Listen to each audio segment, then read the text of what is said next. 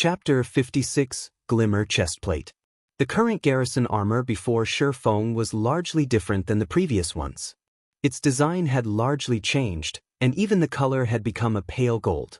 This was absolutely not the garrison armor. Crap, Shifeng understood he had failed. Before, he was too absorbed into his own excitement while he was forging the equipment. He smashed the hammer in whichever way he wanted, giving the garrison armor a completely different appearance. He even felt good about it. Still, the appearance of this new plate armor looked extremely cool. It would definitely look majestic while worn. Following which, Shifeng chose to identify the equipment's information. The system took a whole 10 seconds before giving a conclusion this time. Unnamed, bronze rank plate armor. Level 3. Equipment requirement, strength 12. Defense plus 23. Strength plus 3, endurance plus 3. HP plus 120. Durability 35/35. Additional ability. Healing power, healing effects received are increased by 10%. Restricted to shield warriors and guardian knights. System. Unnamed equipment has been successfully forged. Forging proficiency increased by 3 points. Obtained 1100 EXP. System. Congratulations. You are the first player to forge an entirely new piece of bronze equipment in God's domain. Obtained 3000 EXP rewarding 1 runic hammer, mysterious iron rank, that increases forging success rate by 5%. System. Please give a name to the equipment you have created. You are also able to leave a personal mark on this piece of equipment. Shifeng was slightly shocked when he saw these notifications. He had unintentionally remodeled the garrison armor, and successfully at that. He even created an entirely new piece of bronze equipment. His luck was truly good. The attributes of this equipment had already reached the level of an average mysterious iron equipment. If only the materials used were not so poor, it would definitely have become a mysterious iron equipment. In God's domain, players were able to create equipment.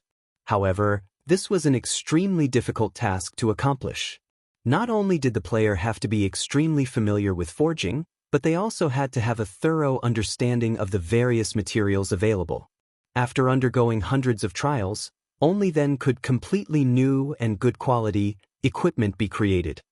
Usually, players who wanted to create new equipment would only start to do so after they had risen to become an advanced forger. After all, to become a master forger, not only did a player require sufficient proficiency, they also needed to create 3 entirely new pieces of mysterious iron equipment and also 1 entirely new piece of secret silver equipment. Only after all those conditions were achieved could a player become a master forger. Due to this condition, the players who became master forgers were extremely rare. Meanwhile, Shifeng unintentionally created an entirely new piece of bronze equipment. Of course, the Book of Forging's effect played a large part in contributing to this success. Since the color has become a pale gold and it's giving off a dull glow, let's call it the Glimmer Chest Piece. Shifeng immediately confirmed the equipment's new name. After which, he left an imprint of a black flame at a corner of the equipment. This imprint was the equivalent of a forger's name. In the future, when others see this symbol, they would know that this equipment was created by Master so-and-so. At the same time, the symbol also served to prevent others from falsifying the equipment's original creator. In the blink of an eye, the equipment's information also had a change to it. Glimmer Chest Piece, bronze rank plate armor. Level 3. Equipment requirement, strength 12. Defense plus 23. Strength plus 3, endurance plus 3. HP plus 120. Durability 35/35. Additional ability. Healing power, healing effects received are increased by 10%. Restricted to shield warriors and guardian knights. On the right breast of the Glimmer Chest Piece, the mark of a black flame appeared. The flame constantly faded in and out of existence, further enriching the aesthetics of the Glimmer Chest Piece. System. Black Flame imprint has been successfully registered. This imprint has been bound to your gaming account and nobody else is able to use it. System. Naming successful. Forging design for the Glimmer chest piece has been automatically generated. Player can now voluntarily draw the forging design for the Glimmer chest piece, allowing others to learn the forging design. Suddenly, an additional window appeared in Shifeng's lifestyle panel. It was called Forging Design Creation, and it allowed players to create their own forging designs. Shifeng felt endless ecstasy when he saw this new window. This was the benefit of creating something original. As long as Shifeng had a pen and drawing paper, he could fabricate as many forging designs for the Glimmer chestplate as he wanted. This was the treatment that was only available for original creations. Forging designs were much more valuable than the equipment itself. In Shifeng's previous life, countless master forgers constantly researched various materials and used all sorts of methods to develop new equipment. Other than trying to become a grandmaster forger, their main goal was to obtain an original forging design. This item was the reason why some master forgers were extremely rich. The process of fabricating a forging design was very simple, and they could easily make tens to hundreds of them anytime they wanted. Otherwise, how much money could they make even if they exhaust themselves by forging equipment every single day? With the Glimmer chestplate forging design, earning 10 gold coins was a small matter. At that time, it was even possible for Shifeng to earn up to 30 or 40 gold coins. After all, there were a lot of players in White River City and no shortage of guilds either. Afterward, Shifeng continued forging Glimmer chestplates, no longer forging garrison armors. Both of them required the same materials to make. However, the Glimmer chestplate had a cooler-looking appearance and even came with an additional ability. There was another benefit for an original creation. When forging your own creation, the success rate for it was increased by 10%, and the equipment would also have a higher chance to come with an additional ability. As long as the Glimmer chestplate's fame spread, Shifeng would have no trouble selling its forging design. Time passed bit by bit. Shifeng was completely unaware of his surroundings as he forged equipment. His heart was filled with the thoughts of money. 1 gold coin, 2 gold coins, 3 gold coins. Piece after piece of shining golden equipment piled up in the entire forging room. When 10 hours had passed since Shifeng rented the forging room, a loud notification had come from the system. Only then had Shifeng suddenly realized 10 hours had already gone by. His gains were even more shocking, however. He successfully made a total of 142 pieces of equipment, and the materials he had bought were nearly depleted. Amongst the attributes of the equipment, there were some that were good, and some that were bad. The difference between them was the healing effects. The bad ones had 5%, while the good ones had 12%. There were a total of 76 pieces that had their healing effects below 7%, 48 pieces that had their healing effects between 7% and 9%, and 18 pieces that were between 10% and 12%. These pieces of equipment filled up over half of Shifeng's bag space.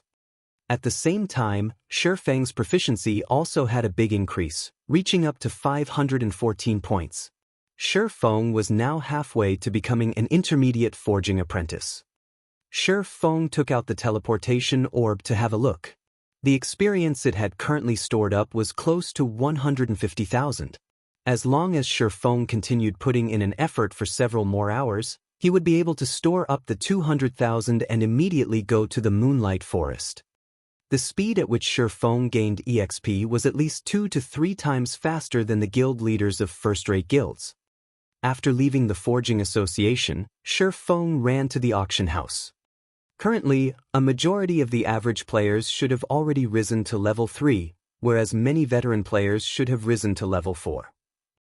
Only expert players would be closing into level 5. After all, a lot of experience was required to rise from level 4 to level 5. The amount needed was at least 3 to 4 times the amount needed to rise from level 3 to level 4. Right now was the perfect time for Shifeng to sell the level 3 bronze equipment.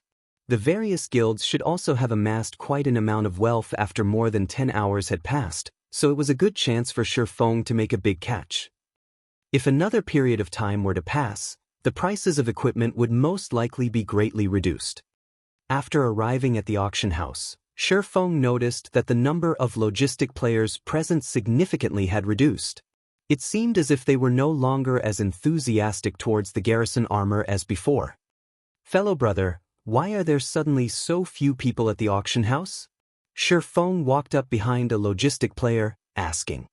The tall and bespectacled logistic player was slightly surprised, explaining, "Have you been killing monsters outside town all this time?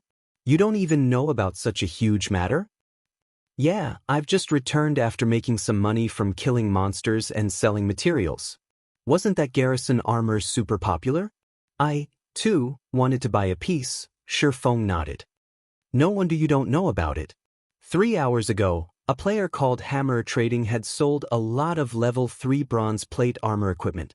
Although the attributes on it were slightly weaker than the garrison armor, its price was extremely low, costing only 4 silver coins.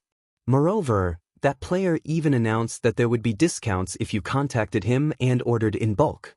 Naturally, the various guilds all contacted him and ordered.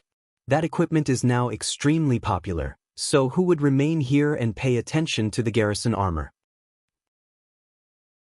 Chapter 57, Hammer Trading. Hammer Trading? Feng wanted to confirm once more. Correct. He even posted a thread on the forums criticizing the Blackheart forger that made the garrison armor.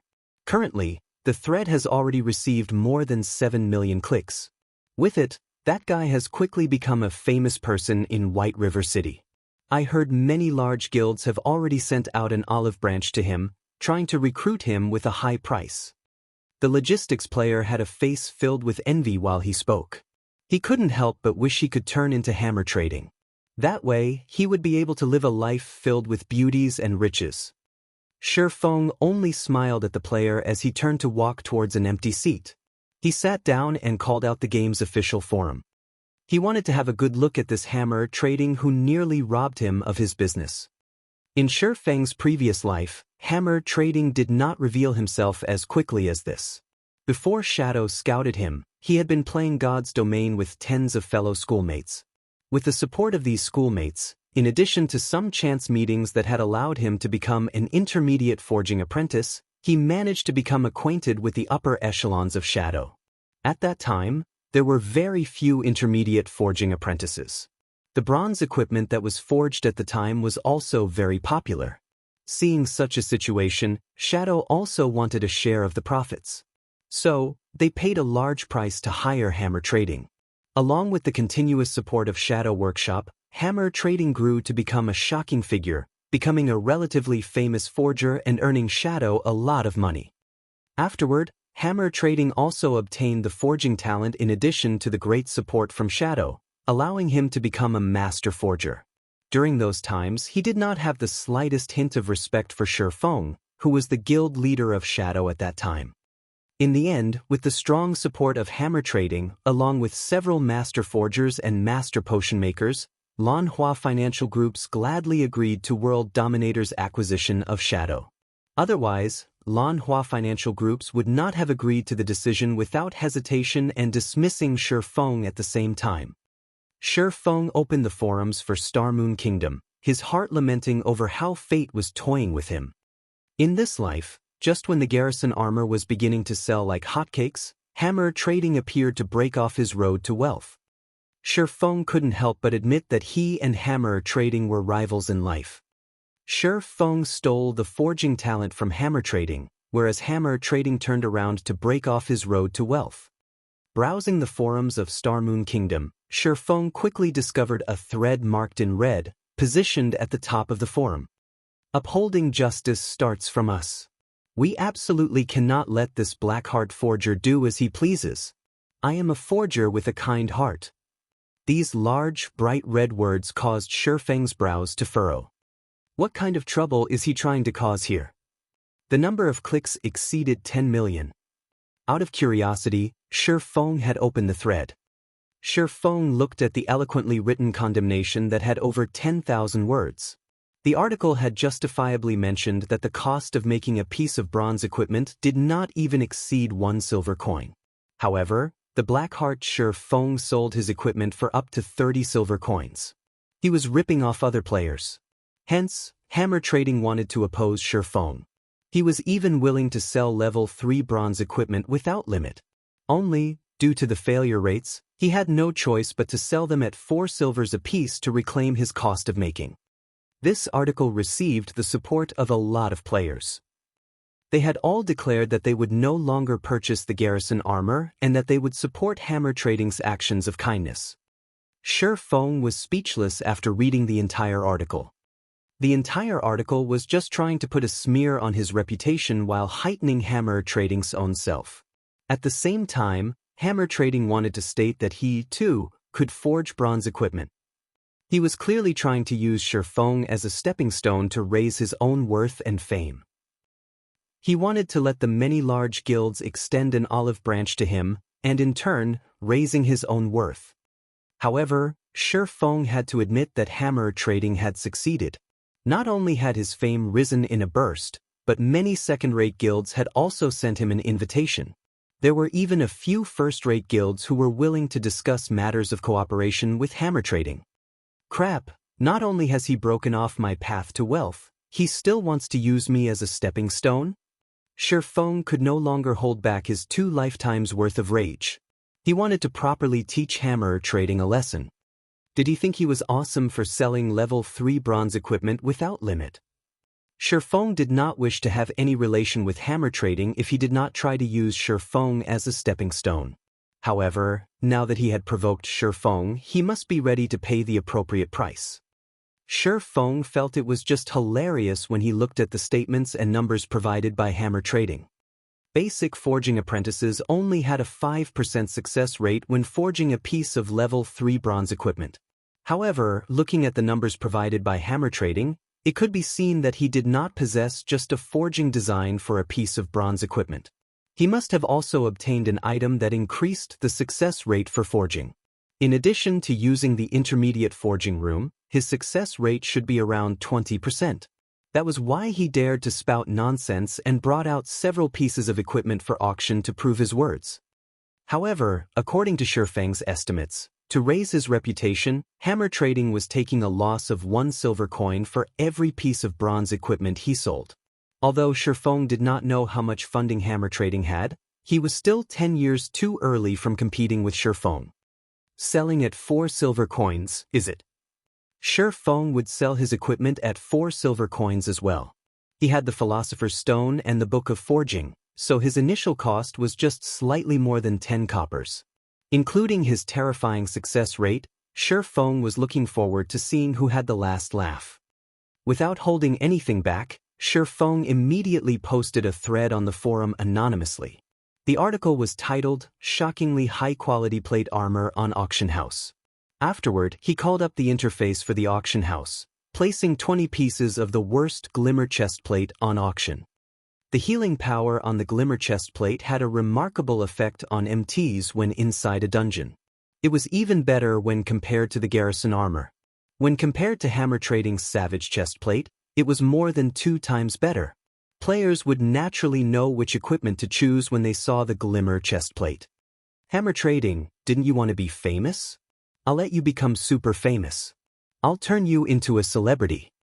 Shifeng revealed a cold grin as he closed the interface. He turned around and left the auction house, setting up a stall outside to purchase stones and hard stones. 2 minutes after Shifeng had posted his thread, a few players noticed Shifeng's post. Average players were still very attentive towards high-quality equipment. Currently, the average player did not even possess a piece of bronze equipment, not to mention high-quality equipment. So, naturally, they wanted to get a glimpse. The moment these players arrived at the auction house, they were stupefied by what they saw. The attributes on the glimmer chestplate was just too good, especially the healing power. It was definitely the most beloved ability for an MT when inside a dungeon. After they finished looking at the attributes, the players chose to try wearing it. They looked at their own appearance when wearing the glimmer chestplate. Streamlined mold, dashing figure, and even a faint radiance coming off their bodies. There was also a flickering black flame on their left breast. They looked absolutely awesome. It was as if they had become the heroes from Legends while wearing the glimmer chestplate, valiant and powerful. Then, they looked at the selling price. It actually only required 4 silver coins. These players did not dare believe their eyes. Such high-end equipment was only selling for 4 silver coins. If they did not buy it, they would be doing a disservice to their own lives.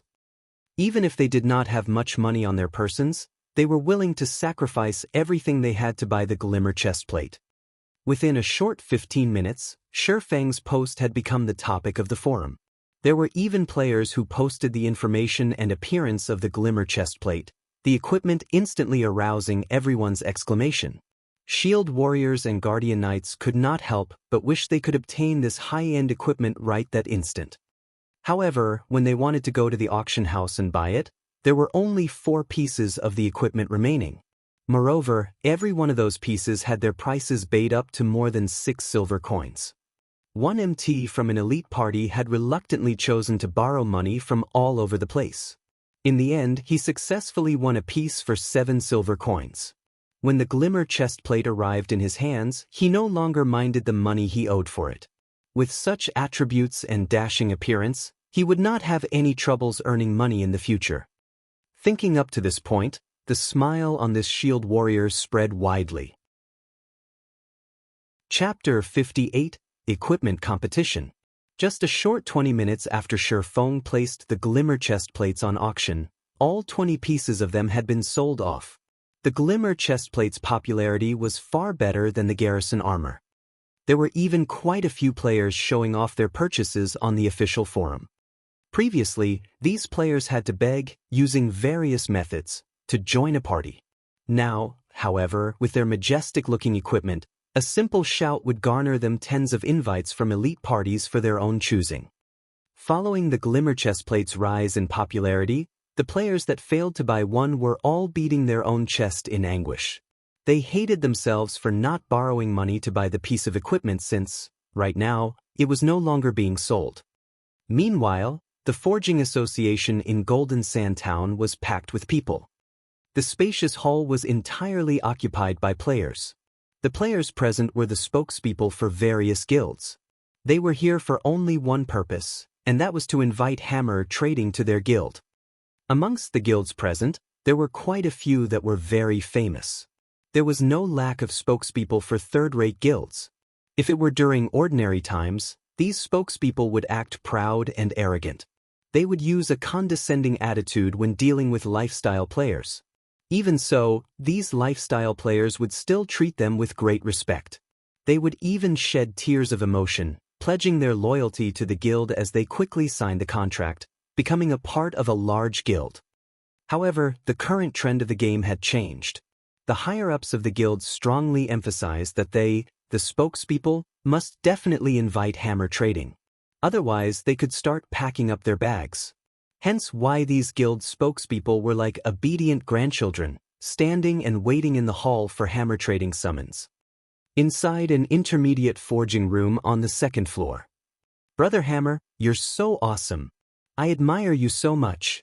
Before, those third-rate guilds would not recruit you no matter what. Now, they're just like grandchildren waiting upon you.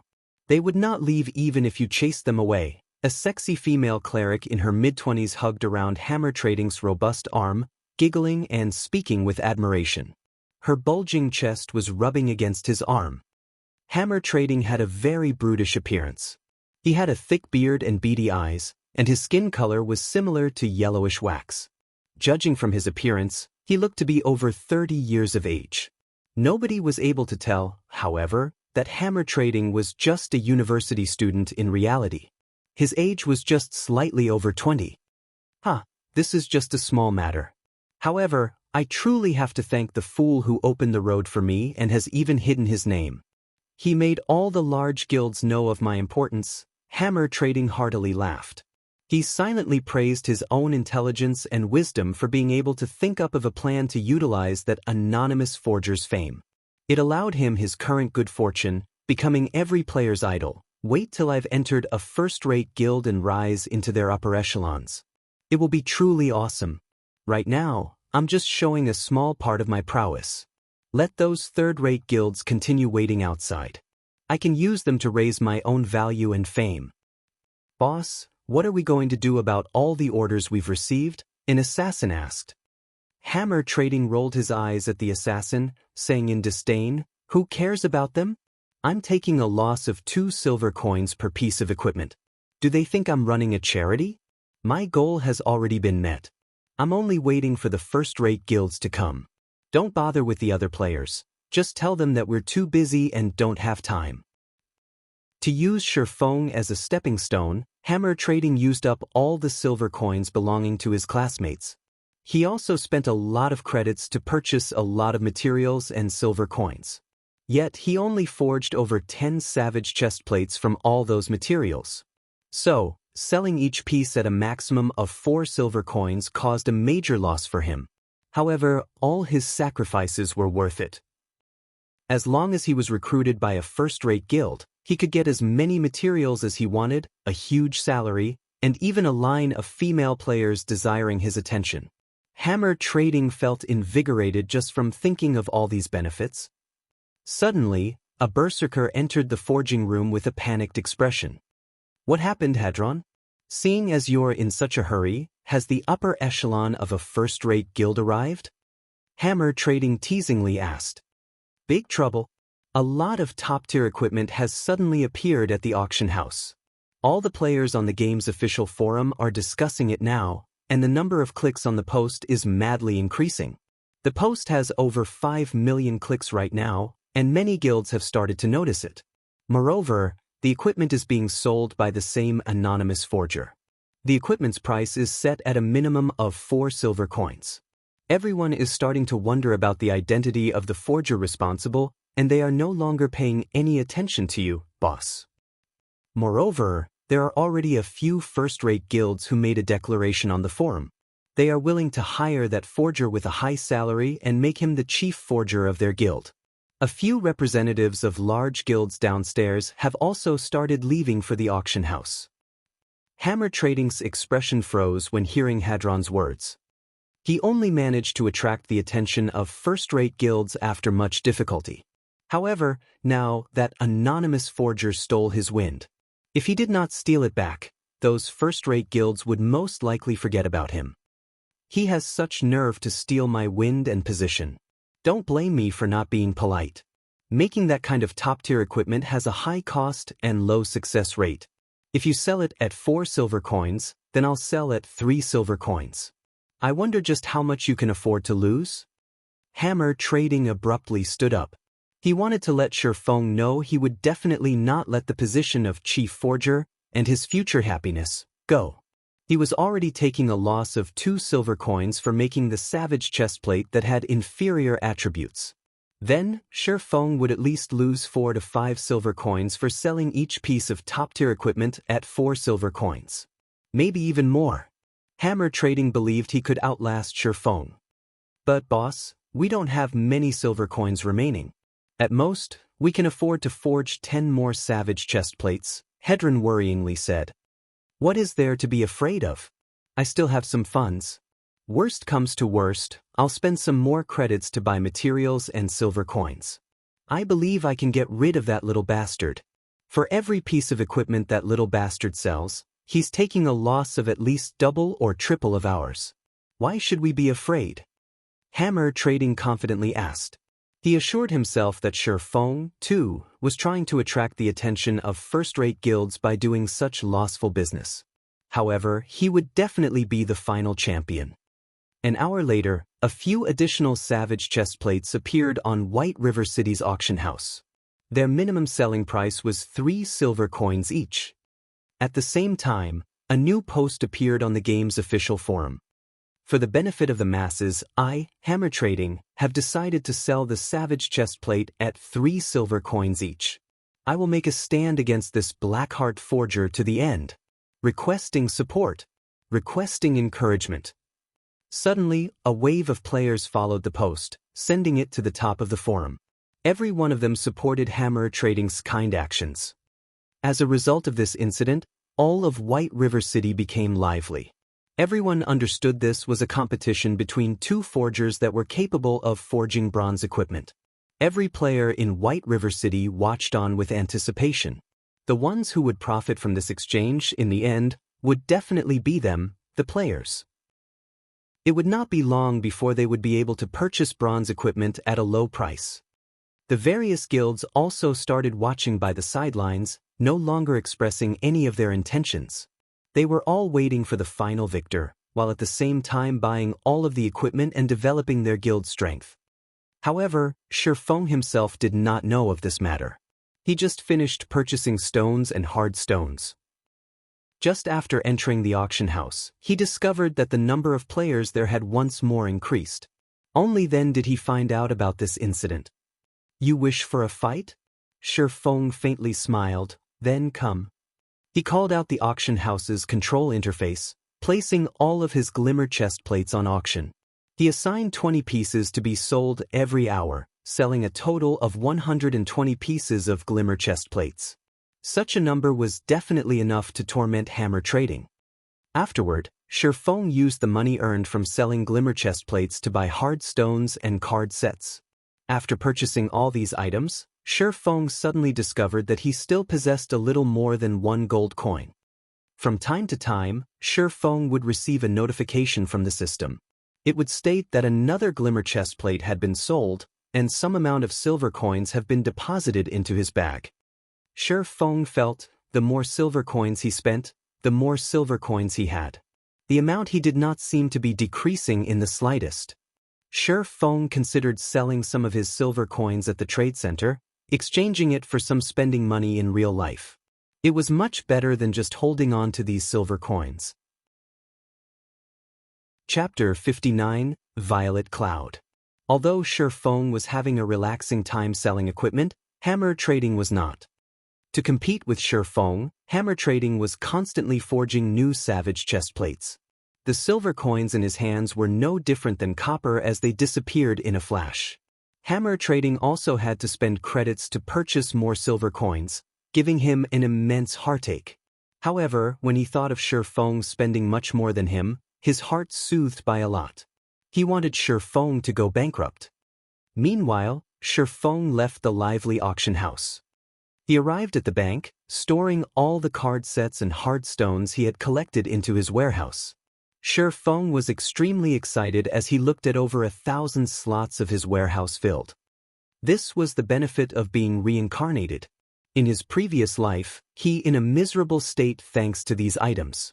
Now, however, they became one of his biggest sources of income. In the eyes of others, these items were still worthless. However, they would be priceless in the future. Their values could increase by over 10 folds, even tens of folds. It was especially true for card sets. A complete set would be worth tens of times more than a single piece.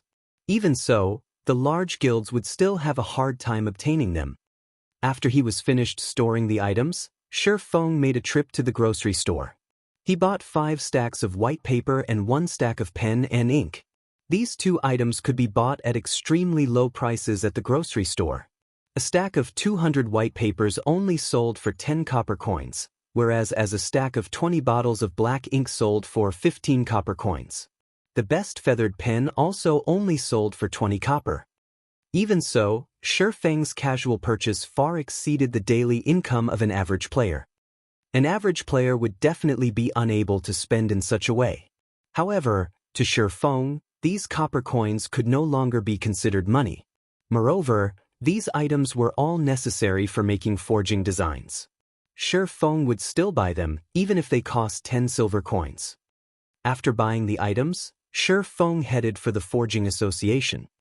"Sir, do you need any cooling beverages? I have here the best fruit juice in Red Leaf Town. It tastes extremely good, and it is only 1 copper coin per cup." A fragile-looking young lady nervously asked a male guardian knight. The girl was holding onto a small basket, her doll-like eyes carrying with them earnest expectations as she looked at the man. "Scram! Don't annoy me! It's just a virtual item, moreover a beverage, yet you are actually charging 1 copper coin for it? I wouldn't want it even if you were giving it for free." The guardian knight cursed in rage, pushing the 16 or 17 years old girl away. He then added, "My luck is just bad. Just you wait and see, I'll take care of you if I don't get to buy a glimmer chest plate because you delayed me." The girl that was pushed down but did not cry. Instead, she stood up without wavering.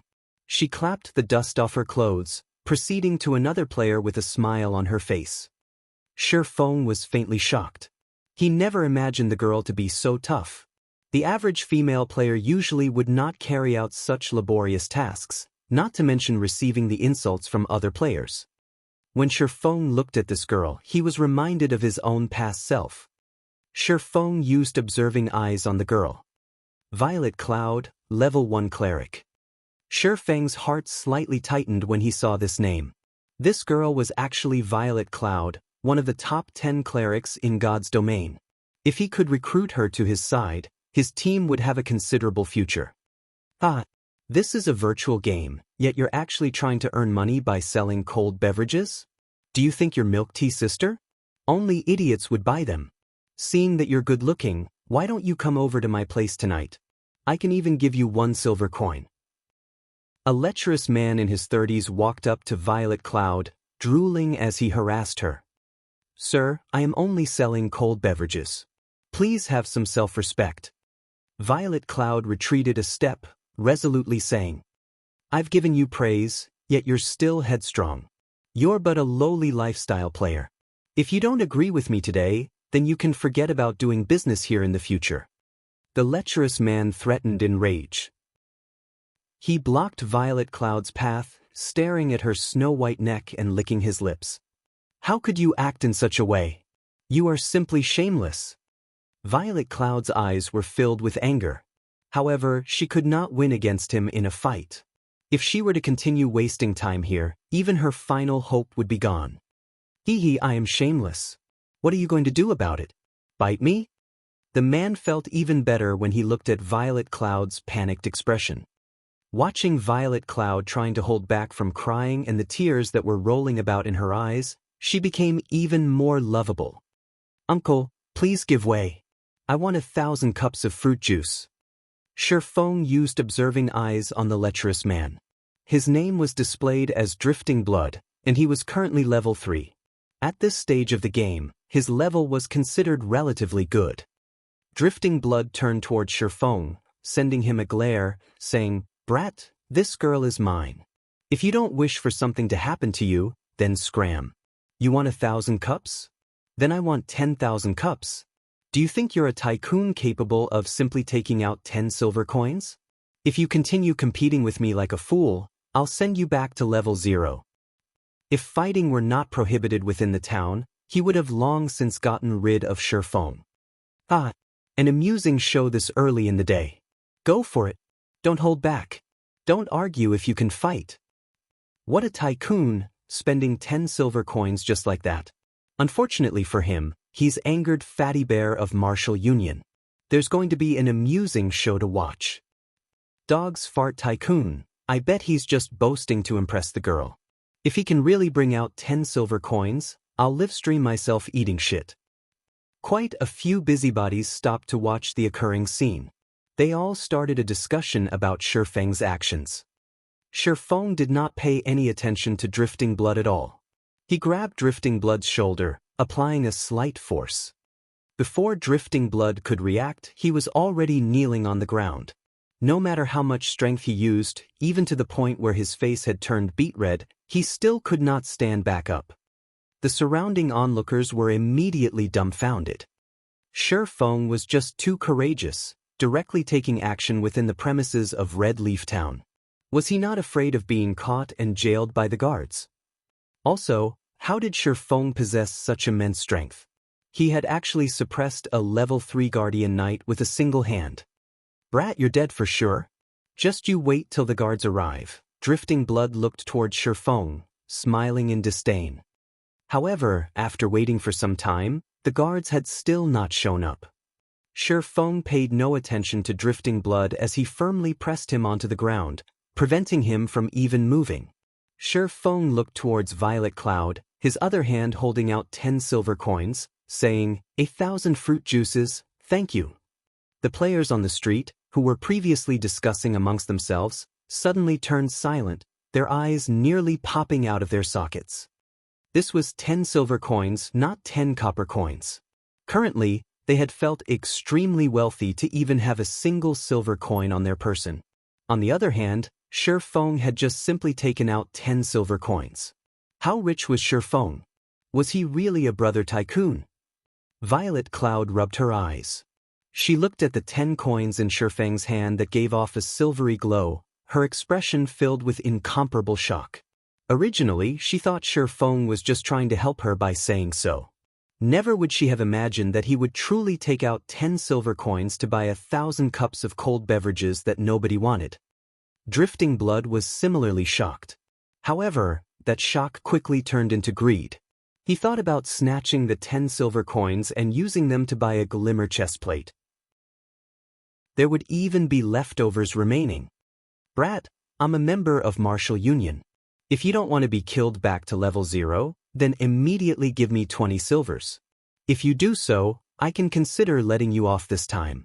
Otherwise, you'll have to take responsibility for the consequences. Drifting Blood's gaze was affixed to the 10 silver coins as he threatened in a chilling tone.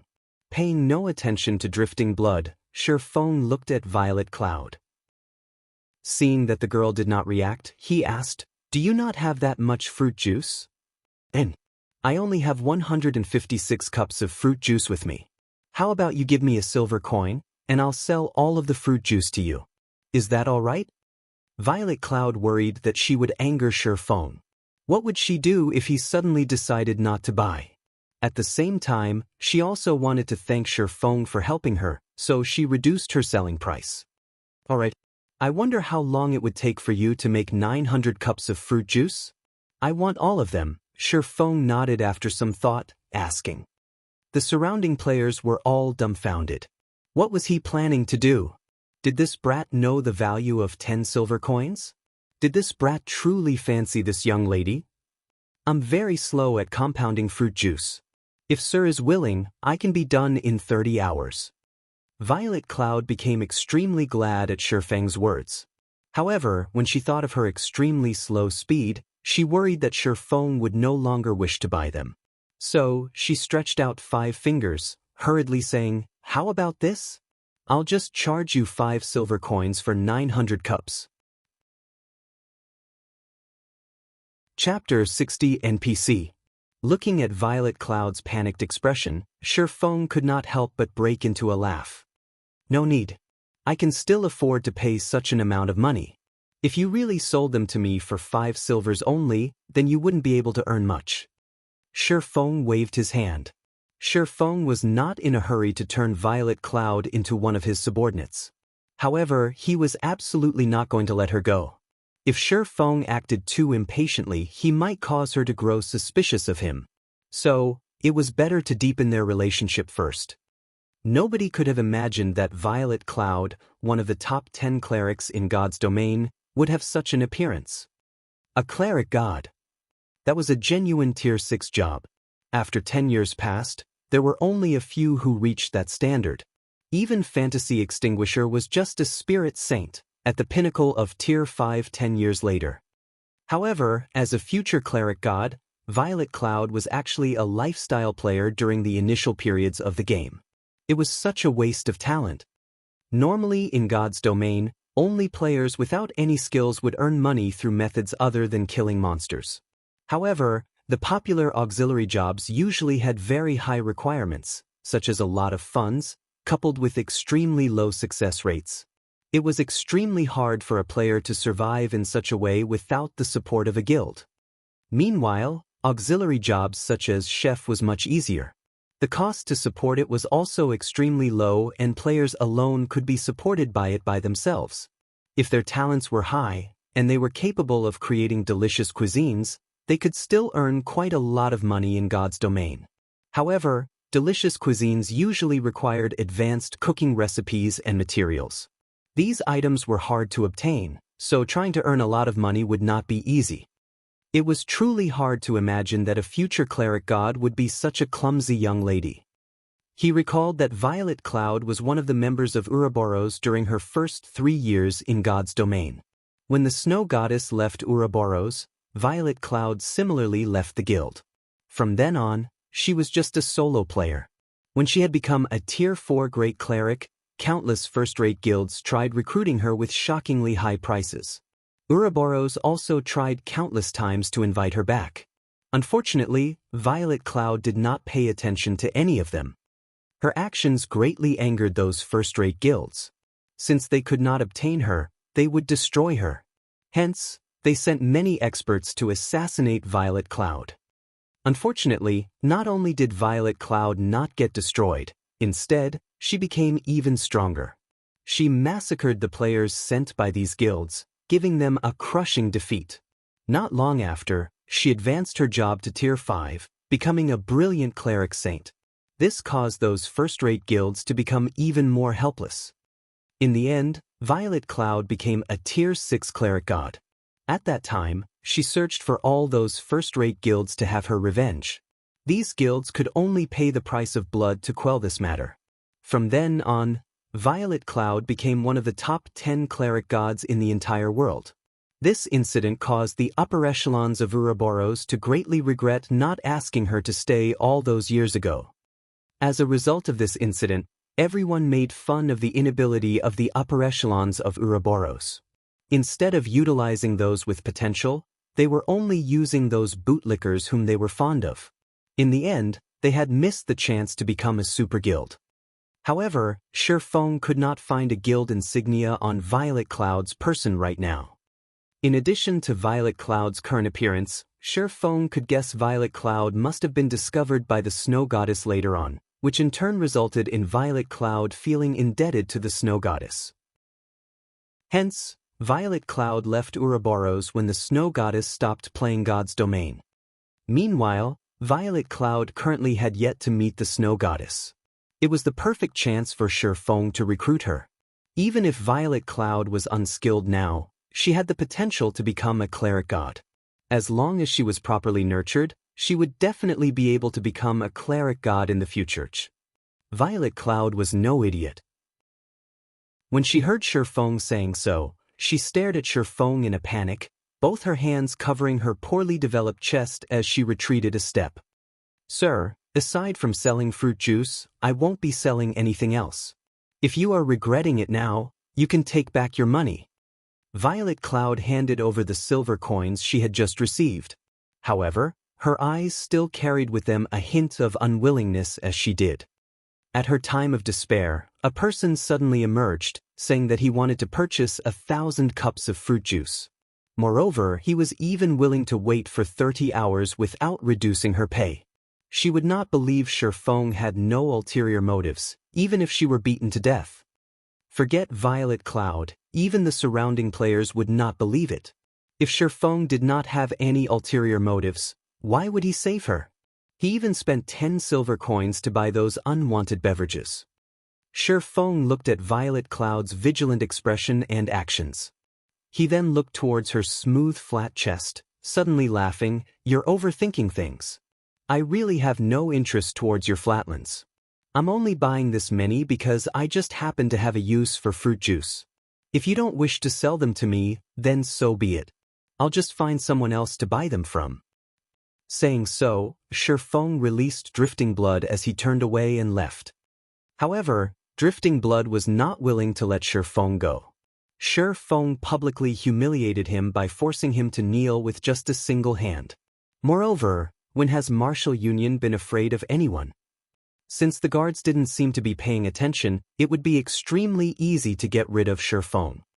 Thinking so, Drifting Blood pulled out a weapon and used charge at Xianxia. With his sensitive 5 senses, Xianxia naturally knew of Drifting Blood's actions.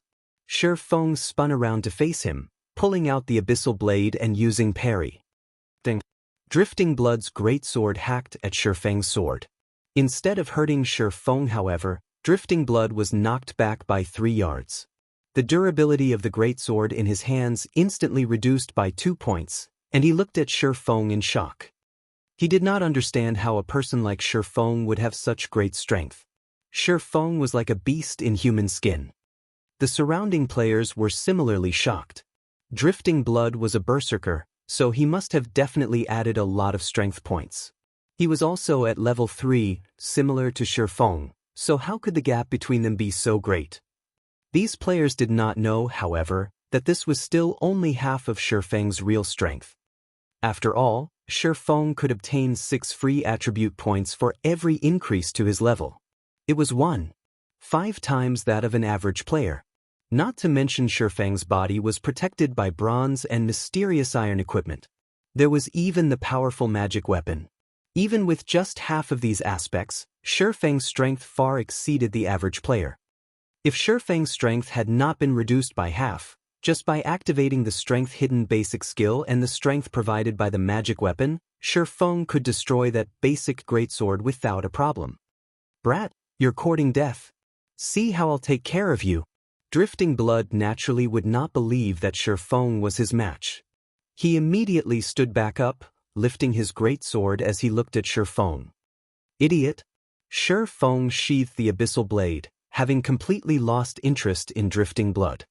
Watching Shifeng store his weapon, Drifting Blood thought Shifeng had become afraid and wanted to beg for mercy. However, he would not forgive Shifeng. Drifting Blood further increased the power in his hands. Just as Drifting Blood was about to slash at Shifeng, he was immediately sent into a fainted state. Before Drifting Blood could turn around and curse the bastard that attacked him, he suddenly discovered 6 silvery white armored guards standing before him. Without saying anything further, the guards placed Drifting Blood in shackles. "You violated a town law. Take a trip with us. Any resistance and you'll be killed without consideration." The 2 guards grabbed Drifting Blood from both sides, turning around and dragging him away. "Crap, you've got the wrong person. I'm just an ordinary citizen. It's that bastard who attacked me first. You guys should be arresting him." Drifting Blood continuously pointed at Shifeng, yelling injustice in rage. However, the guards paid no attention to his bellowing, taking him away immediately. Everyone was also in shock. Why did the guards only appear now? Moreover, they even apprehended the wrong person. What sort of situation was this, exactly? Could Shifeng actually be an NPC, a part of the nobility? Only nobles would have such authority. To the side, Violet Cloud had a blank expression on her face, unable to make sense of the situation. Why didn't the guards arrest Shifeng? Instead, they arrested Drifting Blood. Was Shifeng really a noble NPC? Violet Cloud's eyes were filled with reluctance as she watched Shifeng leaving. She bit her rosy lips, her delicate hands tightly gripping the hem of her shirt.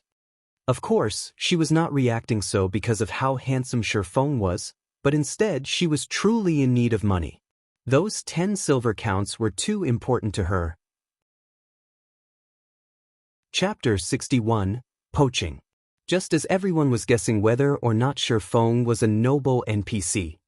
As Drifting Blood was being dragged away, he glared at Shifeng with eyes of a poisonous snake, bellowing, "Brat, just you wait. I'll remember you now. Our martial union will not let you off.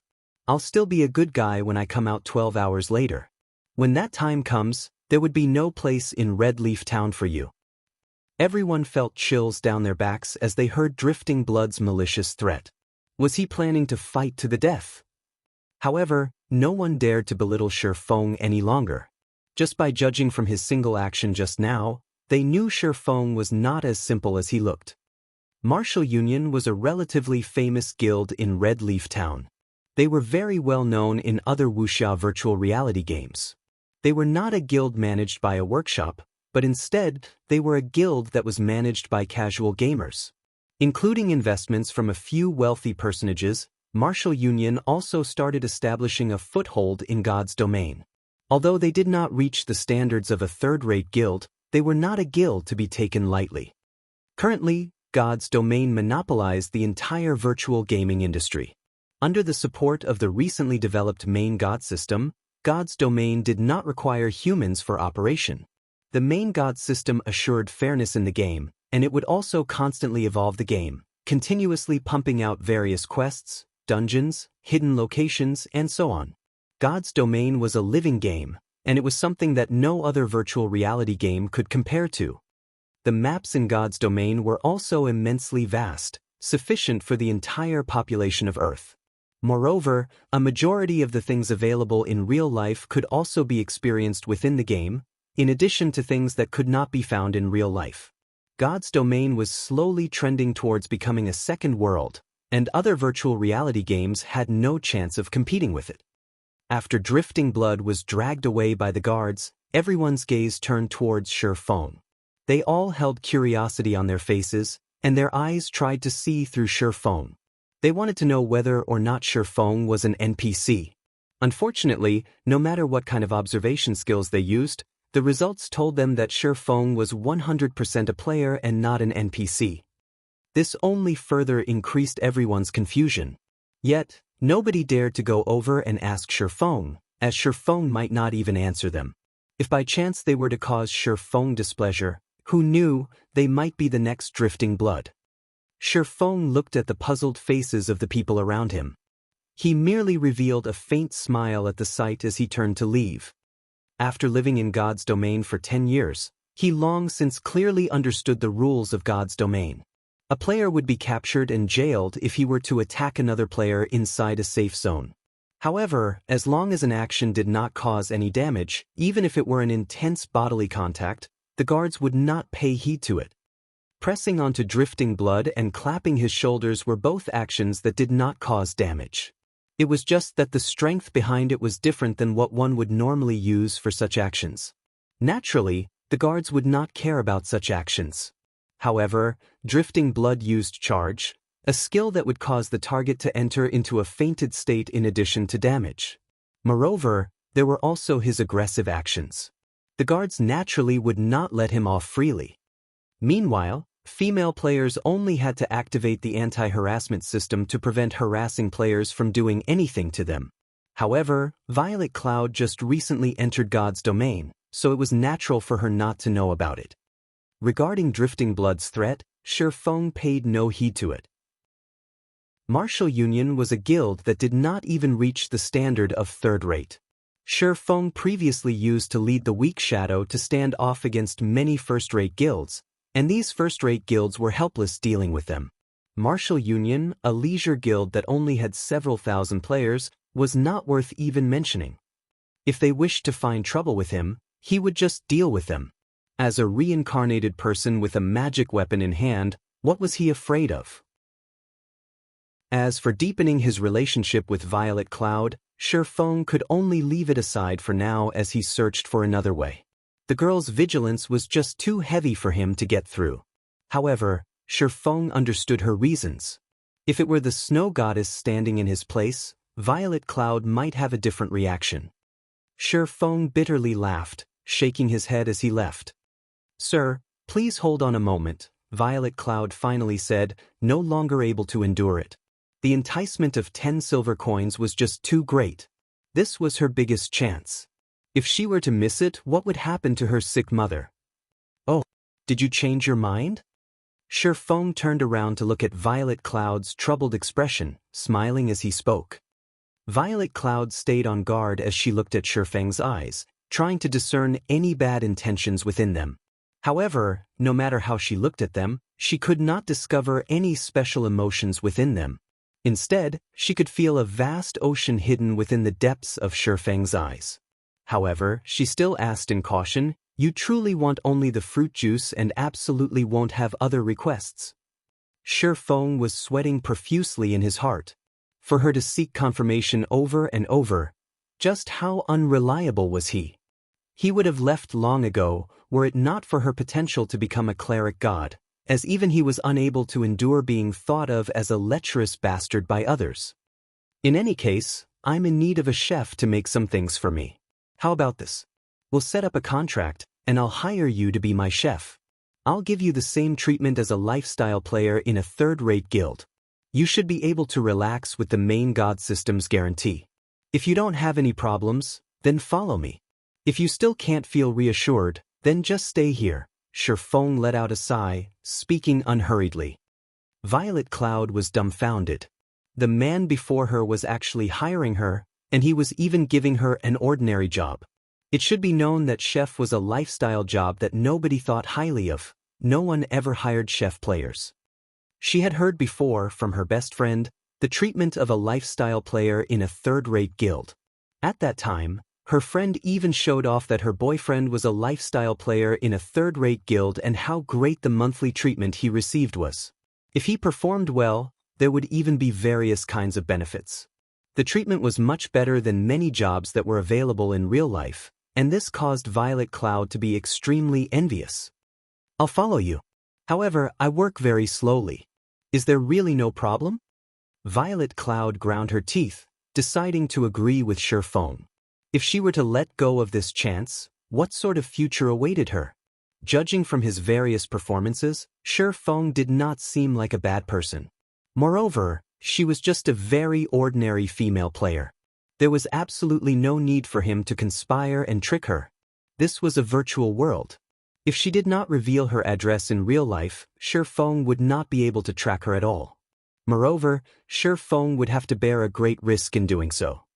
"Follow me then. I still have some things I need to buy." Shifeng nodded his head, appearing to be very calm. However, inwardly he was in ecstasy. He had swindled a cleric god into his hands, just like that. As for the snow goddess, Shifeng could only apologize and say, "First come, first served." Subsequently, Violet Cloud left with Shifeng. Shifeng brought along Violet Cloud, returning to the grocery shop once more. He bought an assortment of equipment used by chefs such as pots, spatulas, knives, and so on, spending less than 2 silver coins in total. Afterward, he went to the Chefs' Association, spending 1 silver coin to purchase 2 sheets of basic cooking recipes. One was a recipe for cooking wolf meat, the other for making an energizing drink.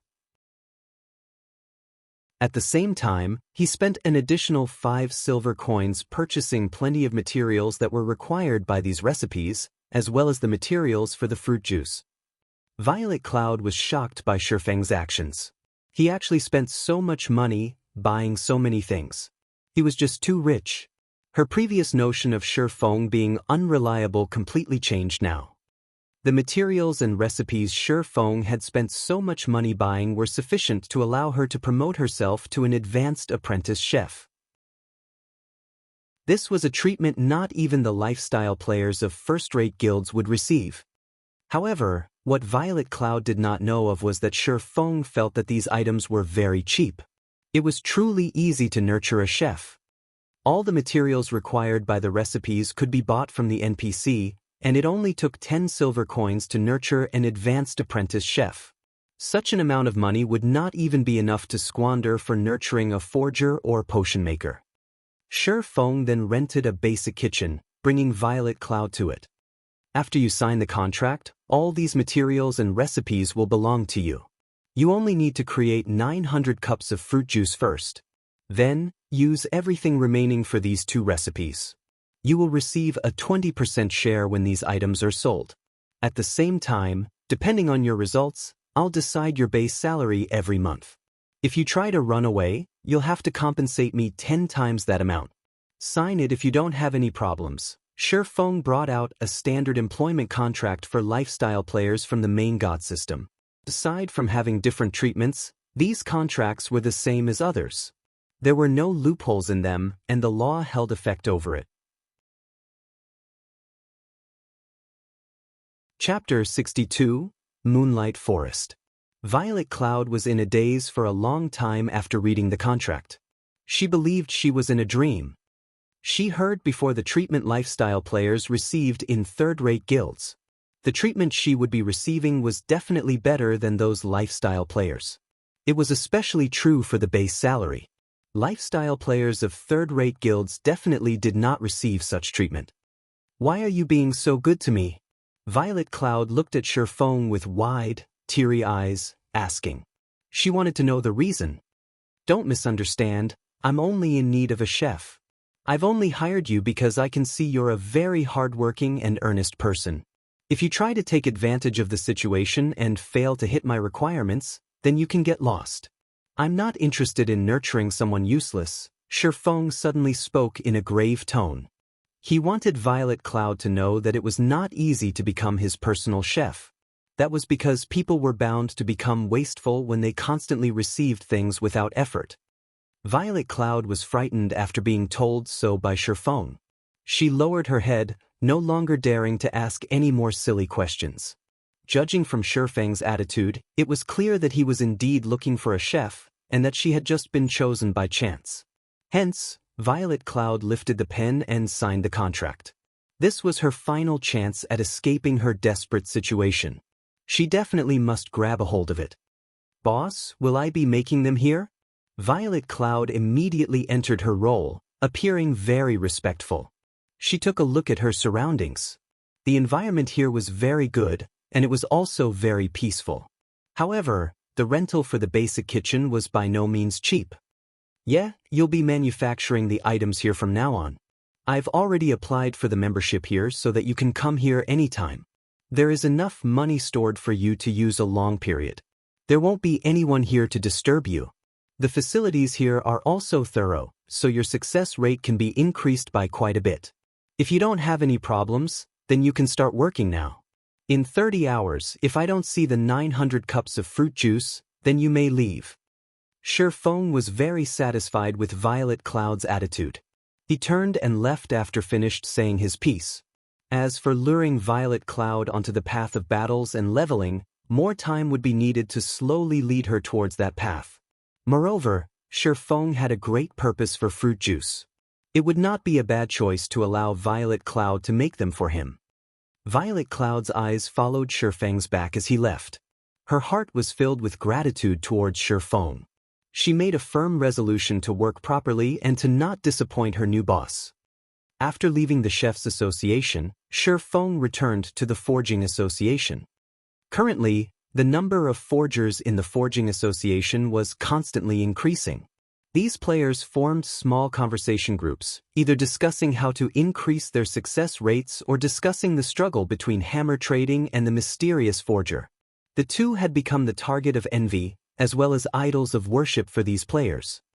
"Did you see the article posted by Hammer Trading just now?" "Of course I've seen it. I never imagined Hammer Trading would be so hot-tempered as to actually insistent on challenging the mysterious forger.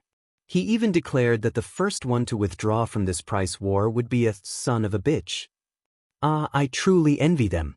They had actually obtained a bronze forging design. How great would it be if I could have one as well? At the very least, I could join a third-rate guild if I had one." "What do you even know?" "I've heard the forgers that are in guilds saying that the drop rate for bronze forging designs is frighteningly low. Moreover, its success rate is also shockingly low. Currently, selling them for 3 to 4 silver coins per piece is just a complete loss. The glimmer chestplate with better attributes would create an even bigger loss. On the other hand, the various guilds are all in cheerful moods, even thanking Hammer Trading for his actions. Otherwise, how would they be able to buy bronze equipment at such low prices? Truthfully speaking, I dislike that Hammer Trading very much. Was it bad to let all forgers profit together?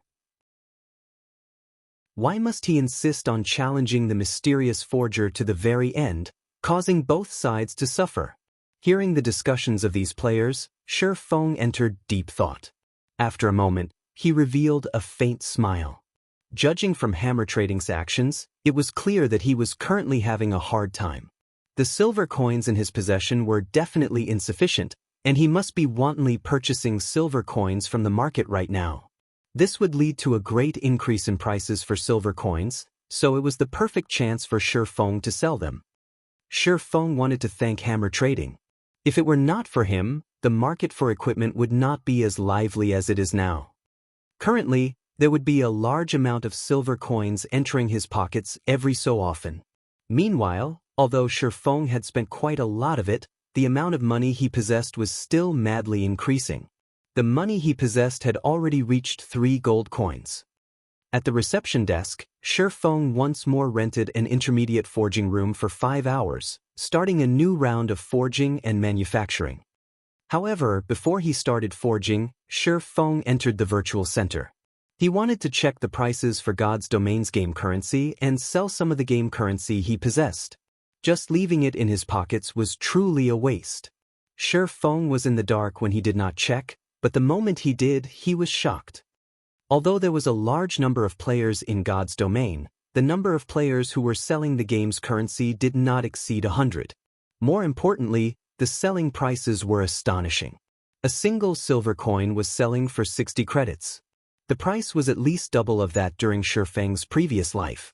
However, the number of silver coins sold by these players were very small, mostly around 2 to 3 silver coins per player.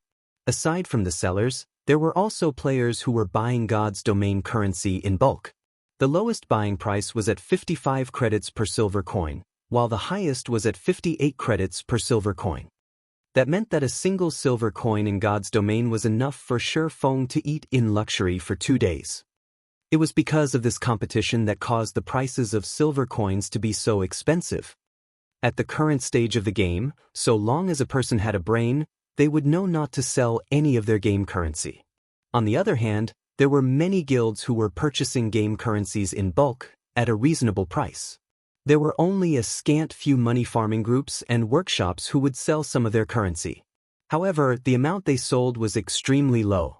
Moreover, their prices were extremely high. Only as a last resort would the various guilds buy currency from these groups. However, these guilds knew the price competition for equipment was a great chance for them to reap some benefits. So, they would definitely purchase game currency in bulk. However, there was not that much game currency available for sale. They could only purchase the game currency sold at the virtual center. Moreover, where did the large amount of game currency flow to? A majority of it was definitely in Shifeng's pockets, while a minority was at the material merchant's side. That meant Shifeng was currently a big shot at selling game currency. Even a 100-man money farming group was far from being able to compare with Shifeng. Without hesitation, Shifeng immediately placed 3 gold coins up for sale, selling each silver coin at 60 credits. Shifeng still needed to collect the money to buy 2 virtual gaming helmets, so how could he be polite with these tycoons? Although the price was slightly high, to obtain equipment, the many guilds in White River City will definitely buy them. When that time came, all these game currencies would eventually return to his hands. After settling this matter, Shifeng started focusing on forging equipment and manufacturing forging designs. 5 hours went by quickly. Shifeng once more forged more than 80 glimmer chest plates and 50 forging designs for the glimmer chest plate. The 200,000 EXP required by the teleportation orb had been filled, and his own experience had also increased by quite a lot. He was just 22% away from level 4 now, and he was just short of slightly more than 200 proficiency points before becoming an intermediate forging apprentice. In this forging session, the forging designs made were the most valuable when compared to the equipment made. Looking at the current popularity of the glimmer chest plate, the various guilds were definitely in a rush to obtain their own bronze equipment forging design. They wanted to nurture their own forgers and create their own bronze equipment. After all, the drop rate of bronze equipment was extremely low. There were also not that many elite monsters available to hunt.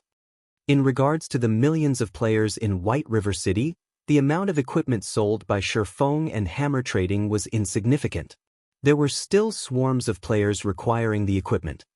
After leaving the forging room, the amount of money in Shifeng's pockets once more increased by a lot.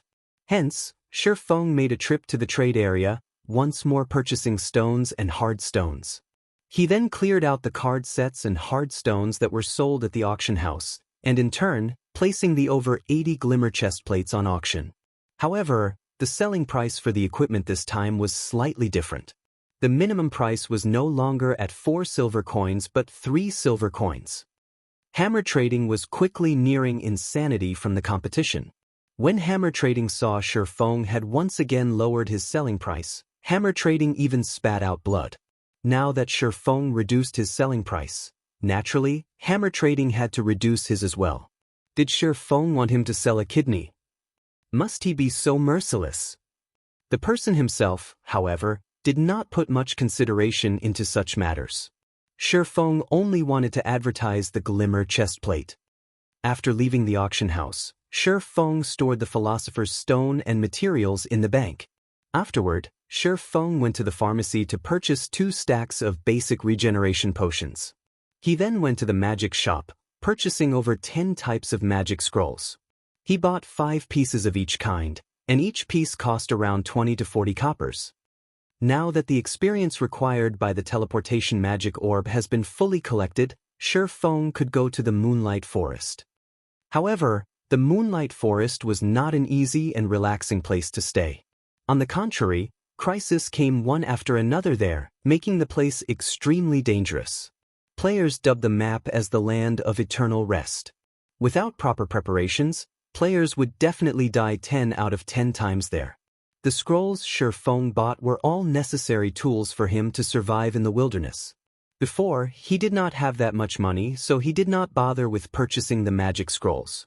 Now that he did, he naturally would not be courteous. At the very least, these scrolls could improve his survival chances there, rather dying 9 out of 10 times. Following which, Shi Feng searched for a deserted location and activated the teleportation magic orb. Shi Feng then transformed into a streak of white light, vanishing from Red Leaf Town. Chapter 63, Mountain Beast Fighter. The sky was a dull gray. A full moon shone, scattering faint silvery rays throughout the tranquil forest. From the crystal-clear lake, one could hear the croaking of frogs. Fireflies were dancing throughout the forest. The scene was like a fantasy from a children's fairy tale. This place was the Moonlight Forest, also known as the Land of Eternal Rest by players. The moment Shi Feng arrived at this place, the first thing he did was take out an isolation scroll. Immediately, he activated the magic contained within the scroll. The dazzling magical runes written on the scroll came rushing out, and Shi Feng's body suddenly became blurry. If looking from a far distance, it was very hard to notice Shi Feng's existence. Each isolation scroll cost 40 copper coins. It was practically the entire fortune of an average player. Although the price was high, its effects were remarkable. The isolation scroll could greatly decrease a player's sense of presence, making it hard for surrounding enemies to discover them. The scroll had a duration of half an hour, and it was a must-have tool when exploring dangerous areas. Although it was not as effective as an assassin's stealth, it was better than nothing for jobs that did not possess stealth. When the isolation scroll was used, within a 30-yard radius, players would not be easily discovered by common monsters below level 15. Unless, of course, said player was courting death and attacked the monster. Following which, Shi Feng infiltrated the forest. He headed towards the central region of the Moonlight Forest in search of moonstones, wanting to remove the hateful curse even a little faster. The Moonlight Forest was a level 9 monster area. Its location was not in Star Moon Kingdom, but an isolated space. Every city had a teleportation gate directed towards the Moonlight Forest. In Shi Feng's previous life, over 90% of the level 9 players in God's domain would grind for treasure here. However, even if a player were already level 10, the place would still massacre them. That was because the monsters here usually stayed in groups of 3 to 5, and they possessed powerful skills. A single misstep could cause a party wipe. Even so, players would still persevere, rushing to their deaths over and over as if they were possessed. As a result of the constant deaths, the Moonlight Forest was referred to by others as the Land of Eternal Rest. Meanwhile, the reason these players would persevere to such a degree was mainly that the monsters here dropped gemstones. Moreover, the drop rate was relatively high. The number of treasure chests here was also high. As long as one found a treasure chest, there was an 80% chance to obtain gemstones. Gemstones were very valuable in God's domain. The reason being, they were able to increase the attributes of a piece of equipment. Depending on the color of the gemstones, the attributes they increased were also different. Red increased strength, yellow increased agility, blue increased endurance, purple increased intelligence, and green increased vitality. A Tier 1 gemstone could increase an attribute by 2 points. However, such an amount must not be belittled. A piece of bronze equipment could have 1 gemstone embed into it, whereas a piece of mysterious iron equipment could have 2 gemstones into it. If every piece of equipment worn by a player were outfitted with gemstones, a number of accumulated attributes would be very terrifying. That was why the demand for gemstones was extremely great. The prices of gemstones would always remain high, causing many players to take the great risk of farming gemstones at the Moonlight Forest. Moreover, there were various resources such as ore, herbs, rare food materials, and so on in the Moonlight Forest. However, the most well-known part about the Moonlight Forest was still the 50-man dungeon, the sleeping fortress, that resided there. The dungeon was also the location to exchange card sets. However, only after the dungeon had been cleared by a team would players of the same area be allowed to enter the dungeon to exchange their card sets. However, Shifeng's current goal was not the card sets, but the moonstones. The moonstones could only be found in the core area of the Moonlight Forest. Only, Shifeng could not help but be careful when taking action. Not mentioning the extreme dangers found in the Moonlight Forest, Shifeng was just level 3 right now, and he was entering a level 9 monster area. If he were to die an accidental death, then the 200,000 EXP he collected would be for naught, and he would have to start collecting it all over again. He had yet to reach level 10, so he could not activate the teleportation gate found in cities. If he were to die, his only choice was to return to Red Leaf Town. If he wished to return to this place, his only choice was to collect the required experience. Currently, Shifeng was far behind the leading experts regarding level. It would be an absolute nightmare if Shifeng were to die once and have to collect another 200,000 EXP.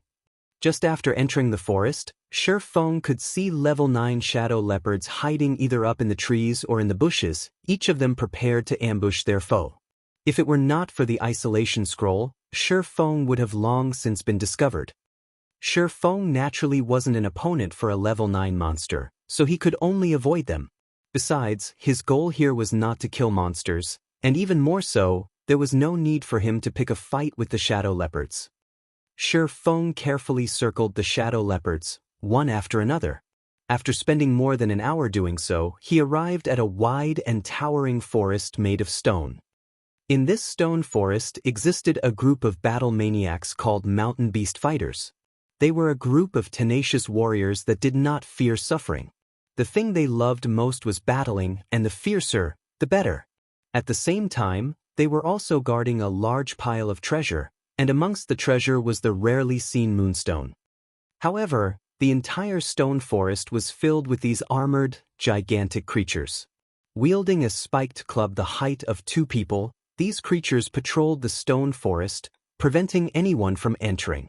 If Shifeng were to set foot in the stone forest, there was a 100% chance for him to be discovered. At that time, a group of those mountain beast fighters would come rushing over, and a swing from each of those spiked clubs would easily turn Shifeng into meat paste. Mountain beast fighter, common rank. Level 9.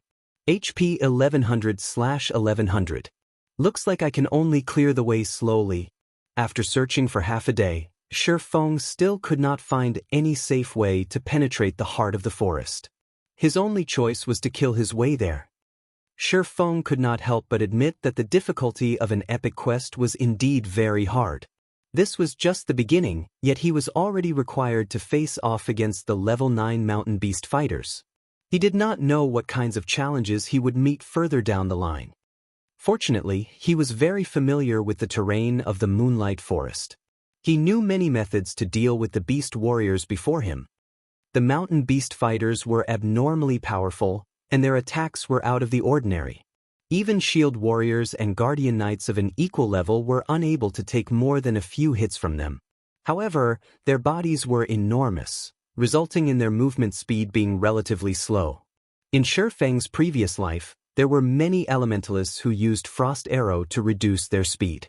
They then utilized the unique terrain of the stone forest to avoid the attacks from the spiked clubs, kiting and killing the mountain beast fighters.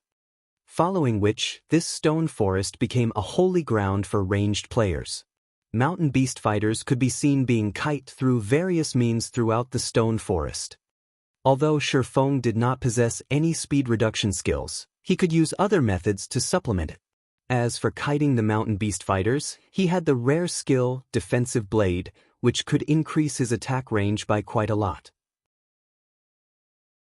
Feng did not believe that a Sword King expert, such as himself, could not beat a level 10 elementalist regarding utilizing the terrain to dodge attacks. After properly observing the terrain, Feng ran practice simulations in his mind a total of 5 times. Carrying out mental simulations would have a tremendous effect during actual operation. Hence, every expert would often carry out mental simulations of the operation before actually taking action. The reason why experts were experts was because of the preparations they made were much greater than others. There would often be many average players who would admire the experts in God's domain. They would lament over their own skills being poor, determining that they would never be able to reach the level of these experts. In reality, however, they did not know how great of an effort these experts were putting into each day. The suffering these experts went through each day far exceeded the average player. It was the reason why they could shine brilliantly. After running through the simulations, Feng took out a black steel beer and a speed scroll. The black steel beer could reduce a monster's level by 2.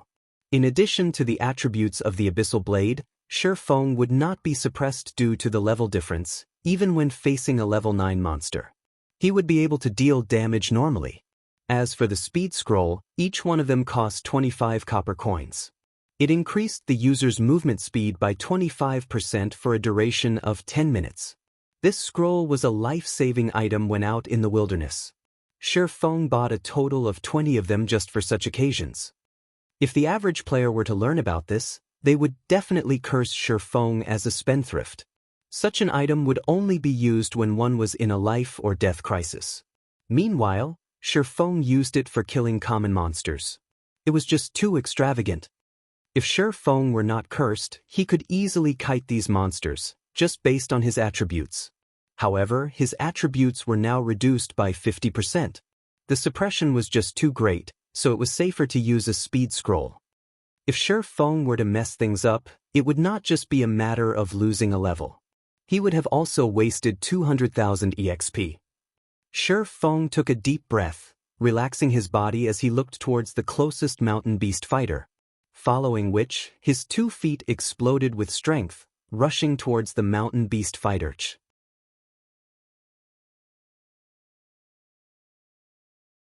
Chapter 64, Silver Moon Set Equipment. When the distance between Feng and the mountain beast fighter was less than 30 yards, the monster discovered Feng speeding towards it. It widened its mouth and let out an ear-piercing battle cry. It raised its gigantic spiked club, using a charge and rushing towards Feng. Feng immediately pulled out the abyssal blade. The blade slashed horizontally as Feng used parry. Feng was knocked back by 5 yards, pulling some distance away from the mountain beast fighter without taking any damage. After he landed, he immediately spun around and ran towards the stone forest. If players were hit by the mountain beast fighter's charge, the monster would immediately follow up with a break to reduce the player's speed, preventing them from escaping. In Feng's previous life, the elementalists who were struck by the beast fighter's charge would immediately use Frozen Nova to freeze the monster for 8 seconds. They would take the chance to gain some distance, then continue by kiting the monster.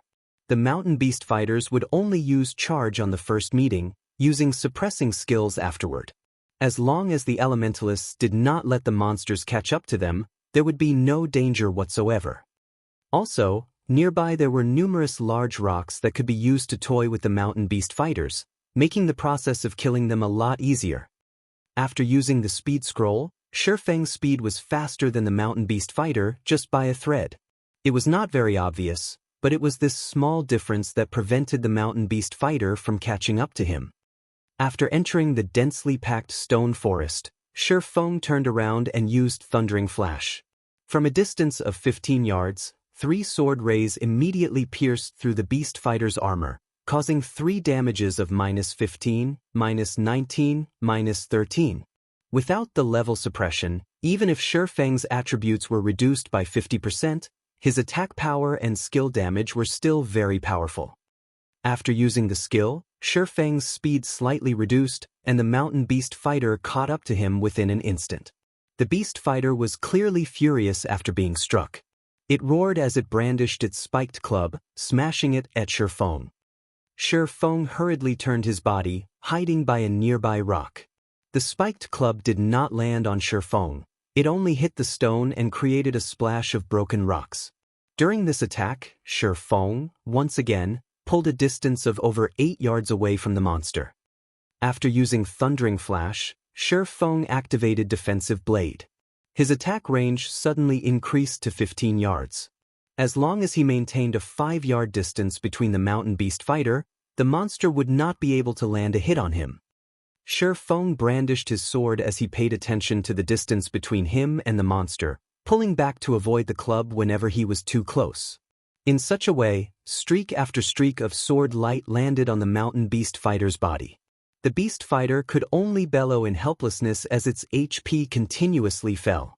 It never imagined that a human could actually be so agile and cunning. Every time its attack was about to land, the human would dodge towards a nearby rock. Its bulky spiked club could not land a hit at all.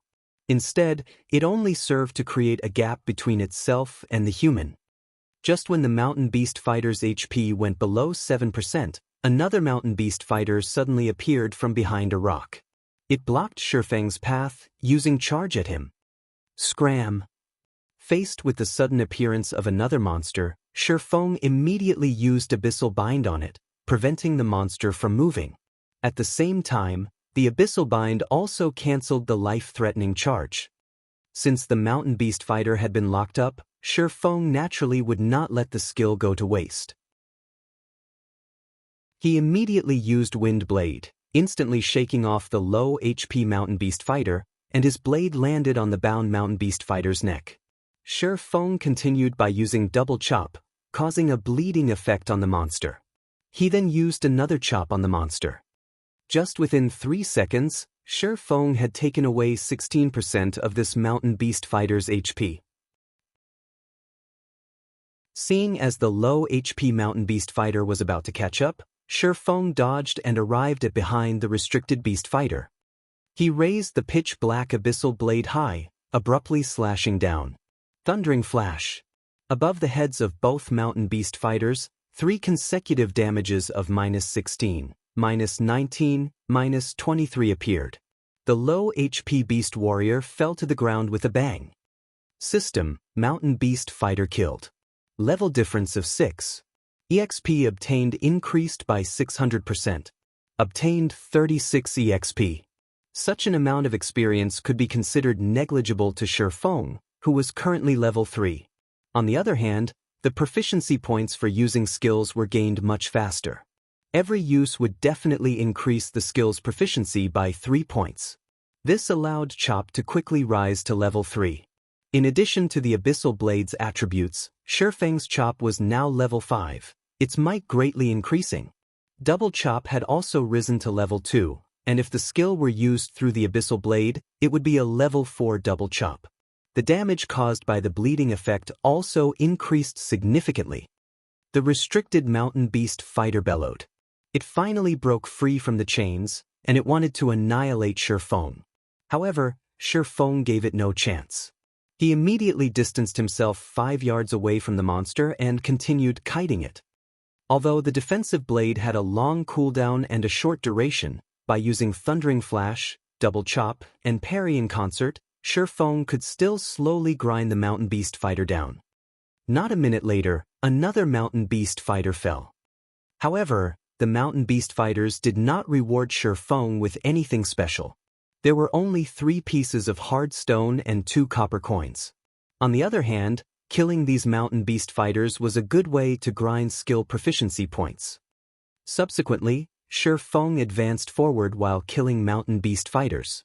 These monsters had a short respawn time, so from time to time, Shi Feng would attract 2 to 3 of these mountain beast fighters. Fortunately, the stone forest had narrow spaces. This resulted in the beast fighters blocking each other's path, their numbers causing their speed to reduce instead. Seeing this, Shi Feng had sudden inspiration. He started luring more and more mountain beast fighters, and within a short moment he had lured over 20 of these monsters. The monsters chased after Shi Feng as a group, but the narrow pathways of the stone forest prevented them from even stretching their bodies. Just a slight movement and they would run into the other mountain beast fighters. Such a situation allowed Shi Feng to become much more relaxed. Shi Feng constantly used Thundering Flash and various other skills to burn off the HP of the mountain beast fighters behind him. Shi Feng kept luring new mountain beast fighters as he attacked the ones behind him. In such a way, Shi Feng's skill proficiency points increased without stop. After 3 hours, Thundering Flash had risen to level 3, Chop had risen to level 5, Double Chop to level 4, Wind Blade to level 3, Defensive Blade to level 2, and Windwalk to level 2. This increase allowed Shi Feng to kill monsters with greater ease. With the increase from the Abyssal Blade, the damage from a single Thundering Flash could take away over 90 HP from each mountain beast fighter. A chop could also cause more than 60 points of damage. The bleeding damage caused by Double Chop was also very powerful. However, Shi Feng's level remained at 3. He was still quite a distance away from level 4. If it were not for the curse, he would have long since risen in level. Looking at the ground littered with mountain beast fighter corpses, Shi Feng decided to take a rest and pick up the loot. Otherwise, all these corpses would become too much of a hindrance. In God's domain, if a player did not pick up the loot, the monster's corpse would require 24 hours before it was removed by the system. The loot from hundreds of mountain beast fighters was extremely shocking. Just from the money dropped, there was already more than 4 silver coins. There was also a lot of materials. As for the moonstones, 7 pieces were dropped. It was still quite a distance away from 30 pieces. Moreover, a few pieces of level 7 to level 10 common equipment also dropped. Isn't this a piece of the Silver Moon set equipment? Shi Feng picked up a silvery white helmet from the ground, slightly shocked. Silver Moon Helmet, Bronze Plate Armor. Equipment requirement, Strength 35. Defense plus 43. Strength plus 5, Agility plus 4, Endurance plus 4. Battle Recovery plus 1. Durability 40/40. Limited to Berserkers and Swordsmen. This helmet was 1 out of 5 pieces of equipment belonging to the Silver Moon set equipment. As long as 2 pieces of the set were collected, the first set effect could be activated. 4 pieces of equipment were required for the second set effect, while all 5 pieces were needed for the third set effect. Each set effect was better than the previous. The Silver Moon set equipment was regarded as one of the best set equipment for Berserkers and Swordsmen below level 10. However, its drop rate was extremely low, and it was extremely hard to gather a complete set. Unlike other equipment, the Silver Moon set equipment did not possess a level limit. It was only limited by attributes. So long as a player fulfilled the required attributes, they would be able to wear it. Suddenly, Shi Feng grew a great interest towards the Silver Moon set equipment. Maybe it was because the map had yet to be populated, so the drop rate right now was so high. If Shi Feng were to miss out on this chance, he would definitely regret it in the future. 35 points in strength. To the average player, they would most likely need to reach level 8 or level 9 before they would be able to wear this equipment. However, with Shi Feng's attributes, he would be able to wear it as long as he removed the curse and reached level 5. If he were to collect the complete set, his attributes would literally soar to the sky. At that time, killing a level 5 shield warrior with a full body of bronze equipment would just be child's play. Just the thought of it excited Shi Feng.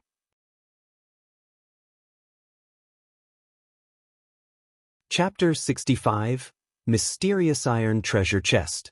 Shi Feng stored the Silver Moon helmet and continued moving deeper into the stone forest, searching for even more mountain beast fighters. Before, Shi Feng's attention was solely focused on moonstones and the horror of the Moonlight Forest. He had completely forgotten that the Moonlight Forest was an unexplored map. The treasures here were bountiful beyond comparison. It was just that, in Shi Feng's previous life, when he arrived at the Moonlight Forest, the place had long since been ransacked by those experts of first-rate and second-rate guilds, leaving only scraps behind. Even then, Shi Feng still had to compete with the other guilds for them. As for the average players, they didn't even have the chance to obtain those second-hand goods. By the time the average players arrived, who knew how many times the Moonlight Forest had been ransacked? However, these players still treated this place as a treasured land. One could imagine just how attractive the untouched Moonlight Forest was. Now that he was here, a step ahead, those first-rate and second-rate guilds would not have their turn. He would personally explore every corner of the Moonlight Forest and plunder everything, letting those guilds have a taste of getting second-hand goods. 2 hours later, Shifeng finally arrived at the core of the stone forest. On his way here, Shifeng continuously killed mountain beast fighters, obtaining 3 more pieces of moonstone and a lot of money and materials. By chance, Shifeng had discovered a camp made by the mountain beast fighters. The camp was guarded by mountain beast fighters on all sides, and just a rough calculation told Shifeng that there were over 40 of these monsters. Moreover, there were several squads of mountain beast fighters patrolling near the camp. All in all, their numbers totaled past 100. The mountain beast fighters' camp was where they stored their treasures. Many guilds would often send teams consisting of 20 elite players to do a sweep on the various monster camps in the Moonlight Forest. Their harvests every time they did so were relatively good. Meanwhile, the mountain beast fighter camp in front of Shifeng had never been raided before. There was definitely a great treasure in there. Shifeng might even be able to finish collecting the required moonstone and obtain many tier 1 gemstones and equipment. However, every monster camp was not easy to deal with. If there were not a lot of rocks here, Shifeng would not have paid any attention to the camp and would have most likely turned around and left already. But the rocks here were much more concentrated.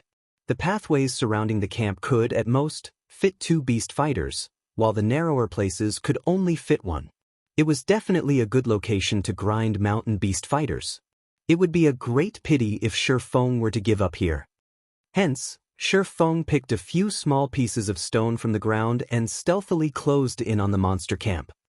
To prevent unexpected elements, Shifeng decided to lure all the mountain beast fighters in one go. Otherwise, if he were to meet up with another group of mountain beast fighters during his kiting, he would definitely drop dead. The important factor when luring these mountain beast fighters was finding a way to deal with their charge. If that were not properly handled, Shifeng would end up dead from the unlimited charges. He had personally been met with such a scenario before. His strength at that time had clearly exceeded the monsters by a large leap, yet the monsters charged at him one after another, placing him in a fainted state until he died. Although each mountain beast fighter only used charge once, hundreds of those monsters still meant hundreds of charges. Trying to get them to charge all at the same time was extremely difficult. With his current HP, Shifeng would not last 2 hits under the mountain beast fighter's assault. Hence, he absolutely cannot make a mistake. He needed to let all the mountain beast fighters simultaneously use charge at him, then avoid the follow-up damage. Only then would he have a chance to get rid of all these mountain beast fighters. He needed to get a good grasp on the timing when all the mountain beast fighters rushed over. Otherwise, instead of grinding monsters, he would be the one beaten to a pulp. However, Shifeng still held confidence in himself. After all, he was once a sword king and a first-rate expert. The mountain beast fighter on guard used its furry hand to caress its beloved Nuedo. It stood up high on the wall. Its blood-red eyes were constantly surveying its surroundings. As long as it discovered an intruder, it would immediately charge over and let its blade enjoy a delicious meal. Suddenly, a stone flew towards the mountain beast fighter, striking its head. When the beast fighter turned its head towards the direction the stone came from, it discovered a human a distance away. There was also a piece of stone in the human's hand. Then, the beast fighter caressed its head that had been struck, suddenly entering a burning rage. A mere ant dared to throw a stone at it. Po! Po! Po!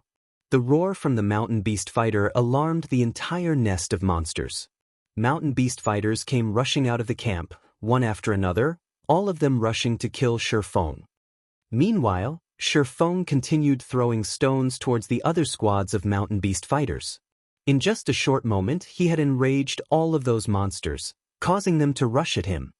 Seeing over 100 mountain beast fighters running towards him, Shifeng remained unhurried. He used phantom kill, allowing his doppelganger to run into the stone forest while he faced off with the monsters. Not to mention Shifeng alone, even a 20-man elite team would not be able to handle over 100 mountain beast fighters at the same time. As the distance between Shifeng and the mountain beast fighters shortened, Shifeng's heart madly beat. His actions this time were insane. If there were even the tiniest mistake, only death awaited him. It had been a very long time since he had done something so exciting. His blood boiled and his 5 senses grew even more sensitive. When the mountain beast fighters were no more than 30 yards from Shifeng, a majority of the beasts were within the range to use charge. After a wrathful roar, a large majority of the mountain beast fighters simultaneously activated charge, with a few using it a moment later. Shifeng immediately activated defensive blade. The skill could block 3 melee attacks. At the same time, Shifeng gripped the abyssal blade and prepared to use parry. When the first wave of monsters arrived, although Shifeng used parry, his body was still sent flying back. Following which, the second wave of monsters arrived, knocking Shifeng into a fainted state, preventing him from moving. Seeing many mountain beast fighters raise their Nuedo, ready to strike, Shifeng persevered and did not use any skills. Even when the blades slashed at him, Shifeng still did not use the position-swapping function of Phantom Kill. The defensive blade's damage immunity to 3 melee attacks instantly vanished. Afterward, Shifeng was struck by the large blade. His HP instantly fell by half. Another strike was all it would take to finish him off now. At this time, the third wave of monsters had finally arrived. Shifeng once more entered a fainted state, the blade of the second Nuedo just before his eyes. Substitute, Shifeng shouted in his mind. Within an instant, Shifeng and the doppelganger in the stone forest swapped places. After the blade slashed the doppelganger, the charge of the fourth and final wave of monsters arrived.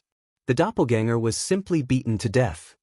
Meanwhile, Shifeng, who was hiding in the stone forest, immediately took out a bottle of basic regeneration potion. He gulped it down in one go, a sweet and sour taste permeating throughout his mouth. Shifeng's HP immediately recovered by 180 points, allowing him to barely be able to receive another attack. After the doppelganger died, the hatred of the mountain beast fighters was directed towards Shifeng, who was currently in the stone forest. Immediately, they swarmed into the forest. Inside the forest was naturally Shifeng's realm. He activated a speed scroll, facing off against the crazed mountain beast fighters who were crowding through the narrow path. Shifeng used Thundering Flash. 3 streaks of lightning passed through the monsters, instantly taking over 100 HP from each of them. Within 10 minutes, all the lured mountain beast fighters were dead. At the same time, the remaining thread of experience Shifeng needed to reach level 4 had been filled up. He finally reached level 4, catching up to the second-tier players. Shifeng placed all 6 attribute points into strength. Currently, damage was his priority. After cleaning up the loot, Shifeng actually obtained another piece of the Silver Moon set equipment, a Silver Moon leg guard. He had also obtained 7 pieces of Moonstone, 2 Tier 1 gemstones, and all sorts of materials and common equipment. His harvest was relatively good. However, the most bountiful treasure was not these items. The main focus remained within the camp storehouse. After all, mountain beast fighters loved to place their collected treasures in the camp storehouse. After cleaning up the drops, Shifeng quickly ran into the camp. He wanted to see just what sort of treasure was awaiting him inside the storehouse. As expected for the first time, there really is a lot of treasure. From afar, Shifeng could already see a few large treasure chests placed inside the storehouse. Amongst them, there was even a pitch-black mysterious iron treasure chest. Filled with excitement, Shifeng was just about to enter the storehouse and take a look at the items within the treasure chests when he heard a loud roar. Ayo! Oh, ayo!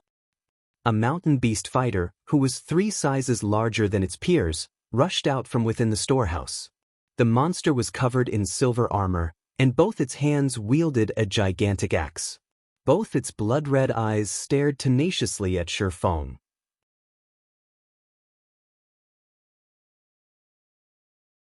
Chapter 66, Phantom Kill. After this silver-armored mountain beast fighter rushed out, before Shi Feng could observe it, it had already thrown its incomparably heavy mountain-splitting axe.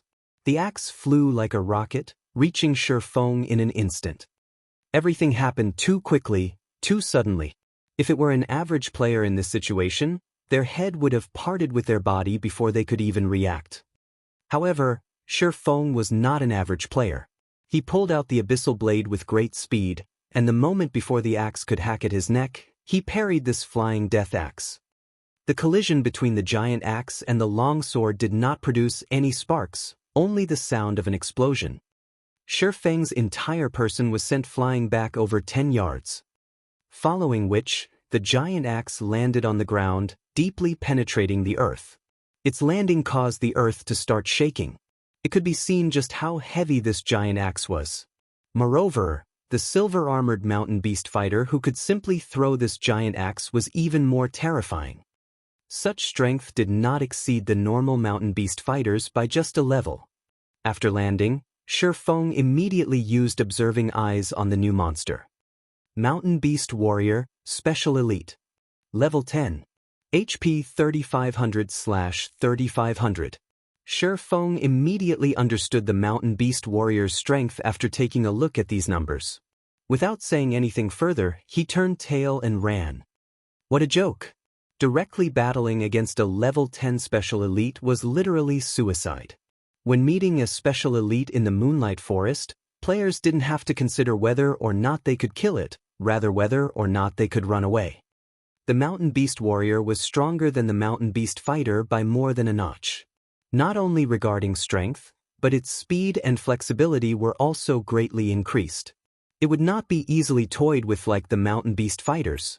If Shi Feng did not use parry to defend against the axe, then, even if he had blocked the attack with the abyssal blade, he would still end up dead. The gap between their strength was just too huge. Although Shi Feng wished to escape, the Mountain Beast Warrior had no plans to let this intruder go. It used charge to rush at Shi Feng, picking up its giant axe along the way.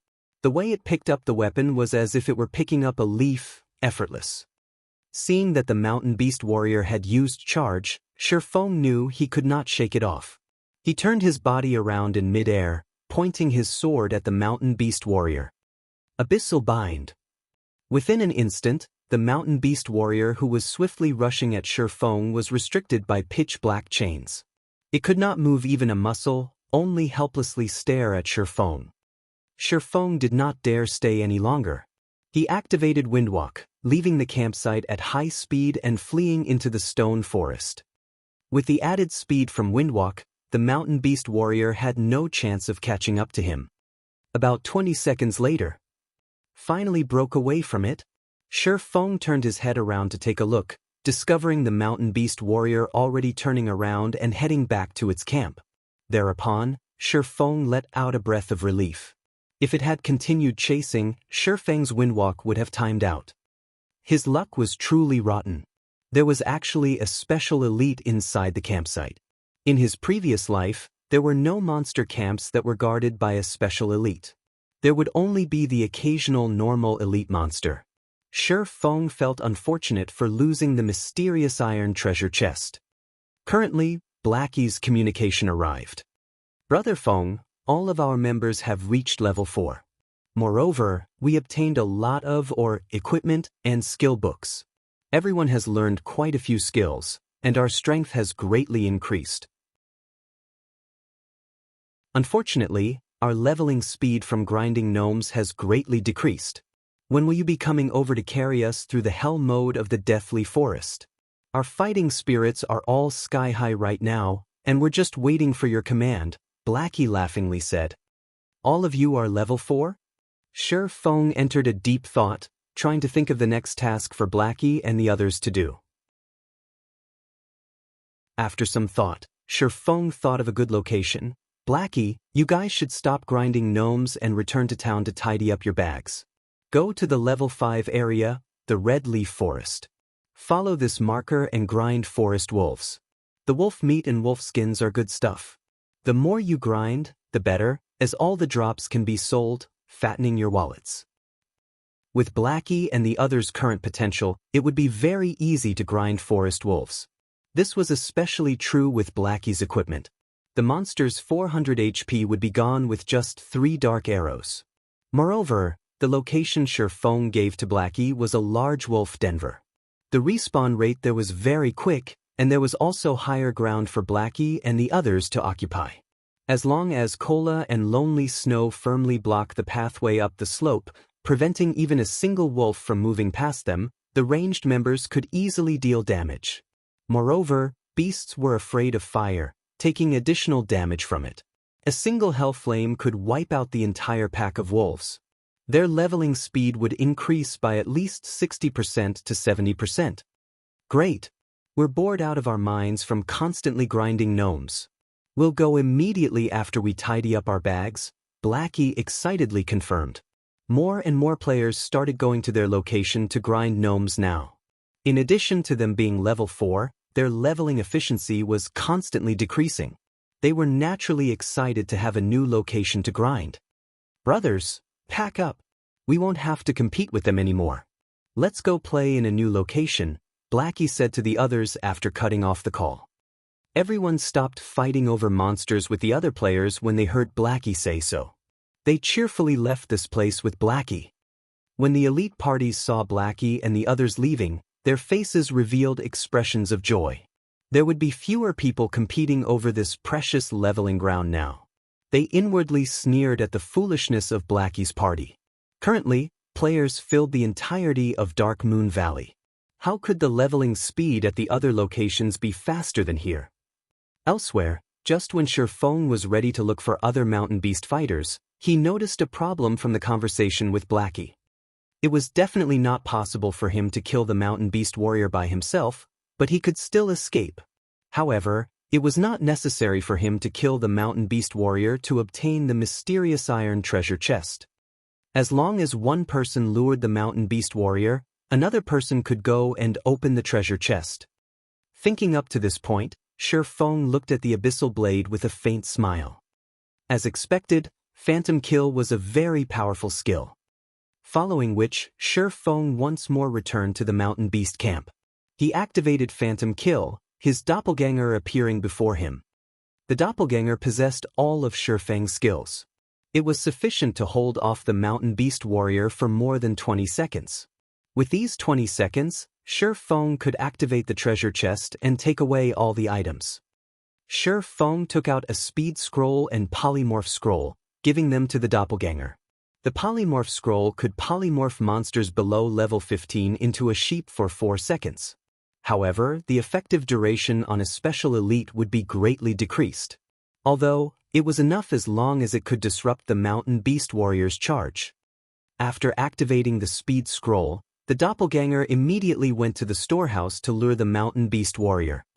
As expected, the scene from before replayed itself, and the doppelganger used parry to block the flying death axe. It subsequently used charge at the doppelganger. The doppelganger immediately used the polymorph scroll, instantly turning the mountain beast warrior into a little white sheep. The mountain beast warrior reverted to its original form in less than a second. It then chased after the doppelganger, entering deep into the stone forest.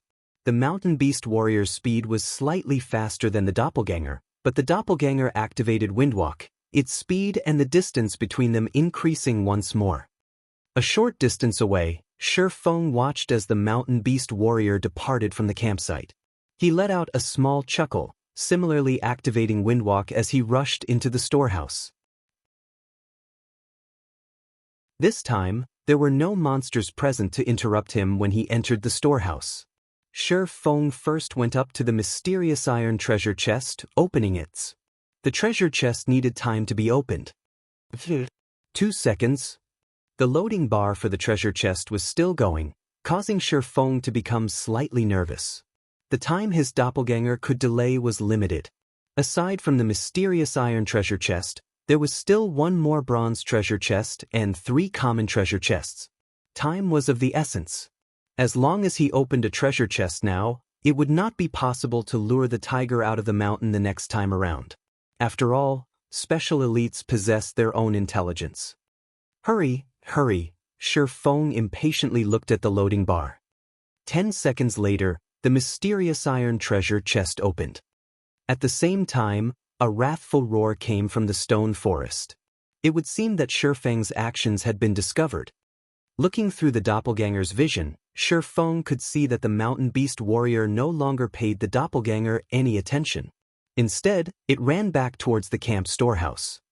Without pause, Shi Feng immediately stored all the items in the treasure chest into his bag. He then continued to open the bronze chest. The bronze treasure chest's loading bar started to move slowly. To Shi Feng, every second right now was crawling by. Meanwhile, the sound of the mountain beast warrior's bellow was getting closer and closer.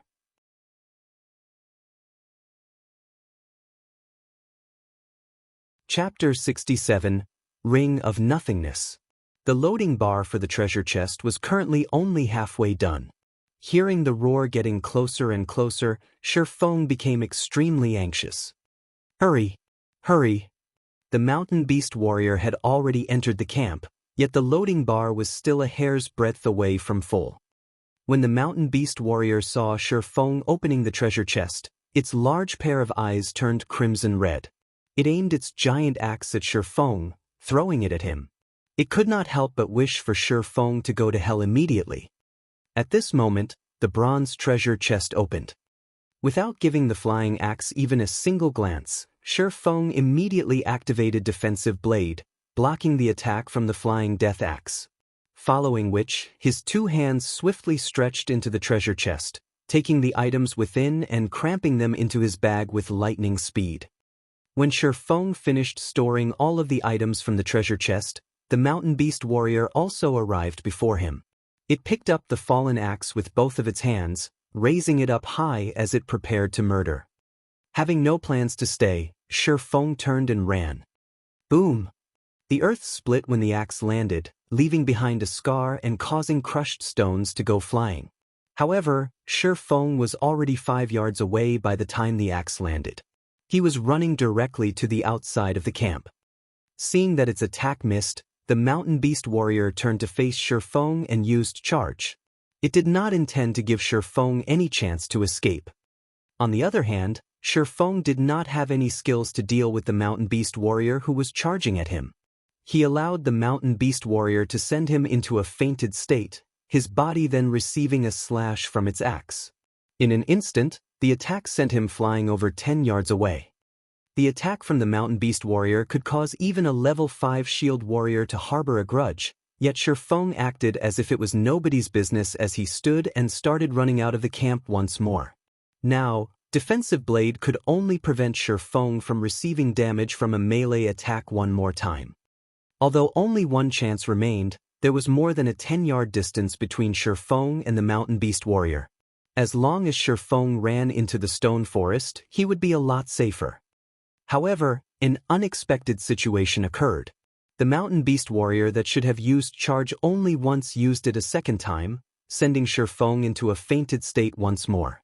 It raised its giant axe, slashing it again at Shi Feng's body. Shi Feng was sent flying for over 10 yards again. This time it immediately threw him out of the camp. He was just a short distance away from the stone forest now. However, Shi Feng's expression became much more serious. The current mountain beast warrior was completely different from before. Previously, it only used charge once. Now it used charge twice. That meant that there was a possibility for a third or fourth charge, maybe even more. That meant, as long as the distance between Shi Feng and the mountain beast warrior exceeded 8 yards, the mountain beast warrior would use charge. This was definitely not good news. Just as expected, the moment Shi Feng stepped out of the 8-yard range, the mountain beast warrior used charge once again. If Shi Feng were to be hit once more, he would definitely die. He was not willing to die just yet. Shi Feng took out a polymorph scroll, immediately turning the mountain beast warrior that was charging at him into a sheep. Although it was polymorphed only for a second, just 1 second was enough for Shi Feng to run a long distance away. As long as Shi Feng could run out of the 30-yard range, it would be too far for the mountain beast warrior to use charge. Just after running 15 yards away, the mountain beast warrior recovered. Shi Feng immediately spun around and cast Abyssal Bind. He then activated Gravity Liberation, his speed soaring greatly. The 3 seconds binding this time allowed Shi Feng to easily run past the 30-yard range, entering the stone forest. Currently, some of the mountain beast fighters in the stone forest had already respawned, and by coincidence, one of them was blocking the path ahead of Shi Feng. Being struck by inspiration, Shi Feng quickly took the initiative. Windblade. Before the mountain beast fighter could react, Shi Feng rushed to its front and brushed past it. Shi Feng then took out another polymorph scroll, turning the mountain beast fighter into a sheep. With the speed increase from Windblade, Shi Feng easily shook off the mountain beast warrior that was stubbornly chasing after him, escaping it quickly. After finding a safe location, Shi Feng sat down to rest as he slowly looked through the items in his bag. Shi Feng went from clueless to shocked. He had to admit that ransacking the camp was extremely profitable. Just this one time was enough to make up for his hours of hard work. He instantly collected all of the moonstone he needed, completing his quest. The next thing he needed to do was to leave the Moonlight Forest and dispel the curse. Amongst these treasures, aside from the large amount of moonstone, there were also 7 Tier 1 gemstones, 3 pieces of bronze equipment, and a single bronze-colored mysterious iron ring. Amongst the 3 pieces of bronze equipment, there was a silver moon arm guard. With it, Shi Feng now had 3 out of 5 pieces of the silver moon set equipment. As long as he put in more effort, he might be able to truly collect a complete set. However, Shi Feng did not have that much time. The earlier he removed the curse, the earlier he could regain his strength and level up quickly. He still had too many things to do, and he could not do any of them without levels. Aside from the silver moon arm guard attracting Shi Feng's attention, the mysterious iron ring also gave him tremendous joy. Ring of Nothingness, mysterious iron ranked ring. Equipment requirement, Intelligence 10. Strength +1, Agility +1, Intelligence +2. Additional ability, Shadow of Nothingness, allows the user to enter a state of nothingness. The user will not be able to see other players, while other players will not be able to see the user. Duration of 1 minute. Cooldown, 5 minutes. Only usable in a non-combative state. Rings such as this, which possessed an additional ability, were extremely rare. It was as rare as the Ring of Gravity, possessing many uses. In his previous life, Shi Feng had done a lot of research on the Moonlight Forest. Including the information found on the internet, he knew the spawn locations of many treasure chests. Originally, he planned to only go to a few locations that were easy to obtain treasure chests before leaving the Moonlight Forest. Now that he had the Ring of Nothingness, his train of thought widened, and the number of treasure chests that he could obtain greatly increased. The Moonlight Forest was still a virgin land, and treasures could be found everywhere. It was especially true for treasure chests that had been opened for the first time.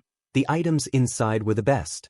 Since he could easily obtain these treasures, would it matter if he wasted a little more time? Following which, Shi Feng put on the Ring of Nothingness. He then opened the map for the Moonlight Forest, confirming his current position. There was a bronze treasure chest not far from his location. So, he kept the map and advanced towards the treasure chest. After walking for over 10 minutes, he arrived at ruins of a shrine. The ruins were surrounded by barbaric beastmen who were guarding it, with several elite beastmen in the midst as well. Meanwhile, the treasure chest was located inside the collapsed shrine. However, without a team of 20 elite players, it was impossible to clear off all the barbaric beastmen. Although he could not beat the barbaric beastmen, Shi Feng had other methods to get to the treasure chest. Shi Feng immediately called out his doppelganger, allowing it to move to a distance away and find a safe location. Meanwhile, Shi Feng himself moved closer to the temple. While staying outside the detection range of the barbaric beastmen, Shi Feng activated Shadow of Nothingness and entered a state of nothingness. He then ran towards the inside of the shrine with high speed. After entering a state of nothingness, Shi Feng could no longer see those barbaric beastmen, and the same went for the barbaric beastmen who could no longer see Shi Feng. In such a way, Shi Feng soundlessly entered the heavily guarded shrine. There were still several barbaric beastmen guarding inside the shrine. They were less than 20 yards away from the bronze treasure chest.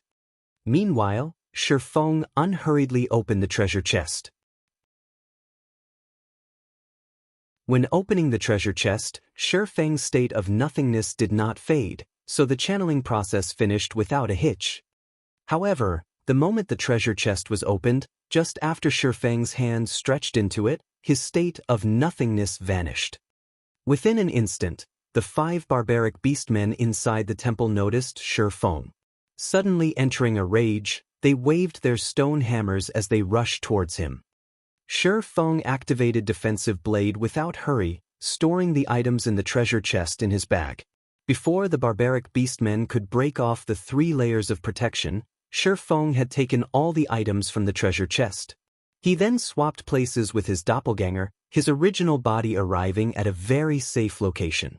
Shi Feng leisurely departed from the ruins, heading towards the location of the next treasure chest. Moonlight Forest was very large. With unyielding perseverance, Shi Feng spent more than 10 hours before finally clearing the entirety of the Moonlight Forest. He harvested a total of 3 mysterious iron treasure chests, 22 bronze treasure chests, and 56 common treasure chests.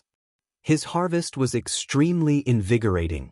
His entire bag was clogged full, and he was even forced to throw away several pieces of common equipment that had poor attributes.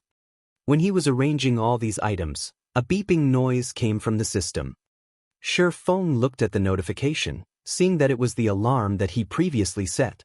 It notified him that morning had arrived, and he needed to log off and rest. In consideration of his body, Shi Feng looked for a safe location before logging off.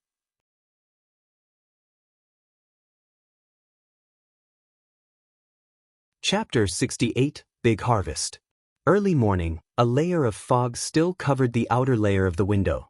Dark clouds densely covered the sky outside, and there were signs of rain falling soon. The air quality here is getting worse by the day. After I earn enough money, I definitely have to move out of this broken district and move to a better house in the city. After sitting up, Shi Feng took a look out his window. Following which, he flexed his body and got down from his bed. He then went through 20 sets of workout motions before going to his cramped bathroom to wash up. Shi Feng grabbed his phone from the table once he finished tidying himself up. He started by checking the remaining money in his bank account. Constantly eating instant noodles was bad for his body. Moreover, the nutrients provided were definitely not enough to supplement his method of training. He had obtained the membership card and coupons for Big Dipper after much difficulty, yet, he discovered that he still needed to wait for 5 days before he could use them. This caused him to be slightly depressed. Now, his only hope was on the sales of the God's Domain game currency. Previously, Shi Feng had registered 3 gold coins at the virtual trade center. If there were someone who bought them, then the credits earned would automatically be sent to his bank account. However, the trade center had a 3-hour transaction delay. Moreover, Shi Feng did not turn on the notifications for his trade account. So, even if the transaction had already been done, he did not know how much had been transferred to his account. He could only use his old-modeled phone to check his bank account.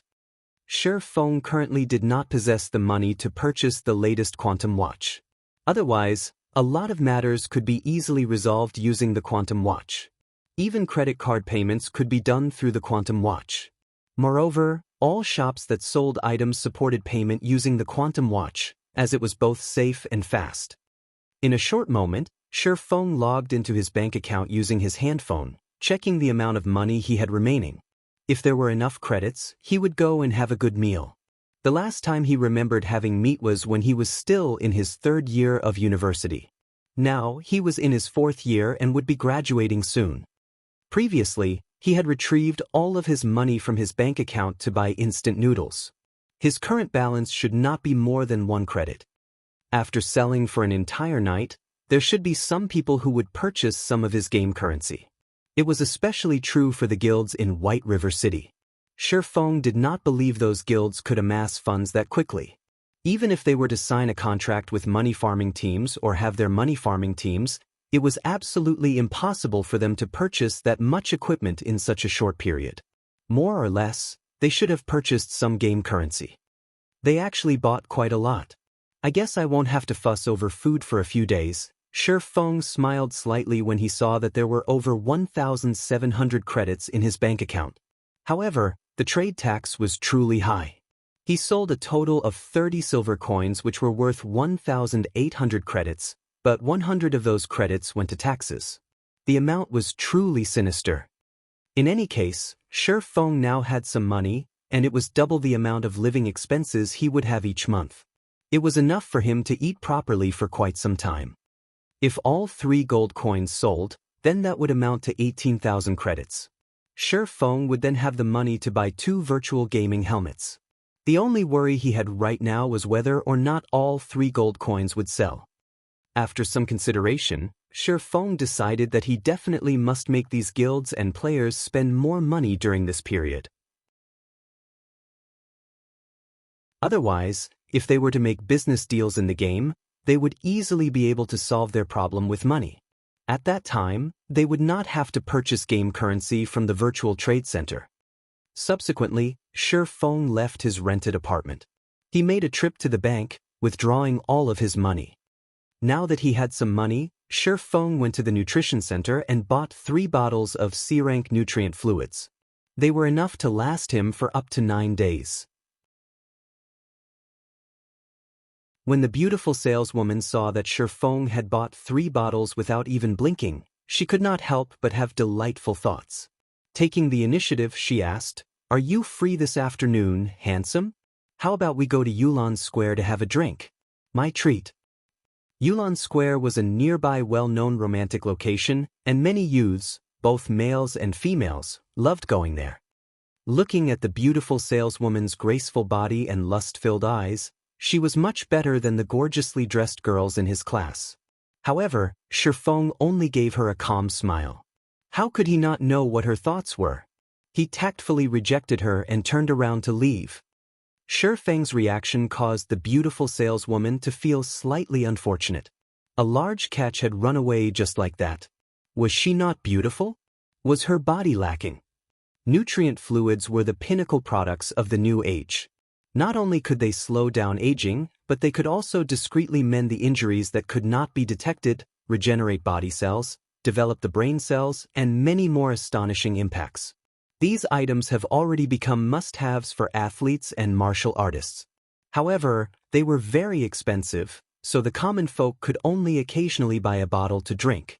After all, a month's salary was only so much. It was impossible for them to afford a bottle every 3 days. Only the wealthy were able to treat these nutrient fluids as drinks, constantly transforming their bodies. Hundreds of years ago, very rarely would the children of wealthy families be ugly. Females would normally be beauties, while males would normally be handsome men. However, with the nutrient fluids in this current age, beautiful women and handsome men could be commonly seen throughout the streets. A bottle of C-rank nutrient fluid cost 400 credits. A bottle of B-rank nutrient fluid cost 1,000 credits. A bottle of A-rank nutrient fluid cost 10,000 credits. As for the best S-rank nutrient fluids, those were items that could not be bought by common folk even if they wanted to. These nutrient fluids were only sold to the inner circles of society. In his previous life, Shi Feng was fortunate enough to buy one because of his status as a core member of Shadow. The S-rank nutrient fluid was extremely expensive, costing 1,000,000 credits per bottle. However, its effects were similarly astonishing. A-rank nutrient fluids were far from being comparable to it. Although S-rank nutrient fluids were very expensive, there were plenty of wealthy people in the world. The ones who could afford to buy it would not trouble themselves over such an amount of money. After all, who wouldn't want to trade money for their own youth? It was truly hard to imagine. The dream of humanity hundreds of years ago had now become a reality. The body was a needed asset to make a revolution. If Shi Feng wanted to improve his skills in God's domain and stand at the very top of the game, then a strong body and nimble mind were indispensable. Hence, Shi Feng would not make the same mistake in this aspect as he did in his previous life. following which, Shi Feng went to a gourmet restaurant. He spent 100 credits purchasing 2 sets of nutrient-set meals. One was for him to eat right now and another as takeaway for his lunch. After eating, Shi Feng made a trip to a normal workout center. After spending 60 credits, he trained for 4 hours before returning home. In the evening, around 7 p.m., Shi Feng drank a bottle of nutrient fluid and laid on the bed. He activated the gaming helmet and connected to God's domain. After logging in, Shi Feng started arranging the items he obtained. When he was done arranging the items, Shi Feng started feeling emotional. It was no wonder the Moonlight Forest was a land of treasures. Just the various Tier 1 gemstones he obtained alone amounted to over 300 pieces. There were also tens of skill books, dozens of pieces of bronze equipment, 5 pieces of mysterious iron equipment, over 50 card sets, more than 20 recipes for lifestyle jobs, over 30 Tier 1 magic scrolls, and 4 Tier 2 magic scrolls. The magic scrolls from treasure chests were much better than those sold in the magic shop. This was because the various scrolls in the magic shop did not even reach the standard of Tier 1. Meanwhile, Tier 2 magic scrolls were much more precious. Every piece would have a great purpose, and there would be nobody willing to sell it. As for the thing that brought Shi Feng the most joy, he finished collecting the Silver Moon set equipment. In addition, he also collected a complete set of Black Blood set equipment meant for Shield Warriors and Guardian Knights. The Black Blood set equipment's value far exceeded that of the Silver Moon set equipment. It was one of the best set equipment for Shield Warriors and Guardian Knights that were below level 10. If Cola were to equip this set at level 6 or level 7, then Hell Mode dungeons below level 10 would no longer be a problem. With so many good items, Shi Feng already had a solid base for forming a 20-man team. The only concerns remaining would be recruiting members and their skills. After finished arranging his bag and confirming that there were no more profits to be gained from the Moonlight Forest, Shi Feng activated the teleportation magic orb, leaving the Moonlight Forests.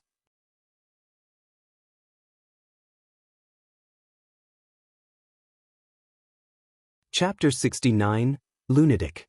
In the real world, the sky slowly darkened as the sun went under the mountain. On the other hand, players in God's domain were welcoming the rise of the morning sun. Red Leaf Town was currently brightly lit as if it were daytime. In the trade area, players could be found everywhere as they pushed their way through the streets. Compared to yesterday, there were a lot more players currently in Red Leaf Town, and a lot of them were new players who were level 0. After being officially active for 2 days, many people started to notice the difference between God's domain and other virtual reality games. The battling alone was extremely attractive, not to mention other sources of entertainment. The monsters in God's domain improved with the increase in levels, making the battles seem increasingly real. It was no longer the usual simple bouts where players and monsters would take turns fighting each other. The battles in God's domain were more similar to the fighting competitions in real life. This was the age where the world's entire population would exercise. In the real world, people had already reached a level of obsession in regards to fighting competitions, making such competitions extremely popular. Everyone wished for a battle in which they could fight to their heart's content, and even more so when exchanging blows with an expert.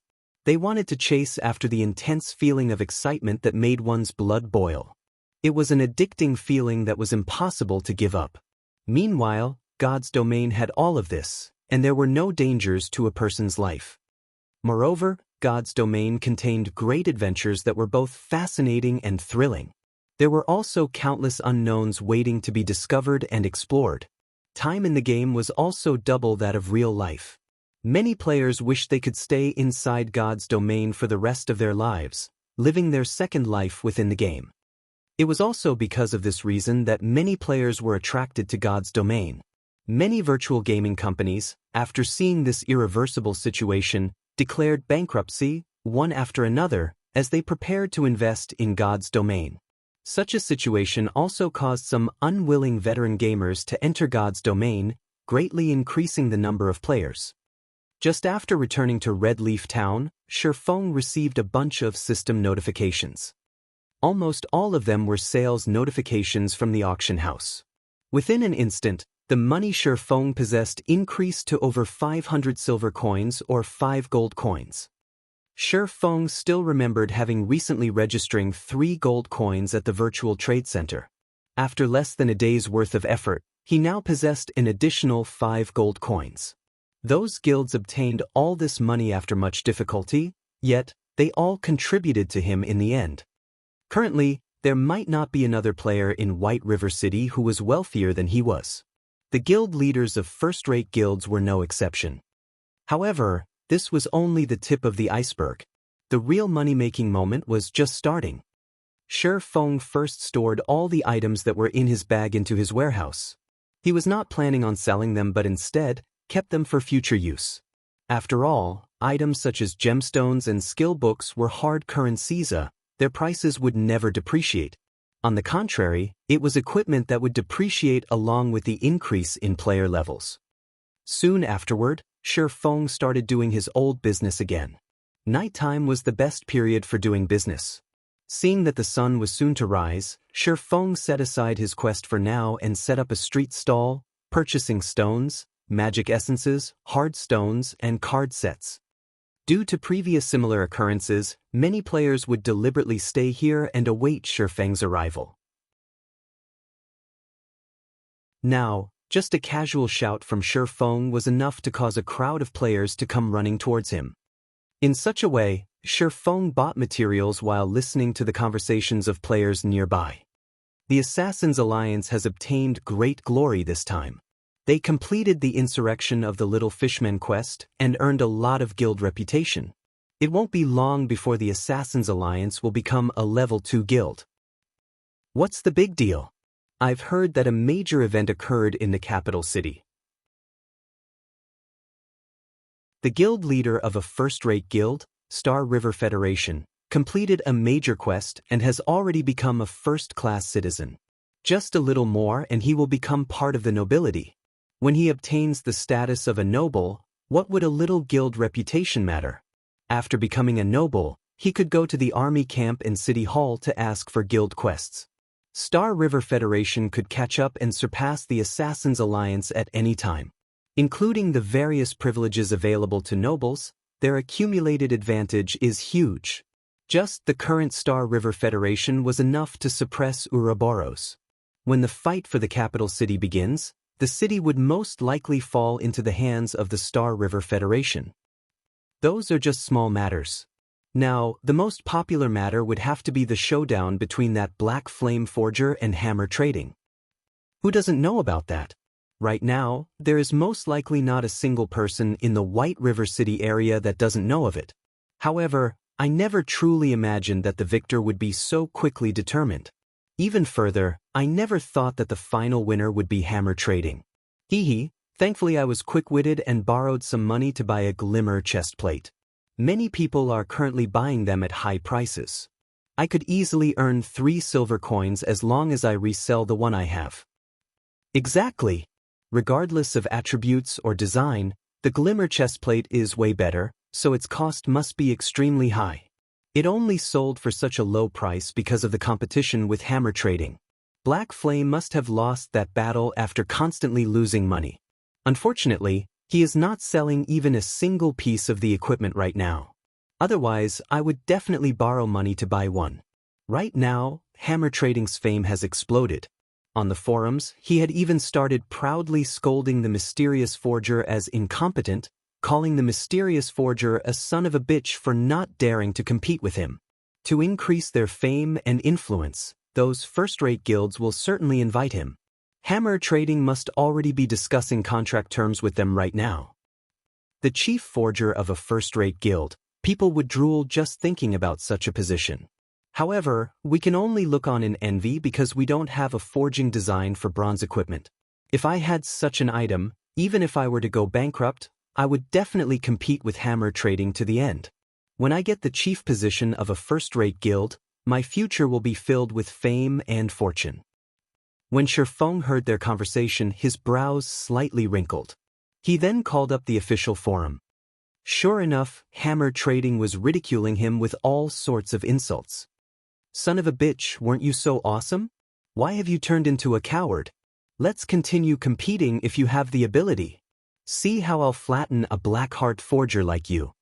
Looking at Hammer Trading's inferior shenanigans, Shi Feng smiled calmly.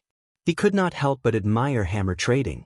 To become famous, he turned into a lunatic that was willing to use any means. Just like in Shi Feng's previous life, to join world dominators and become their chief forger, Hammer Trading was willing to sell out their entire guild. After he finished purchasing the materials, Shi Feng headed towards the auction house. After all the clamor Hammer Trading made, the Glimmer chestplate had thoroughly become famous. Shi Feng could now start his next money-making operation. In the current stage of the game, a majority of the average players were already level 3, while many veterans were level 4 and experts were level 5. The average player could not afford a Glimmer chestplate, whereas veterans would have to borrow some money to purchase a piece for themselves. As for experts, the usage of the Glimmer chestplate was not that great. There was a lot of equipment inside level 5 dungeons that was far better than the Glimmer chestplate. That meant that the Glimmer chestplate could no longer earn Shi Feng a lot of money. After all, the major buyers of the equipment were mostly those guilds. Maybe there were some nouveau riche who could afford to buy one to toy around with, but they were in the extreme minorities amongst the average players. Shi Feng walked into the auction house, into the large hall that was packed with people. Without a better option, Shi Feng looked for a corner and silently brought up the display screen of the auction house. He then placed 20 copies of the forging design for the Glimmer chestplate on auction. The base price for each forging design was set at 30 silver coins, and they would be sold one by one at intervals of half an hour. It was not because Shi Feng did not wish to sell them in bulk, but because doing so would result in their price staying low. Only through hunger marketing would he be able to reap the greatest profit. Let those guilds slowly fight amongst themselves. Afterwards, Shi Feng cleaned out the accumulated hard stones and card sets from the auction house. He then left the auction house and headed towards the library.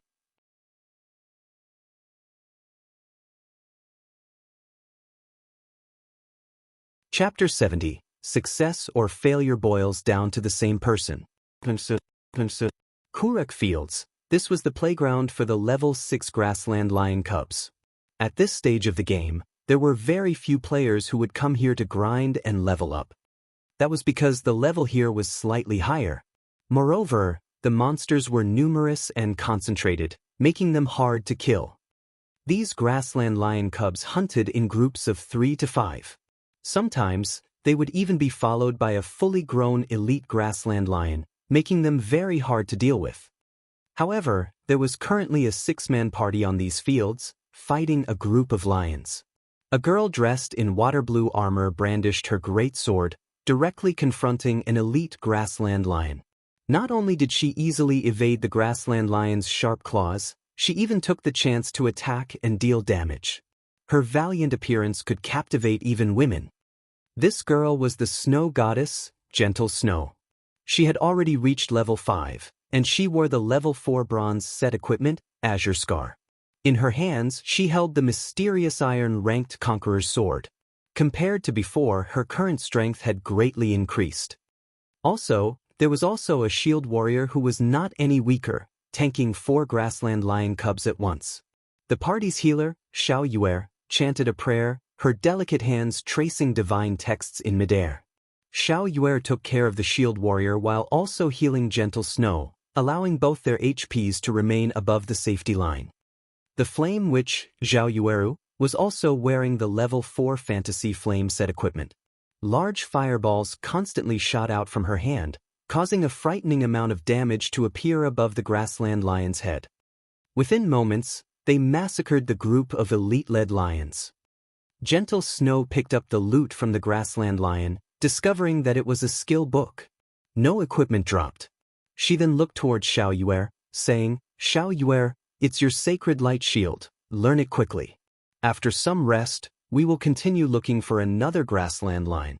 We absolutely must get the revival skill." Great! With this skill, healing won't be so intense anymore, Xiao Yuer happily said as she received the skill. Currently resting, Zhao Yueru suddenly asked in a curious tone, Snow, that hammer trading has already garnered a huge amount of fame. We should at least send a person to recruit him. We can still increase our guild's fame if we're successful. Moreover, his forging skills are not bad. It would be unfortunate if we were to let some other guild snatch him away. No need. It won't be long before level 3 bronze equipment is of little value. He only knows how to forge level 3 bronze equipment and doesn't possess any forging designs for higher level equipment. Why should we spend a large sum of money fighting over him? We would just lose out on earning a little money. Moreover, we don't even know when our guild would be able to obtain a forging design for high-leveled bronze equipment. What would we need him for? Gentle Snow shook her head. She held no particular interests towards a person like hammer trading. Instead, she said, on the contrary, I'm more interested in the Black Flame Forger, especially the forger's actions. I cannot see through his intentions. If he wanted to attract the attention of first-rate guilds and stand out, then he has no reason to hide his name. There would be plenty of large guilds contacting him. However, he has hidden his name, preventing anybody from contacting him. That means that he does not wish for others to know of his identity.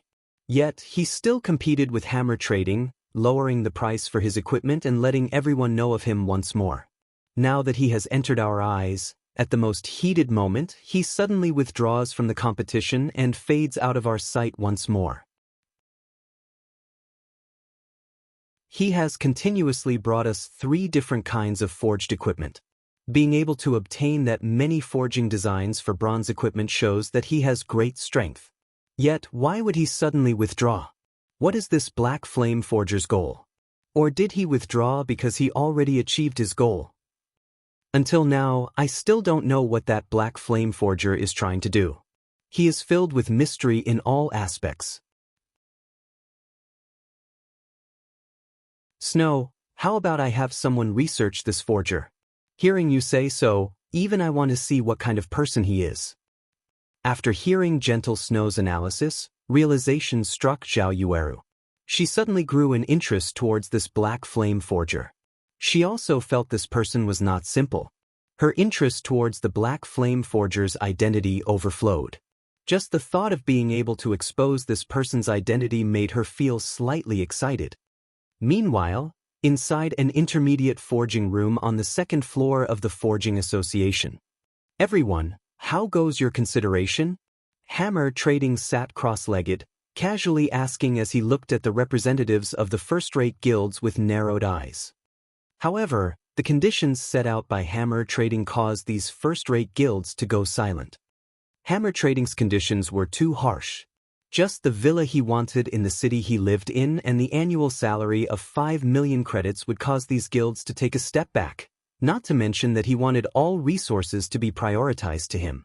Such treatment was most likely only enjoyed by the guild leader and the vice leader. Meanwhile, Hammer Trading wanted the same treatment as them. Then, didn't that mean he would be on equal footings with the guild leader and vice leader? You guys have to think through this clearly. It isn't easy for me to earn such a great reputation. As long as I join your guild, your popularity will immediately soar and surpass the other guilds. You won't have a shortage of bronze equipment and will be able to earn a large sum of money because of my forging techniques. The price I've given shouldn't be considered much, Hammer Trading said with a smile. His face held an expression that said, if you don't recruit me, there will be others who will. Don't regret it when that time comes. Hammer Trading had these first-rate guilds eating out of the palm of his hand. Right now, each of these first-rate guilds wanted to be a step ahead of the others. If so, they would be able to have a larger advantage in taking hold of a city. The wealth that came with possessing control over a virtual city was not something a mere 5 million credits and a villa could compare to. Hammer Trading's asking price could be considered low. Looking at the representatives of these first-rate guilds, although their expressions held hesitation, their eyes flashed with the conviction of recruiting him. Hammer Trading suddenly felt his action of investing all of his possessions into the competition this time was truly wise. If he hadn't steeled his heart to borrow money from loan sharks at the last second, he might have actually lost to the Black Flame Forger. Fortunately, The black flame forger bit the dust a step earlier than he did, allowing him to taste the final fruit of victory.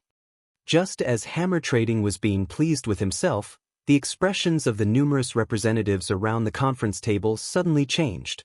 Each and every one of them revealed expressions of shock and ecstasy.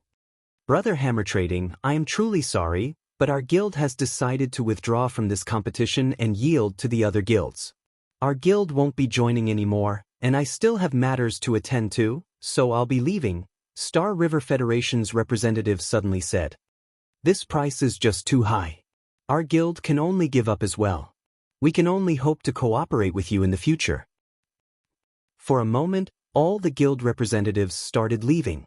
Moreover, every one of them seemed to be in a hurry. It was as if they could not help but to immediately run to some other place, not wanting to waste even a little time. "What do you all mean? Not negotiating anymore? You guys better not regret it. I'm a forger that can craft bronze equipment. I won't join in the future, even if you all beg me." Is being able to forge bronze equipment amazing? Right now, the auction house is selling forging designs for bronze equipment. With the forging design, we can nurture our own forgers. We don't need to spend as much as 5 million credits at all, one of the representatives coldly laughed at hammer trading before leaving the forging room. "What did you say? Speak clearly before you leave." Hammer Trading abruptly stood up after hearing this. He thought he had heard wrong.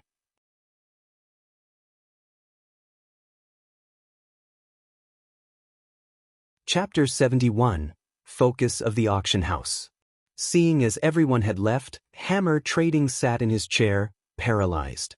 Both his eyes had a lifeless look in them. There was actually someone who was selling forging design for bronze equipment at the auction house? How was this possible? Hammer Trading had no way of understanding such behavior. It was as foolish as literally handing the keys to a treasury filled with gold to someone else. Only a brain-dead person would do such an idiotic action. "No, they must be trying to trick me." Hammer Trading abruptly stood up, calling out the official forum. He wanted to make these people regret. He wanted to rip them off for daring to look down on him. However, when Hammer Trading looked at a few pinned discussion threads, he became instantly dumbfounded. There really was an idiot who was selling a forging design. Bronze equipment forging design appearing in the auction house. Pictures as evidence available. Clicking on the thread to take a look, Hammer Trading's mind went thoroughly blank. The forging design was actually for the Glimmer chestplate. It was the equipment previously sold by the Black Flame Forger. Everyone was very aware of how good the attributes on this item were. It was an absolutely top-tier item. If a first-rate guild were to get a hold of this forging design, they would not need him. This was because fame served little purpose to a first-rate guild. Previously, he dared to act presumptuously because he learned the forging design for the Savage chestplate. Now that others had a better forging design, who would pay him any heed? In the discussion, many first-rate guilds declared the forging design to be theirs, and they would fight whoever dared competed with them over it. Hence, everyone had started paying attention to the problem of the ownership of this forging design. There was no longer anybody who paid attention to Hammer Trading. Instead, each and every one of them was joyful over his misfortune, making fun of his end. This incident led everyone to admire the mysterious player who was selling the forging design. This mysterious player's means were extremely great, and people could not help but praise him. There was practically no blood seen when he killed. He only used a piece of paper to cause Hammer Trading, the rising star that received the envy and admiration of tens of thousands, to fall from his heavenly altar, tumbling down into the bottomless abyss and never being able to climb back up. Hammer Trading already bore a bitter hatred towards this player who sold the forging design. Just when his life of luxury was within his reach, it was all destroyed. Moreover, it was destroyed by a person who was brain-dead. Fear not a godlike rival, but fear a pig-like ally. Now, that saying needed an additional verse, and fear more a foolish passerby. Hammer Trading's eyes had currently turned crimson, his face extremely ashen. His expression alone was enough to devour a person. Not good. I definitely must buy it no matter the price. As long as I buy it, I can get back all the advantages. At that time, not only will I have the Savage chestplate, but I will also have the Glimmer chestplate. When that time comes, those first-rate guilds will have to prostrate and beg before me. Hammer Trading's current expression was just like a gambler who lost badly. He placed all of his hopes on buying out the Glimmer chestplate forging design. Thinking up to this point, Hammer Trading was no longer able to hold himself back as he swiftly rushed towards the auction house. However, it was not just Hammer Trading who was rushing towards the auction house. There were also the upper echelons of various guilds of various towns under the influence of White River City. All of them wanted to purchase the forging design. After all, everyone knew how powerful the Glimmer chestplate was. Owning the forging design was the equivalent of owning a mountain of gold. This incident caused an uproar at the auction houses of the various towns in White River City. The auction houses became unusually lively as players pushed against one another inside the building. The auction houses were filled to the entrances, making it hard for players even to enter. Meanwhile, the competition for the Glimmer chestplate forging design entered into full swing.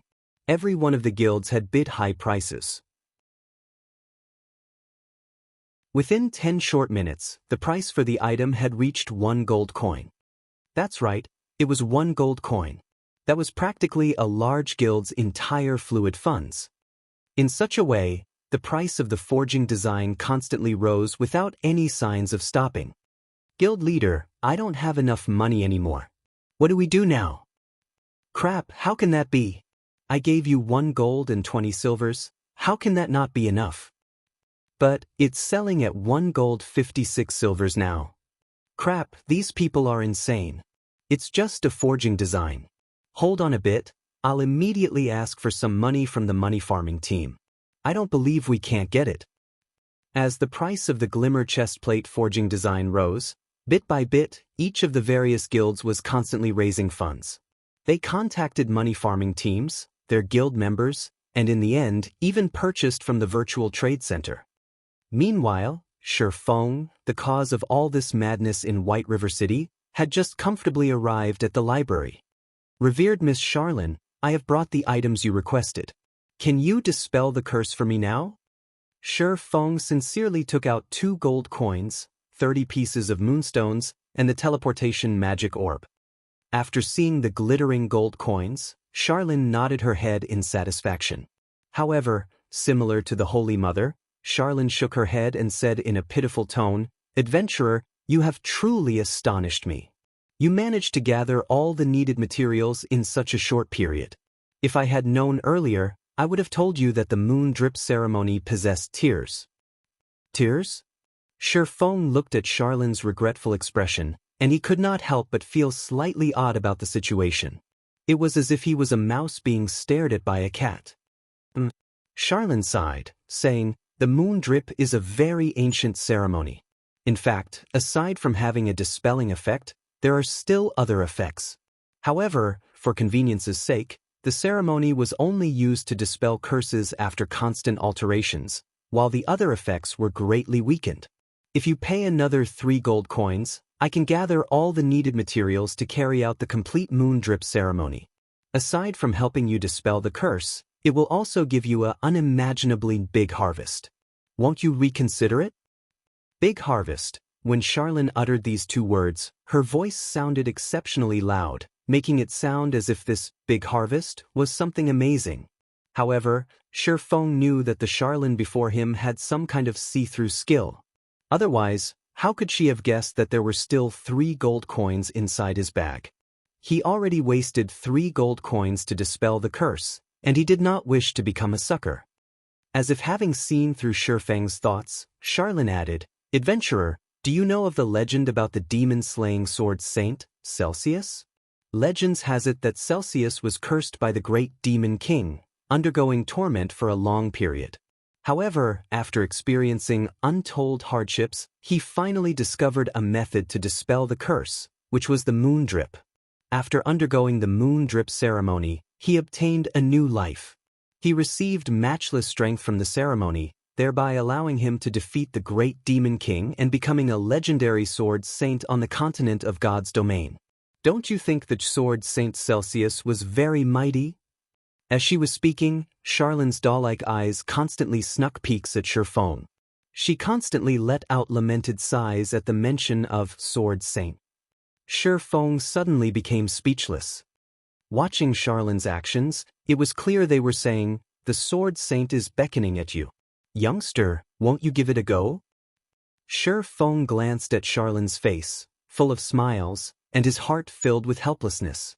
This Charlene was a diamond salesperson. Although Charlene possessed an unruly temperament and criminally attractive body, asking for 6 gold coins was just a huge scam. 6 gold coins. That was equivalent to 36,000 credits. Very well. His heart was moved. If he could become a sword saint in the future, it would all be worth it. The new wouldn't come if the old didn't go. Esteemed Miss Charlene, I wish to try the complete moon drip ceremony. Will there be any danger? Shifeng unwillingly dug out another 3 gold coins. After receiving the gold coins, Charlene happily smiled as she said, "You can be at ease, adventurer. Although this is my first time, my skills are very good. Even my teacher praised me as a genius. Let us begin right away."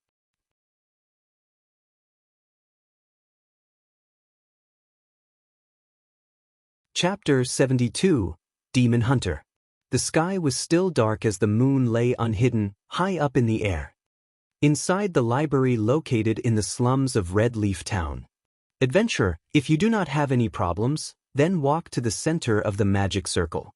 There will be a slight pain after the ceremony starts, so just endure it, and it will be over. Charlene pointed towards the center of the altar made of black stone.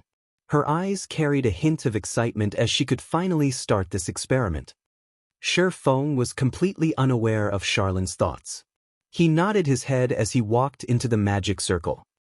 No matter how he put it, Charlene was a major character who possessed a Tier 3 job, so there shouldn't be any complications. As for the pain he would have to suffer, he thought nothing of it. During battles inside God's domain, a player could similarly feel pain when attacked by monsters. However, a majority of the players still chose to accept this kind of setting.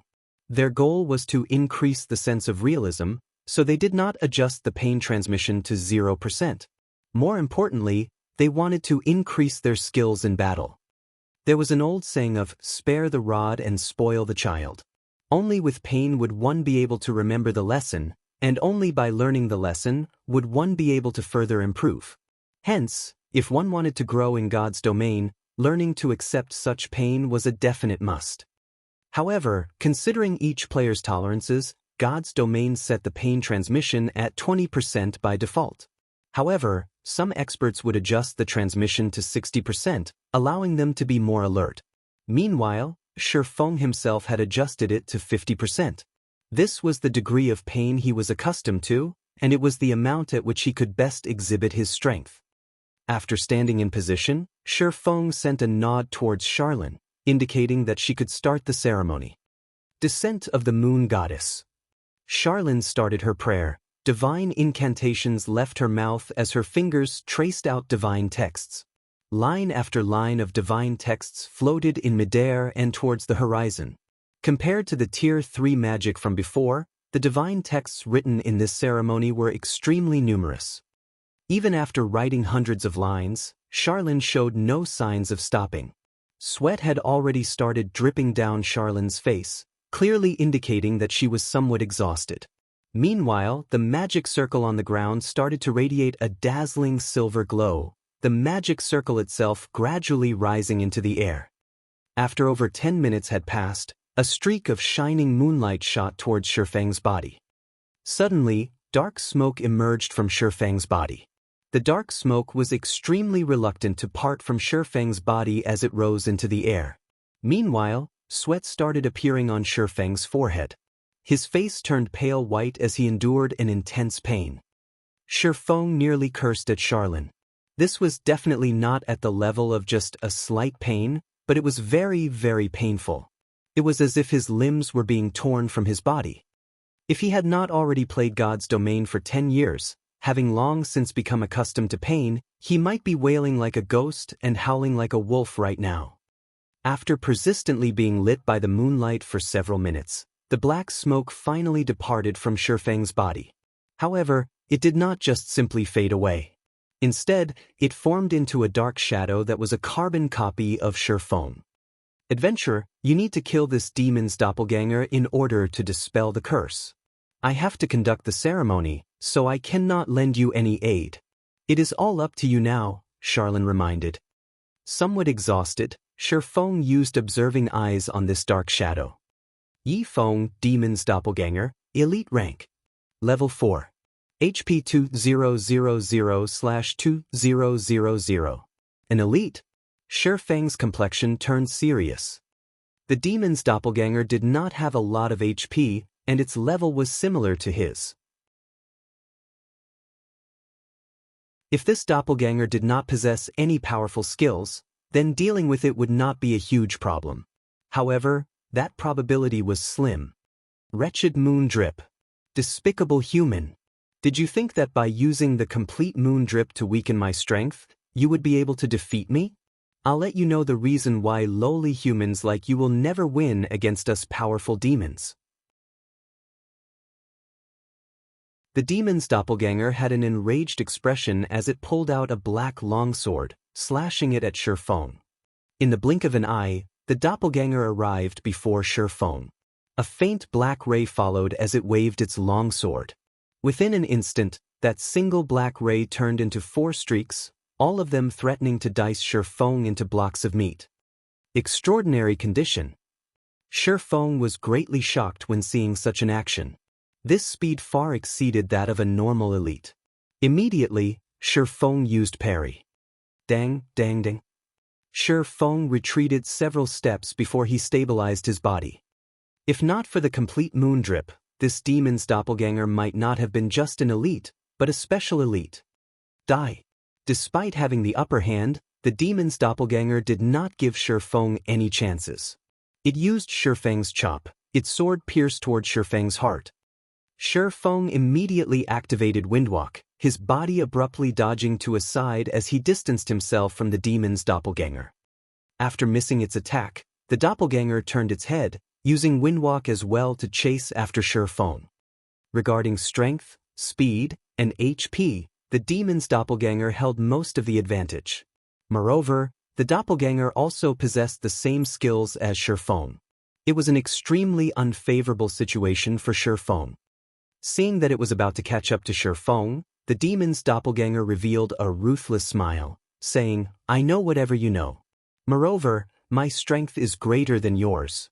You have no chance to defeat me, so be good and wait for death. This is your fate. Then, do you know this move?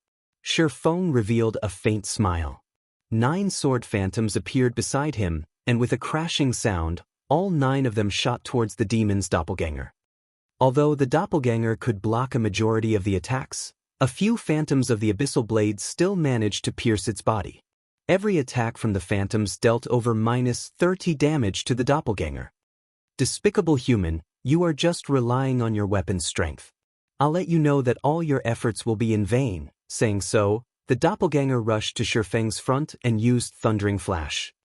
The moment the sword lights came, Shifeng calmly smiled as he took out 2 scrolls from his bag. One of them was a speed scroll, while the other was a polymorph scroll. Within an instant, Shifeng's speed abruptly increased, dodging to a side and avoiding the strikes from Thundering Flash. At the same time, he turned the demon's doppelganger into a sheep. After turning it into a sheep, Shifeng immediately slashed at it with his sword. Thundering Flash. Unable to dodge, the demon's doppelganger received all 3 sword lights. As a result, Shifeng's level 5 Thundering Strike caused 3 terrifying damages of -112, -135, -163.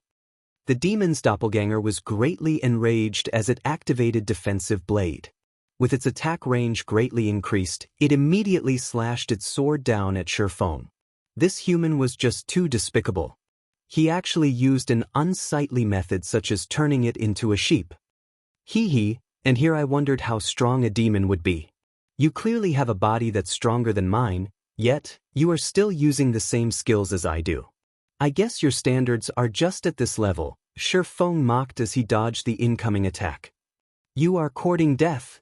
A single sentence from Shi Feng nearly caused the demon's doppelganger to faint from anger. It sent a double chop at Shi Feng's neck. Shi Feng pointed the abyssal blade at the demon's doppelganger, and within an instant, 9 pitch-black chains appeared and bound it, restricting it for 3 seconds. Phantom kill.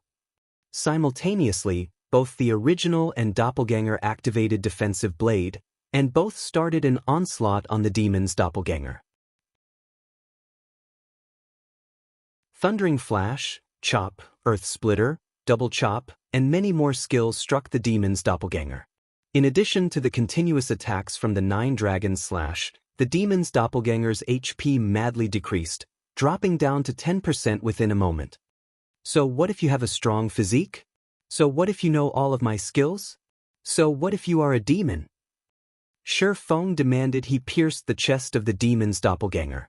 Meanwhile, the demon's doppelganger could only grit its teeth, grimacing in pain. Its fury burned within it.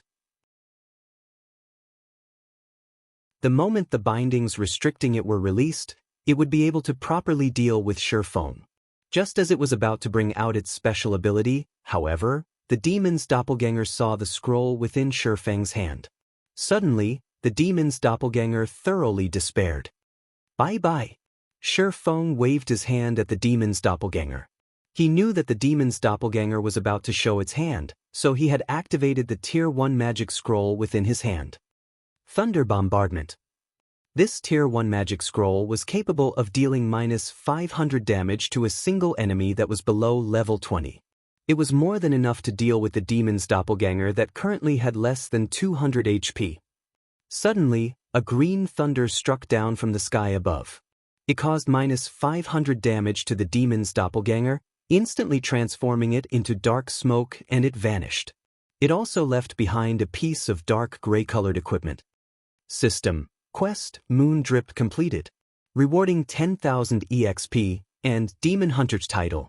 Reputation in Star Moon Kingdom +5, Reputation in White River City +20, Reputation in Red Leaf Town +100.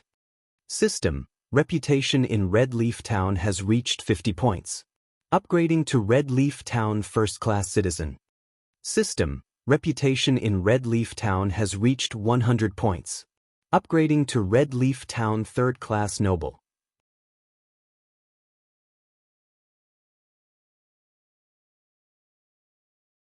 Chapter 73, Demon Mask. Shi Feng was slightly shocked at seeing the series of notifications. 10,000 EXP was not considered much to a level 4 player like himself. It only raised him to 27% of level 4, and there was still quite a distance away before he became level 5. On the contrary, it was the other rewards that caused his eyes to shine. Just by killing an extremely foolish elite demon, he was able to obtain an ample amount of reputation as payback. Shi Feng truly did not dare imagine it was real. Reputation was extremely precious within God's domain. There were very few quests that could raise a player's reputation, and even those quests would only increase a minuscule amount. As long as a player's reputation was sufficiently high, they would be able to receive high-level quests that were normally unavailable. Players would also be able to purchase items that were not normally for sale, such as bronze equipment, special potions, and so on. At the same time, there would be discounts when purchasing items, and NPCs would have a favorable impression of you. All in all, there were many benefits brought about by reputation. After a player's reputation reached a certain degree, they could also become a noble. In God's domain, nobles were considered amongst the privileged class, and they enjoyed plenty of benefits. Being a noble was also a symbol of status. If a commoner were to anger a noble, the consequences would be severe. A light offense would result in imprisonment, while a heavy offense would result in execution. Hence, players did not dare offend nobles. So much so, that even if a noble were to beat up a commoner inside a safe zone, the guards would pay no heed to the commotion. This was the gap between statuses. This was also the reason Shi Feng was so shocked. Now that he possessed the title of noble in Red Leaf Town, he would be able to do things with much more convenience in the future. Shi Feng then thought of several high-level quests that only nobles could accept. What function does this Demon Hunter title have? Shi Feng called out the system interface, taking a look at the information about the Demon Hunter title. Demon Hunter, a brave warrior and an exorcist of demons who is revered by others. Wherever you go, you will possess a status equal to a noble. You are the Grim Reaper who is feared by all beings affiliated with darkness. In a 100-yard radius, monsters affiliated with darkness will have their attributes reduced by 10%. At the same time, attacks you deal towards monsters affiliated with darkness will have a 10% increase in damage. Crap, this title is just too awesome. Shi Feng became slightly excited after reading the introduction to the Demon Hunter title. If a person did not have a considerable understanding of God's domain, they would have no understanding of the significance of this title. It was similar to how a dog would not know the value of a gemstone. Shi Feng only became a noble in Red Leaf Town after his reputation there had reached 100 points. However, this title was only limited to Red Leaf Town. After leaving the Red Leaf Town, nobody would acknowledge him as a noble. Of course, if Shi Feng were a noble of White River City, he would be acknowledged as one throughout the area under the administration of White River City. The title had a much wider range of application. Compared to a noble of a town, the difference between the two was obvious at a glance. Meanwhile, a demon hunter would have the status of a noble in every region.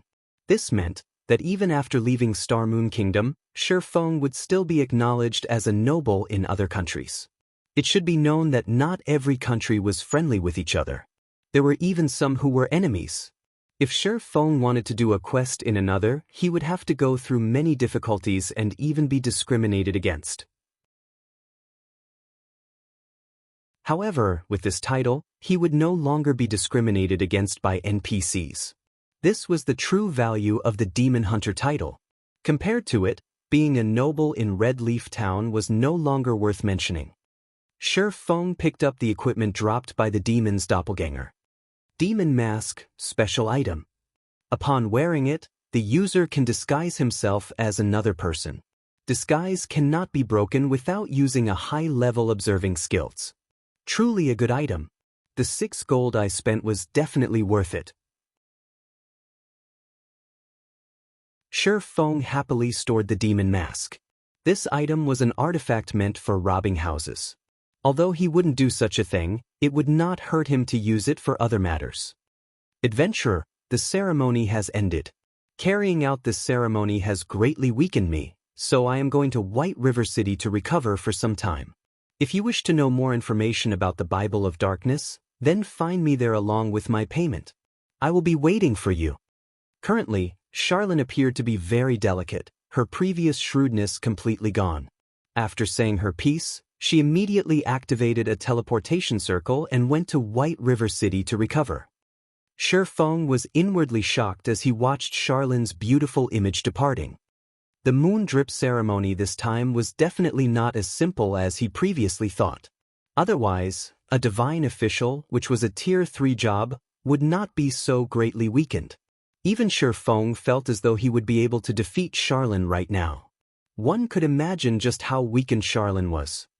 Forget it, that's none of my business.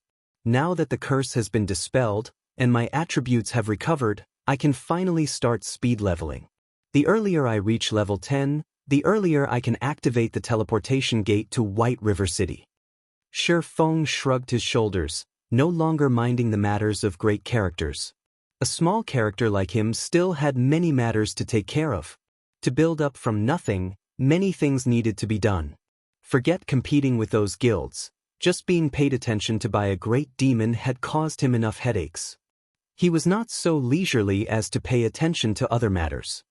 Following which, Shi Feng departed from the library. He headed to the Chefs' Association to take a look at Violet Cloud's current progress. Red Leaf Town, Trade Area. Just after setting foot in the trade area, Shi Feng discovered something fishy. Now that the sun had risen, Logic dictated that players should have gone out to level up. Yet, the streets were currently filled with players who were holding discussions with each other. In short, it was extremely lively. It was as if a festival of celebration was being held. From time to time, Shifeng could also see some of the upper echelons of large guilds running about the streets, shouting. They were urgently shouting, purchasing game currency, the greater the amount, the more we'll pay. If it were any other time, Shifeng would not think much of it. However, the street was currently filled with various players purchasing game currency. Now, that was something abnormal. What happened? The big shots from guilds were actually loosely buying game currency from average players.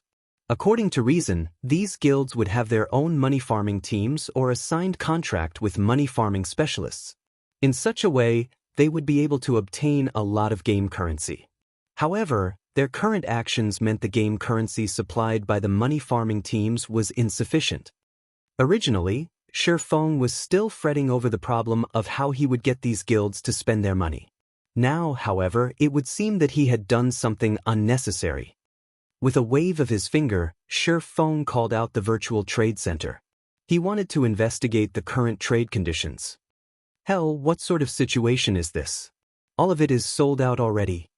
Shifeng discovered that the remaining 2 gold 70 silver he registered had all sold out. Now, over 15,000 credits were being transferred to his bank account. Consequently, Shifeng then took a look at the sales condition of other gods' domain game currency. Currently, the highest price for 1 silver coin had reached 72 credits, while a majority of the people were buying them at 68 credits. The current price had increased by no small margin. Just as Shifeng was rejoicing over having sold all of his gold coins, a cursing voice came from behind him, breaking his good mood. "Boss, this bastard's the one. The day before yesterday, I saw him casually taking out 10 silver coins. He must definitely be rich. Now that our guild is in such a need of money, if we don't make this brat bleed a little, there will be no justice for me being locked up for so long," Drifting Blood said with a cold smile as he pointed towards Shifeng, a group of players following behind him. "Brat, you were the one who had attacked my brother." Looking towards Shifeng, the person referred to as boss snorted as he asked. Shifeng turned around, his brows wrinkling after taking a look. The person referred to as boss was comparable in size to Kola. He had a fierce-looking face, and he seemed to be around 30 years of age. In Shifeng's previous life, he once crossed paths with this person. Similarly, a swordsman, the person was named Ironsword Lion. He was one of the finest experts in martial union, and his strength was extremely powerful. During those days, their 2 guilds had fought over monsters on several occasions, and Ironsword Lion killed Flaming Tiger twice throughout those confrontations. Ironsword Lion caused Shifeng's party major losses, and they had no choice but to flee in dejection. Even Stabbing Heart of Assassins Alliance suffered defeat at the hands of Ironsword Lion. From then on, Ironsword Lion's name was widely spread, allowing martial union to rise to a third-rate guild. Shifeng intended to say something, but he was interrupted by Ironsword Lion. Ironsword Lion looked at Shifeng's scrawny body. Although the equipment on Shifeng was of good quality, Shifeng himself did not possess the air of an expert, and furthermore, he did not possess a guild emblem. Ironsword Lion determined that Shifeng was just a leisure player and that he must have bought some equipment just to show off. Immediately, Ironsword Lion proudly said, "Little brother, since you've beat my underling, pay up 20 silver coins, and this matter will be over. Otherwise, don't blame my sword for being merciless."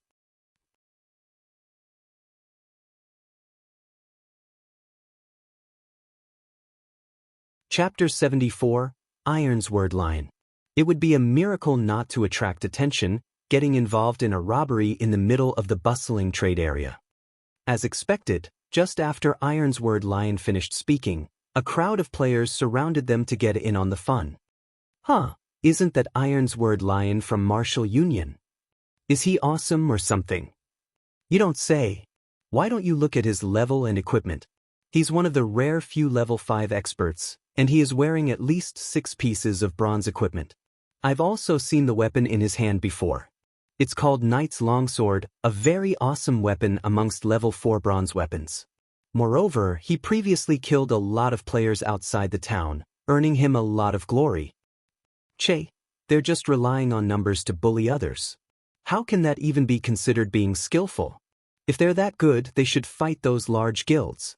At most, they can only bully newbies. They're even asking that guy for 20 silver coins. Isn't that just going overboard? Gaming experts would only have 3 or 4 silver coins on them, not to mention carrying 20. They are clearly forcing him into a corner. Shh. Speak softer. That Ironsword lion isn't bullying people with numbers. His strength is the real deal. Previously, he was a top-tier expert in a Wuxia virtual reality game, but he was compelled to transition to God's domain. Yesterday, he kill-stealed outside of town with other players and single-handedly defeated all 4 of them. Those 4 players were not noobs but gaming veterans. They are stronger than us by at least a few leagues. If Ironsword Lion were to hear you, then tough luck, buddy. At that time, your only way out would be to delete your account and start all over again. Listening up to this point, the surrounding players all sucked in a breath of cold air. They no longer dared spout baseless gossip, their eyes sending pitiful gazes toward Shifeng. Of all the people Shifeng could provoke, he had chosen to provoke an expert. Moreover, an expert that covered up the shortcomings of his subordinates. Unless Shifeng deleted and recreated his account, he would definitely have to pay the 20 silver coins. However, leveling up to level 4 was a difficult task. If Shifeng chose to delete his account, then 2 days of his effort would be wasted. The average person would rather pay up than delete their accounts. This guy is just meeting one misfortune after the other. If it were normal times, he would just have to spend a few credits to collect the 20 silver coins. Now, however, not only are the prices for God's domain game currency ridiculously high, but it is also extremely hard to buy any. Right? Seeing such a high buying price, even I am thinking of selling my game currency. However, going with this trend, the prices will still increase in the future. I want to stock up a little more, putting them up for sale later on. Just as the surrounding players were lamenting over Shifeng's bad luck, at a stall by the street, several players were quietly watching Shifeng. These players all wore luxurious equipment on their bodies, and each of them carried a faint smile on their faces. Brother Stabbing Heart, should I go lend a hand? That way, Yifeng will have to owe us a favor, a male cleric that resembled a skinny monkey asked as he looked at Stabbing Heart. Stabbing Heart fell into deep thought. He felt that the cleric's words were logical. Indeed, Shifeng had very powerful techniques, and he was also acquainted with a great character like the Snow Goddess. However, Ironsword Lion was a brutish expert. He also had the support of his guild. Overall, Shifeng was definitely in a disadvantageous situation. If Stabbing Heart were to lend Shifeng a helping hand, Shifeng would definitely be grateful to him. The favor of a great expert was extremely valuable. Often, a great expert such as Shifeng was necessary for clearing a large dungeon. However, without good relations, such experts would usually pay zero heed to invitations, and some would go so far as to look down on them in contempt.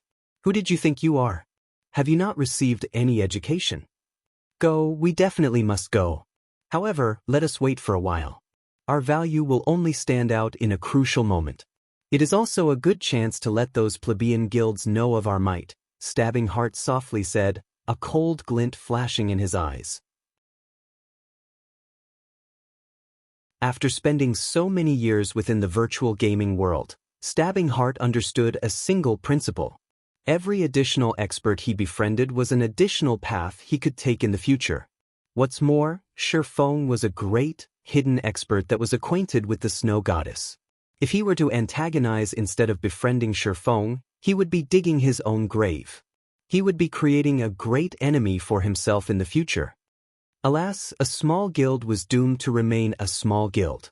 After mingling about for so many years, they did not even possess the eyesight to differentiate an expert from average players. It definitely wouldn't be long before natural selection eliminated them. When the moment came, Assassin's Alliance would kill the chicken to warn the monkey too, utilizing martial union to raise their influence in Red Leaf Town. Little fool, weren't you so awesome? How come you're acting like a fool now? I've said before that I would return, and when that time came, it would be your time of death. If you obediently hand over 20 silver coins right now, you can continue mingling about. Otherwise, delete your account and start all over again. Standing behind Ironsword Lion, Drifting Blood watched Shifeng stand there in silence. He felt immensely pleased with himself, thinking Shifeng had become afraid. However, such a reaction was only natural. Boss Ironsword's strength was a profound mystery, and even 10 of himself would not be a match to Boss Ironsword. If a mere leisure player like Shifeng were to meet the tyrannic Boss Ironsword, he might have already been shocked dumb. Enough, Drifting Blood. I'm not an evil tyrant, nor do I wish for more trouble. These 20 silver coins can be considered as a lesson to him. I want him to know who he should and should not provoke. Ironsword Lion looked Drifting Blood in the eye, then turned towards Shifeng and proudly said, "You don't have to worry either. I, Ironsword Lion, am a person who holds true to my words. Hand over 20 silver coins, and as long as you don't provoke martial union, we will not find trouble with you." Hearing Ironsword Lion say so, Shifeng really took out 20 silver coins from his bag. The silvery glow given off by the coins attracted people's hearts. At this crucial period of the game, 20 silver coins were extremely hard to procure, even if one spent credits to purchase them. As for taking out 20 silver coins in one go. Crap brat, you really are rich. So, what Drifting Blood said was indeed true. How about we become friends, and I'll cover for you in the future. Anybody who provokes you will be provoking martial union. Ironsword Lion was greatly shocked at seeing the 20 silver coins, gulping down his saliva. Even he did not possess 20 silver coins right now. He did not imagine that Shifeng, a leisure player, could bring out 20 silver coins. With that much money, Ironsword Lion would have much more confidence in competing for the Glimmer chestplate forging design. When the surrounding players saw all these silver coins, their mouths all gaped wide in shock. Shifeng was truly rich. He was definitely a tycoon. Some of the upper echelons of large guilds also had their eyes turn red after seeing this scene. Ironsword Lion's luck was truly good. He was able to meet a brother tycoon just by simply searching for a player. How could it be? From afar, Stabbing Heart's expression was one of incomparable shock after witnessing Shifeng's actions. However, what Stabbing Heart was shocked about was not the amount of money. Instead, he was shocked by Shifeng's unexpected action. Even if Shifeng could not win in a fight against martial union, this place was currently a safe zone. Nobody would dare to take action in here. After leaving the town with Shifeng's skills, escaping was definitely not a problem. So, just why did Shifeng compromise and offered up 20 silver coins? You wanted 20 silver coins, right? Shifeng asked Ironsword Lion with a smile. Let's trade. Noticing that he had lost his composure, Ironsword Lion immediately turned serious. Just as everyone was watching Ironsword Lion with envy, an incomparably pitch-black longsword pierced through the pit of Ironsword Lion's stomach. Ironsword Lion's HP was instantly reduced by over 100 points. Just as the person himself wanted to resist, he had discovered many chains binding him, preventing him from even moving a muscle. Shifeng calmly pulled the abyssal blade out from Ironsword Lion's stomach. He then followed up with a chop and an earth splitter, his sword slashing down on Ironsword Lion's body. As a result, Ironsword Lion's HP madly fell without any signs of stopping. The might of a magic weapon was incomparably shocking, even more so when coupled with a level 6 chop and a level 4 earth splitter. Killing a level 5 swordsman fully geared with bronze equipment was a truly simple matter, not to mention that Shifeng had been the one to take the initiative and carried out a sneak attack. Even an expert would fall under such circumstances. These two attacks took all of Ironsword Lion's HP. Ironsword Lion did not even get the chance to retaliate before letting out a pitiful cry, his body falling to the ground, never to move again. Then his body turned into starlight, vanishing and leaving behind a piece of equipment. Who else wants it? Shi Feng fixed his gaze on the members of Martial Union, giggling as he asked. The entire street of the trade area suddenly became deathly silent. Not a single person was able to mutter a word.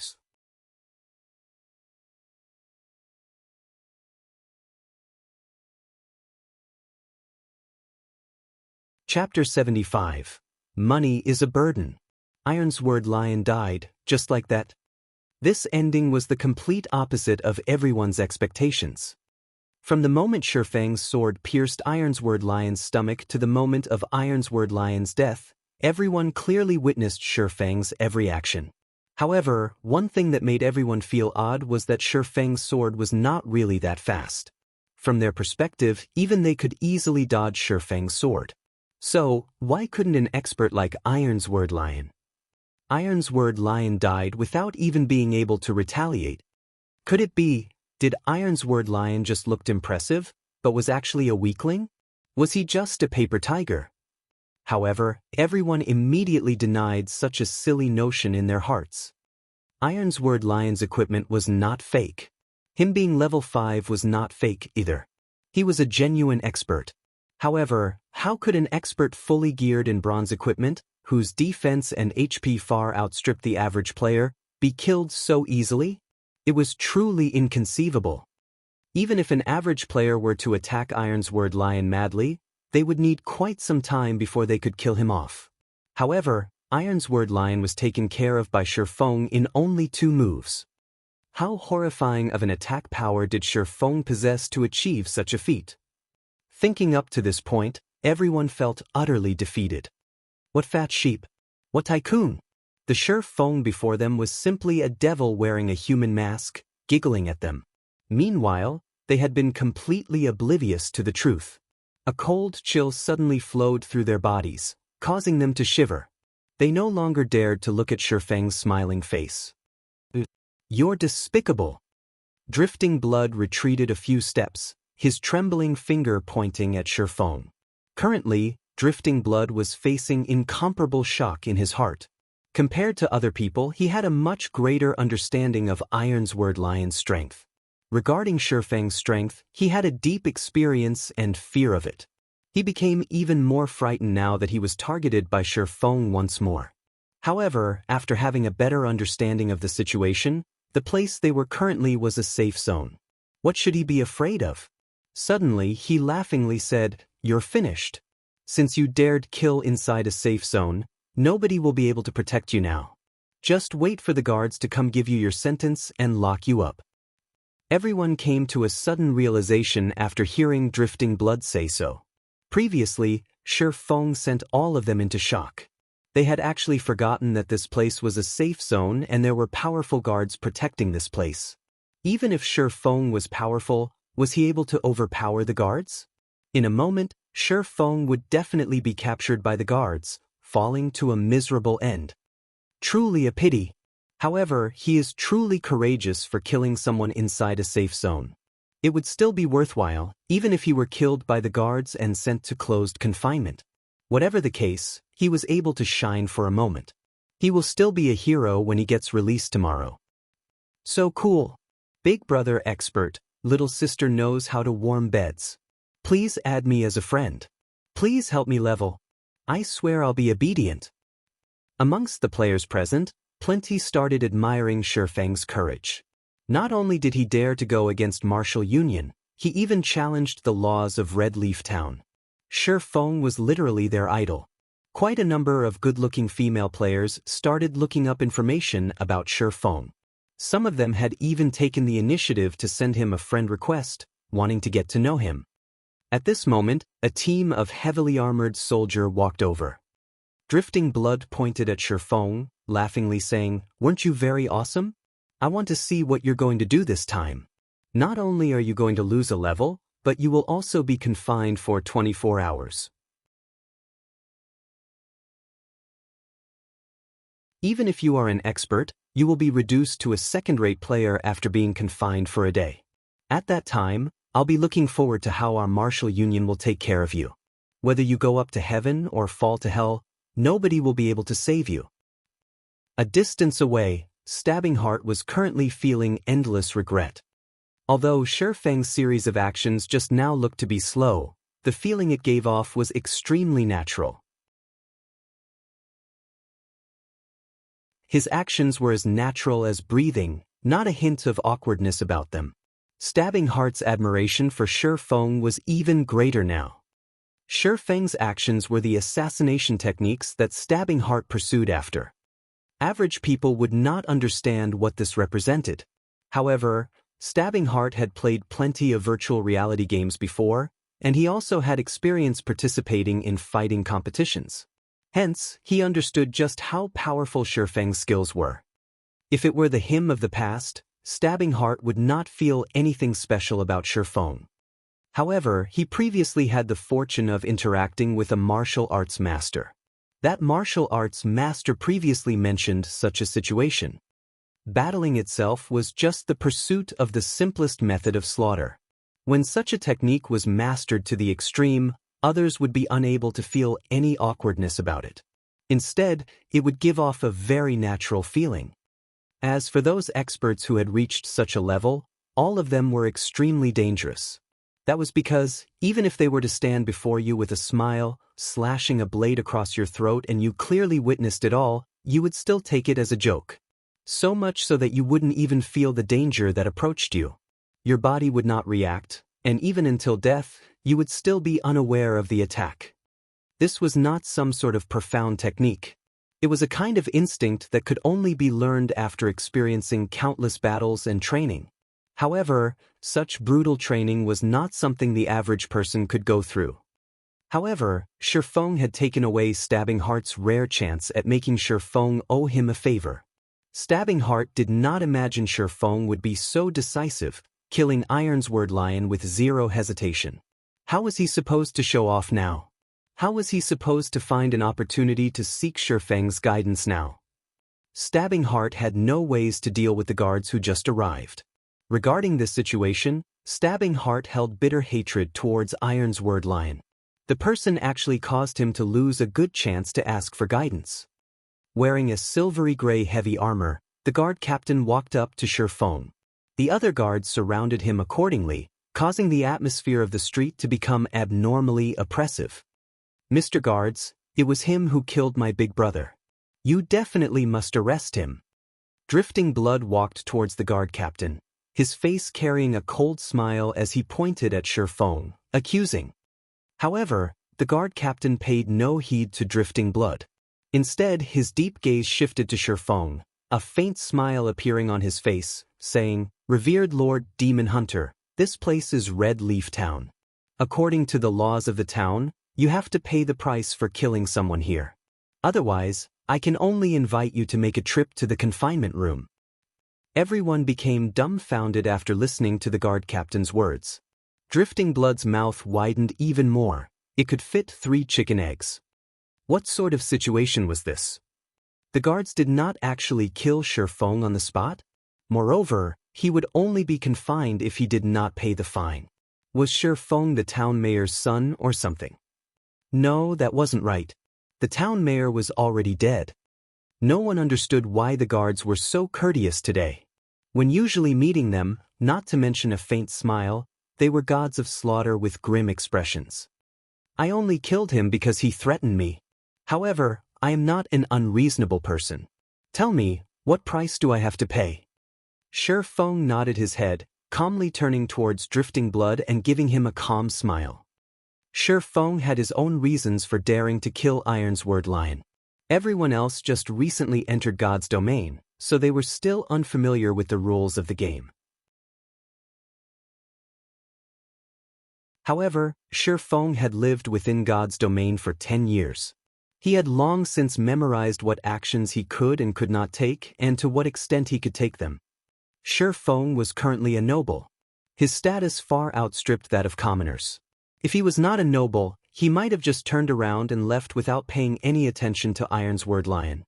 At worst, he would just start an exciting battle if they were to meet outside the town. Who would win at that time was still an unknown. However, Shi Feng was now a noble.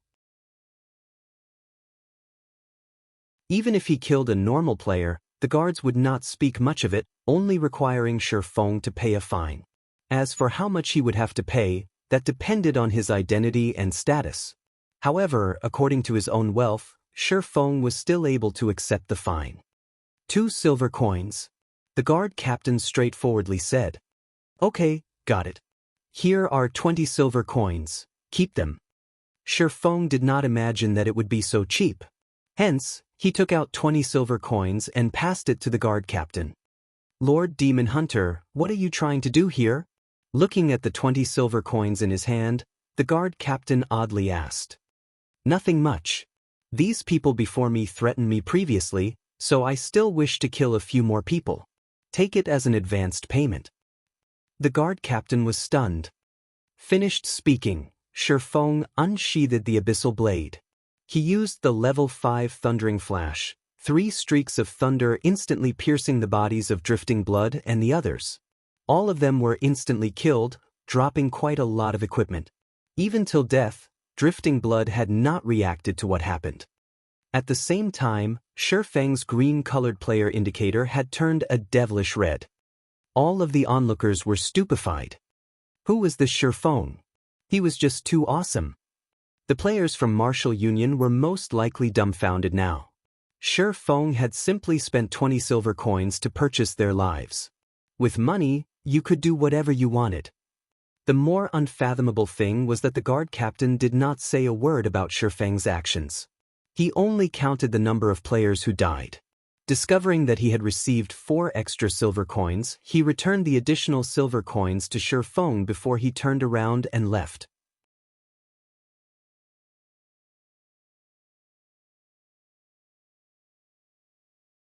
Chapter 76, Earth-Shattering Name. After getting rid of all of Martial Union's members, Shi Feng sealed the feud between him and Martial Union. However, Shi Feng did not regret his actions. Even if he turned and left just now, the players from Martial Union would not have let him go. So, he might as well weaken Martial Union's strength. He would have an easier time dealing with them the next time they met. Seeing several pieces of equipment on the ground without paying any attention to the shock and curiosity of the onlookers, Shi Feng went over and collected them. At the very least, these items could recompense the money he lost for purchasing lives. Oh, isn't this the knight's longsword? Shi Feng discovered that 2 pieces of bronze equipment dropped, and one of the 2 was the bronze weapon of Ironsword Lion. Perhaps Ironsword Lion was already spewing blood in anger in the graveyard right now. The knight's longsword was a good weapon amongst level 4 bronze equipment. In God's domain, equipment for weapons specialists and MTs were slightly higher than other equipment of the same level. Currently, the knight's longsword would be worth at least 10 silver coins. In addition to the other piece of level 3 bronze cloth armor and several pieces of common equipment. Shi Feng discovered that he actually did not take a loss. On the contrary, he had made an additional 1 or 2 silver coins. Just when Shi Feng was planning to leave, a change occurred to the gazes of the onlooking players. Greed permeated their faces. Shi Feng had easily taken care of Ironsword Lion. He even killed several elite players with a single move. Not even a ghost would believe that Shi Feng did not possess top-tier equipment. Moreover, Shi Feng was currently a red player. If a red player were killed, the penalty they received would increase. Moreover, Shi Feng had killed so many players. If he were to die, he would at least drop 3 or 4 pieces of equipment. So, what if the guards confined them for some time? Could it compare to obtaining top-tier equipment? If a noob wished to grow into an expert, having good equipment was a must. If they were to kill Shi Feng, they would have a chance at becoming an expert. So, why wouldn't they kill him, unless they were willing to remain mediocre? What? You guys are looking for trouble with me, as well? Shi Feng coldly laughed as he looked at his surroundings. It had been a while since he felt the sensation of being deep within enemy grounds. After receiving Shi Feng's cold glare, everyone inadvertently retreated. None of them dared to be the first to attack. They were all waiting for someone to attack first, then take advantage of the situation to reap benefits for themselves. All of you, get out of the way. Yi Feng is a friend of our Assassin's Alliance. Whoever looks for trouble with him will be looking for trouble with our Assassin's Alliance. At this moment, Stabbing Heart, along with a group of over 10 subordinates, created a path through the crowd as they headed towards Shifeng. When the players who wanted to kill Shifeng heard Stabbing Heart, every one of them were shocked. Who actually was Shifeng? Not only did he possess formidable strength, but the Assassins' Alliance even protected him. The Assassins' Alliance was well known throughout Red Leaf Town. It was the sole second-rate guild in Red Leaf Town, and its members could be found throughout the entire Star Moon Kingdom. However, the core strength of the Assassins' Alliance was located around the area of White River City. Other guilds could not compare to its influence. If they were to become enemies with the Assassins' Alliance, they would really have to delete their accounts and start all over again. That was because the Assassins' Alliance was famed for their assassinations. The feeling of being targeted by a group of assassins, just thinking about it could make a person tremble with unease. With the appearance of the Assassins' Alliance, the surrounding players no longer dared to have ideas over Shifeng. Since they could not fish up any advantages, everyone promptly left the scene. Many thanks, Shifeng said gratefully, looking towards Stabbing Heart. Nonsense. With Brother Yifeng's strength, even if I didn't show up, they would still be helpless against you. I was just pushing the boat along the current.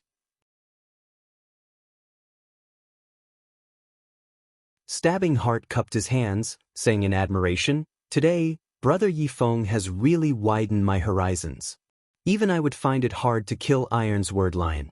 I did not imagine Brother Yifeng's skills to be so powerful as to get rid of Iron's Word Lion in just a few moves." "I was just lucky," Shifeng calmly said with a smile. Brother Yifeng really is humble. However, there is one matter that I can't make sense of. Why won't the guards find trouble with Brother Yifeng, even when you killed players in the safe zone? Stabbing Heart had faintly guessed the answer already, however, he still did not believe that Shifeng could accomplish it that quickly. "Nothing much. I only have such a special privilege because I just completed a quest and became a noble in Red Leaf Town." Shifeng did not hide the truth from Stabbing Heart. He knew that he would not be able to hide it, so he might as well reveal a portion of the truth. As for the Demon Hunter title, he would still have to keep it a secret. Otherwise, it would be too eye-catching and attract unwanted trouble. Stabbing Heart's heart loudly thumped when hearing Shifeng's explanation. His eyes stared at Shifeng, mind-boggled. Assassin's Alliance had spent an unknown amount of effort to obtain reputation for Red Leaf Town. Yet, they only managed to obtain 10 reputation to date. Even Broken Wind, guild leader of the first-rate guild, Star River Federation, was only a first-class citizen, and there was still a long way to go before he became a noble. However, the Shifeng before him was actually a noble already. The difference between them was just too huge. Originally, Stabbing Heart already had a high estimation of Shifeng's strength. He truly did not imagine that he was still underestimating Shifeng. However, according to his memory, he was acquainted with most of the top-tier experts that use swords. Even the ones he weren't acquainted with, he had at least met before. However, Shifeng did not resemble any of the figures in Stabbing Heart's memory. However, the world was a wide place. There was bound to be some top-tier experts who hid from the world. Now that God's domain's influence was growing larger by the day, it wasn't particularly strange for these experts to enter God's domain as well. It was no wonder that the Snow Goddess acted extremely friendly when dealing with Shifeng. Stabbing Heart guessed that Shifeng was an extremely famous but hidden expert and that he was merely unaware of him. The earlier he tightened the connection with such hidden experts, the greater the aid it would be towards the guild's future development. Thinking of up to this point, Stabbing Heart smiled slightly. He felt his luck was good for discovering a top-tier expert like Shifeng. Shifeng, on the other hand, did not know why Stabbing Heart suddenly smiled. He took a glance at the street filled with guilds purchasing game currency, abruptly asking, "Brother Stabbing Heart, I wonder what has happened here? Why are there so many guilds trying to collect game currency?" "Oh, you don't know?" Stabbing Heart was slightly shocked, looking at Shifeng with astonished eyes. This matter had already become well known amongst the players in White River City, so how could Shifeng not know about it? Shifeng shook his head, saying, "I've been doing my quest all this time, only returning now. So that's why." This matter has also only recently started. Stabbing Heart came to a realization. He then explained, not long ago, a glimmer chestplate forging design appeared on the auction house.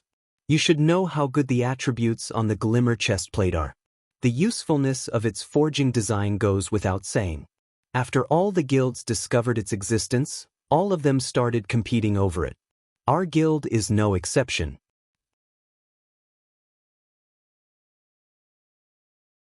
Unfortunately, our guild's background is still slightly lacking, and Star River Federation won the forging design for 2 gold and 33 silver coins. Originally, our guild had already given up. However, it wasn't long before another glimmer chestplate forging design appeared on the auction house. That was the start of all the commotion. Every guild has started to madly collect funds, all of them wanting to bid on it. The bidding this time ended with the glimmer chestplate forging design being sold for 2 gold 51 silver coins.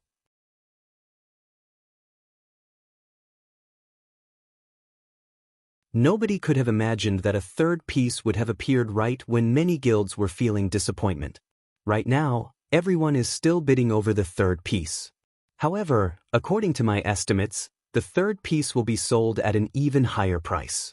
Only, nobody knows if there will be more of the forging designs up for auction, so I came here to collect game currency.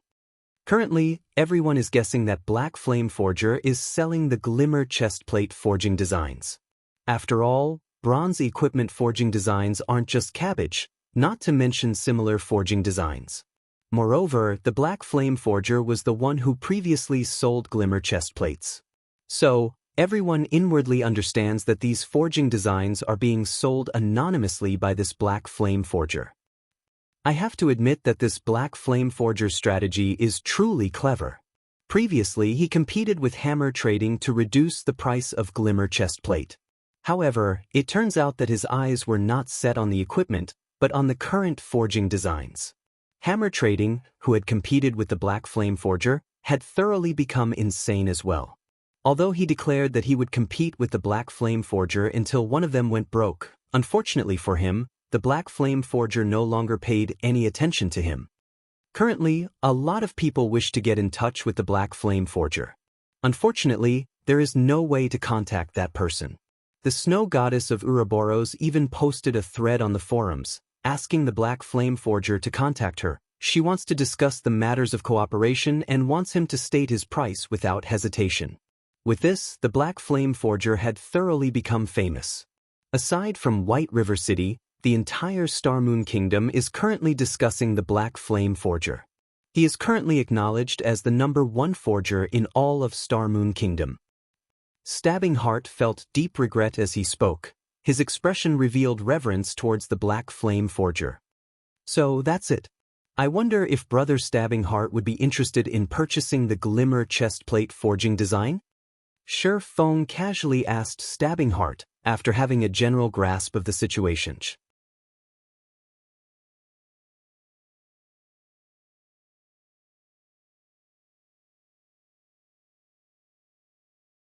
Chapter 77, Adding Fuel to the Fire. Although Shi Feng only casually asked, Stabbing Heart's head, however, abruptly spun, his eyes looking at Shi Feng with anticipation.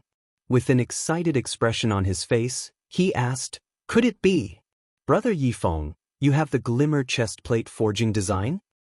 Currently, forging designs for bronze equipment were madly fought over by the large guilds, all of them competing with the depth of their financial backing. Nobody could firmly say the remaining number of glimmer chestplate forging designs that would be sold. Maybe the first-rate guilds would buy up all the forging designs. Second-rate guilds' chance to obtain one might never come. If he could obtain a forging design for a bronze equipment right now, then the Assassins' Alliance could stay a step ahead of the other second-rate guilds. They would be able to create a great reputation for themselves and make a large profit. At that time, they would have a greater chance when competing over White River City. However, Shi Feng simply shook his head. Stabbing Heart's excited mood was suddenly extinguished, becoming downhearted. However, after he gave it some thought, aside from the Black Flame Forger and hammer trading, there had yet to be a third player who could bring out a forging design. After all, such an item depended on luck to obtain it. Didn't you want to bid for the glimmer chest plate? I can lend you some money, Shi Feng said in an unhurried tone. Realization struck Stabbing Heart. Shi Feng indeed was very rich. It was obvious that he had considerable possessions from the way he was able to take out 20 silver coins without effort. However, compared to those first-rate guilds, the difference was still far too great. It would be amazing if Shi Feng had 30 to 40 silver coins. Hence, Stabbing Heart said with a sigh, Brother Yifeng, it's not that I don't believe you, but the glimmer chestplate forging design's price is just too high. Just 20 or 30 silver coins won't be very useful. Oh, then how much do you need to bid for it? Shi Feng confidently asked. Although Shi Feng did not know how much was needed to bid for the forging design, he had over 4 gold coins that he obtained from the 2 forging designs that were sold. The money from these 2 items had already been deposited in his bag, so he was certain he would be able to bid for the 3rd glimmer chestplate forging design successfully. He could also make Stabbing Heart owe him a favor by doing so. In any case, these coins would still end up in his hands. Why would he be against this decision? The results of the glimmer chestplate forging design far surpassed Shi Feng's expectations. With this many guilds going all out, competing for the forging design, it was no wonder there was a game currency shortage, causing the price to soar. However, this situation was a very good news to Shi Feng. If Shi Feng did not add fuel to the fire right now, he would not be doing his long period of arduous effort any justice. Stabbing Heart raised 3 fingers, helplessly saying, the competition right now is becoming increasingly heated. According to my estimates, we would need at least 3 gold coins to secure the bid. Otherwise, there is no hope for success. How much do you have on your side? Shi Feng asked, taking the initiative. He did not intend to lend Stabbing Heart 3 gold coins in a single breath. I have 2 gold 10 silver. It is extremely hard to collect game currency right now, as the other guilds have purchased almost all of it. I have already planned to give up the competition and instead go and level up, Stabbing Heart said with a sigh. Then I'll lend you 90 silvers. That way, you will have collected 3 gold coins, Shi Feng said, smiling. He immediately selected to trade with Stabbing Heart, placing 90 silver coins in the trade window. Stabbing Heart was suddenly shocked when he saw the 90 silver coins inside the trade window. He did not imagine Shi Feng would possess that much money. Also, Shi Feng had also spent over 10 silver coins just now. Didn't that mean that Shi Feng had at least 1 gold coin on his person? If the Assassins' Alliance did not put all their efforts into collecting funds, then the guild's fluid funds would be similar to the amount Shi Feng possessed. However, they were a second-rate guild, and their guild members numbered over 20,000. They also had a specialized 500-man money farming team. Meanwhile, the money Shi Feng had earned, alone, was actually more or less the same as their guilds. Brother Yifeng, thank you truly. I will repay this favor in the future. Stabbing Heart excitedly exclaimed, however, I can't just let brother take a loss. Tomorrow, I will definitely return 1 gold coin to you. Currently, the game currency of God's domain was extremely precious, especially in this period where forging designs were being competed over. Originally, Stabbing Heart wanted to purchase it using credits. However, when he thought about the preciousness of the game currency, it was hard to buy, even if he had the money. Moreover, Shi Feng did not lack credits. Hence, he did not have the nerve to let those words leave his mouth and instead chose to compensate Shi Feng with an interest of 10 silver coins. However, Shi Feng had become slightly speechless as he only wished for credits. He was shouldering a large debt right now. In addition to the workshop and the rent he needed in the future, he was desperately in need of money. What would he do with that much game currency? How could it be as dependable as credits? The earlier he started his workshop, the earlier he could recruit stable party members. When he could enter large-scale dungeons, he would be able better earn money, level up, and increase the workshop's reputation, building a better foundation for establishing his guild. If he started too late, it would be hard even to set foot in White River City. Every moment counted right now. Brother Stabbing Heart, don't say it such. If you didn't show up today, I would not be able to avoid a bloody battle. I owe you a favor, so for these 90 silvers, I'll just sell you each silver coin at 60 credits. Every guild would be in need of coins in the initial stages of the game, so you don't have to be polite with me, Shi Feng said in a sincere tone. Stabbing Heart was immediately moved by Shi Feng's words. He thought that Shi Feng was a friend who was worth knowing. If he returned Shi Feng 1 gold coin tomorrow, it would cause quite a lot of trouble to the guild's operation. Moreover, nurturing forgers and purchasing materials required large sums of coins. It couldn't be any better if he purchased them using credits. I can't thank Brother Yi Feng enough. However, 60 credits is a little too low. I don't have the nerve to buy them at that price, and just saying it would cause others to make fun of me. I'll buy each silver coin for 80 credits for a total of 7,200 credits. I'll transfer them to your account immediately. Stabbing Heart was very joyful. Even if Shi Feng were to have complaints about the matter, Stabbing Heart would still stubbornly transfer all 7,200 credits to Shi Feng. Brother Yi Feng, I'll be leaving to bid for the forging design first. If you have any problems in the future, please don't hesitate to contact me. I'll definitely go all out to help you. Finished speaking, Stabbing Heart hurriedly left with his subordinates to the auction house. Seeing the additional 7,200 credits in his bank account, Shi Feng helplessly smiled. His opinion of Stabbing Heart grew even more favorable in his heart. Currently, his bank account had more than 20,000 credits. The money for 2 virtual gaming helmets was now secured. At the very least, he would not lose the virtual gaming helmet after the 7-day duration was up and lose the ability to play God's domain. The remaining task he had was to earn even more money and collect some funds before the start of the school's fellowship party. Who knew he might obtain a great chance at the fellowship party, building an unshakable foundation for his workshop. In Shi Feng's previous life, Shadow had obtained a big chance at the fellowship party.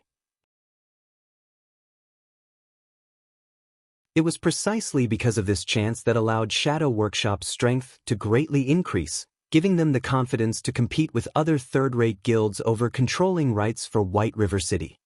In this life, since he was to attend the fellowship party, he would not let go of this great opportunity, naturally. He would compete for as much as he could.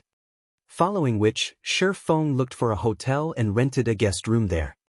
In Red Leaf Town, the red name above his head was too eye-catching. If he did not look for a way to deal with it, his every action would attract the attention of surrounding players. I never thought I would have to use this item this quickly. Shi Feng took out the demon mask from his bag. He could not help but shake his head and laugh. If he did not have this item, he really would have a difficult time solving the matter of his red name. After wearing the demon mask, Shi Feng adjusted his facial appearance. His new appearance was very different from his original self. At the same time, his red name also turned green. If others did not possess a high-leveled observation skill, they would not be able to see through his disguise. After confirming that there were no problems, Shi Feng placed his remaining 3 gold coins onto the virtual trade center. Each silver coin was sold for 80 credits. Based on the current level of competition, as long as the Assassin's Alliance successfully bid for the forging design, those first-rate guilds and other second-rate guilds would most likely be unable to sit tight. The competition then would be more insane than now. Shi Feng was not worried that his game currency would not sell. Just as Shi Feng was about to leave the hotel, a sudden realization flashed past him. He lightly tapped his own forehead. How could I forget about this thing? Now that I have the demon's mask, how can I not properly use it? Shi Feng revealed a bright smile.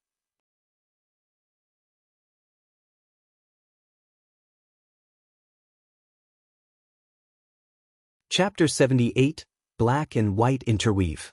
The demon mask was able to hide the user's identity. In God's domain, it would be inconvenient for Shi Feng to reveal himself in many matters. However, with the demon mask, he would be able to have another identity to move about in the darkness, carrying out many tasks that he, himself, could not do. And right now was one such time. After walking out of the hotel, Shifeng took a look at his surroundings. He discovered several players behaving oddly. Their eyes were glued onto the hotel's main entrance as if they were waiting for something. However, due to the effects of the demon mask, these players did not pay any attention to Shifeng. Why hasn't that brat come out yet? Is he planning to stay inside there until his red name changes back? An assassin standing outside the hotel entrance said impatiently. What are you in a rush for? That brat is dead for sure. He actually dared to sneak an attack on Boss Ironsword. He even killed so many of our brothers. The enmity between him and Martial Union has already reached an irreconcilable state. I want to see just how long he can hide. If he were to wait foolishly, instead of killing monsters to reduce the weight of his crime, he would need to wait more than 30 hours before his red name disappears. Even if he is currently powerful, after more than 30 hours have gone by, our equipment and levels will surpass him by a huge leap. At that time, killing him to level 0 will be much easier, another assassin said with a sneer. While these players from Martial Union were making fun of Shifeng, they did not notice their target standing right next to them, and that he heard every single detail of their conversation. Martial Union sure is quick in taking action. They really are thinking highly of me if they sent a party of assassins to watch out for me. Unfortunately, I don't have the time to play around with them. I'll just let them wait for the sky to turn bright. Shifeng had long since guessed that Ironsword Lion would not let him go. After all, Shifeng had crossed paths with Ironsword Lion many times in his previous life. He had a very good understanding of Ironsword Lion's personality. Ironsword Lion would definitely want revenge. Even if he had to pay a great price, as long as he was able to obtain revenge, he would definitely do it. Moreover, he would repay it hundreds to thousands of times over. If one were to put it nicely, Ironsword Lion was a simple man. If one were to put it badly, however, Ironsword Lion was a person with a one-track mind. Others could easily discern his thoughts. Following which, Shifeng departed from the hotel with a carefree attitude.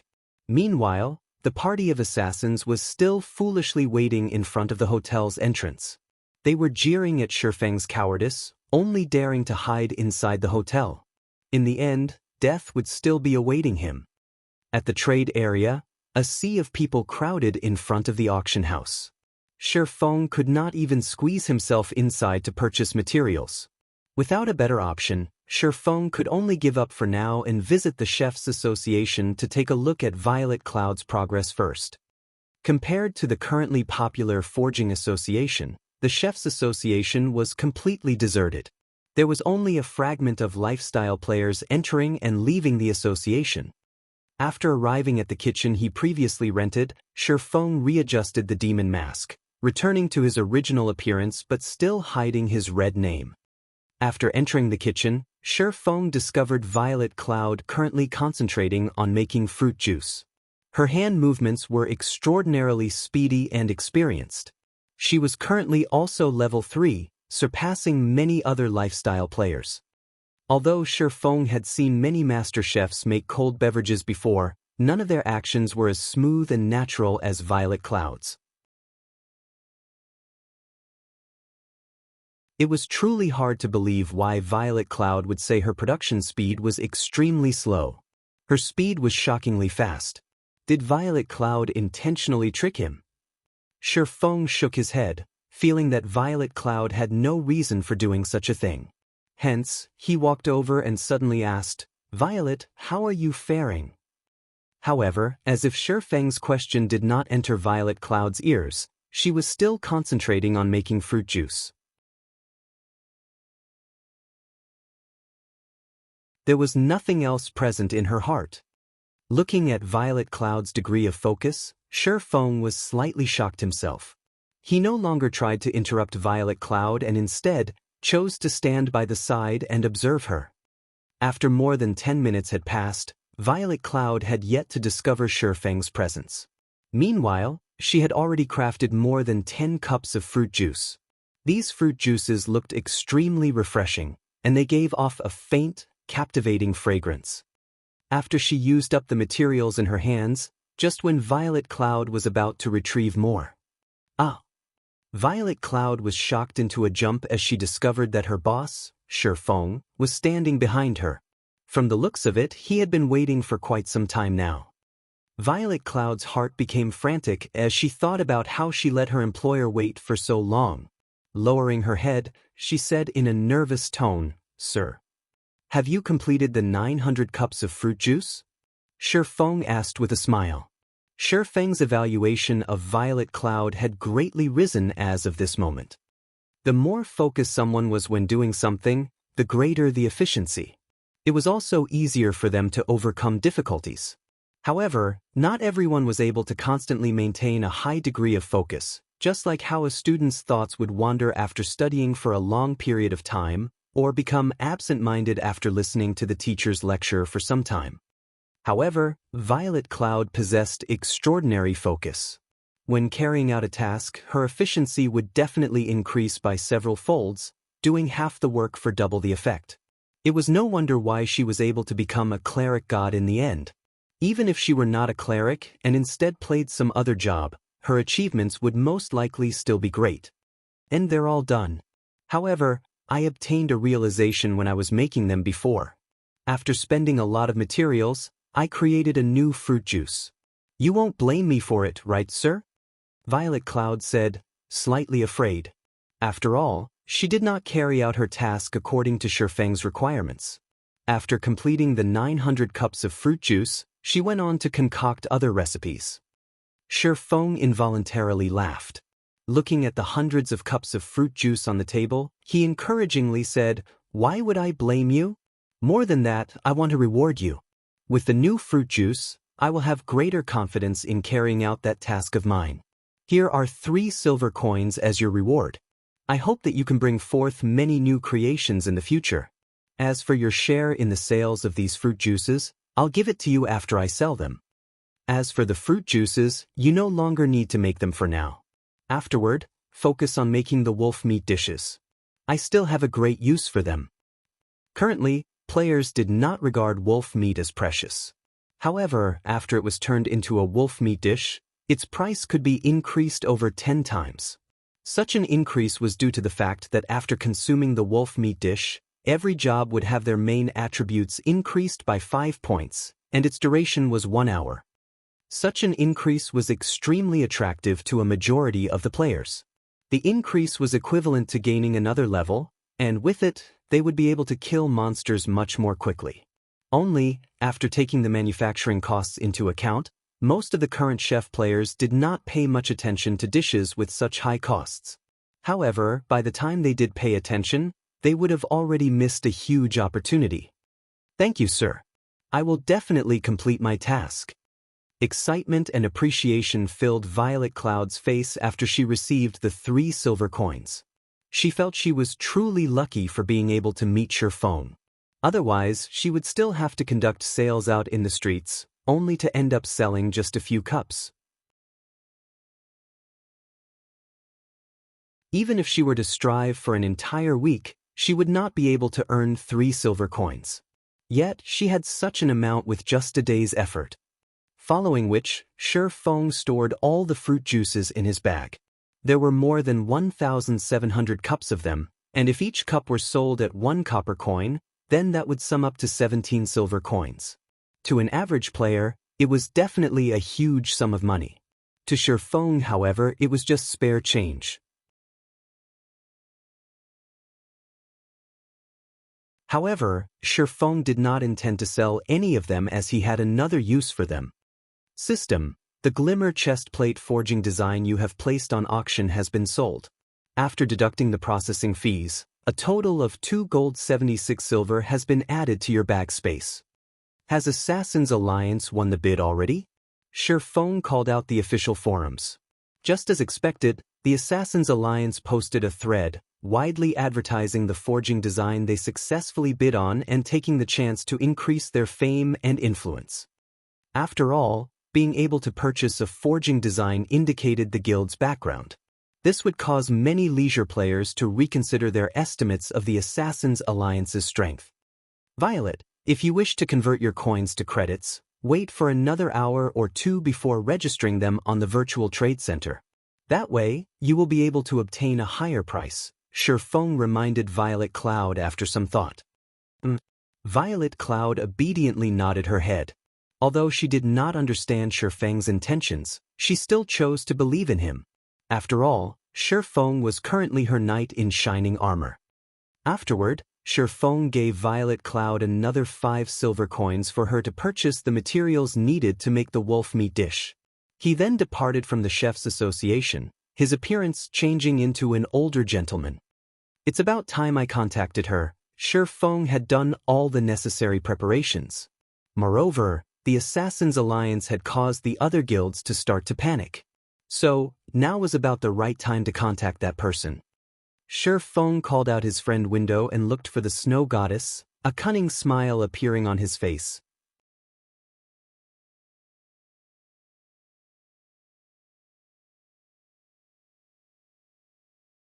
Chapter 79, Mysterious Black Flame. In the core area of Kuruk Fields, one could see groups of grassland lion cubs every 100 meters or so. If a party's positioning were slightly off, they would attract tens of grassland lion cubs towards them. Moreover, at the large tree located in central region of the fields, there lived a level 6 elite grassland lion. That place could be said to be a forbidden area for level 6 players. However, inside this forbidden area, Gentle Snow's party was constantly clearing the surrounding level 6 grassland lion cubs. They were clearing out an empty land for the purpose of hunting the elite grassland lion. If ordinary players were to see their daring actions, they would definitely exclaim in astonishment. A party waged battle against more than 10 grassland lion cubs. Wearing a suit of azure armor, Gentle Snow valiantly battled. She was like a war goddess, fighting 1 against 10,000.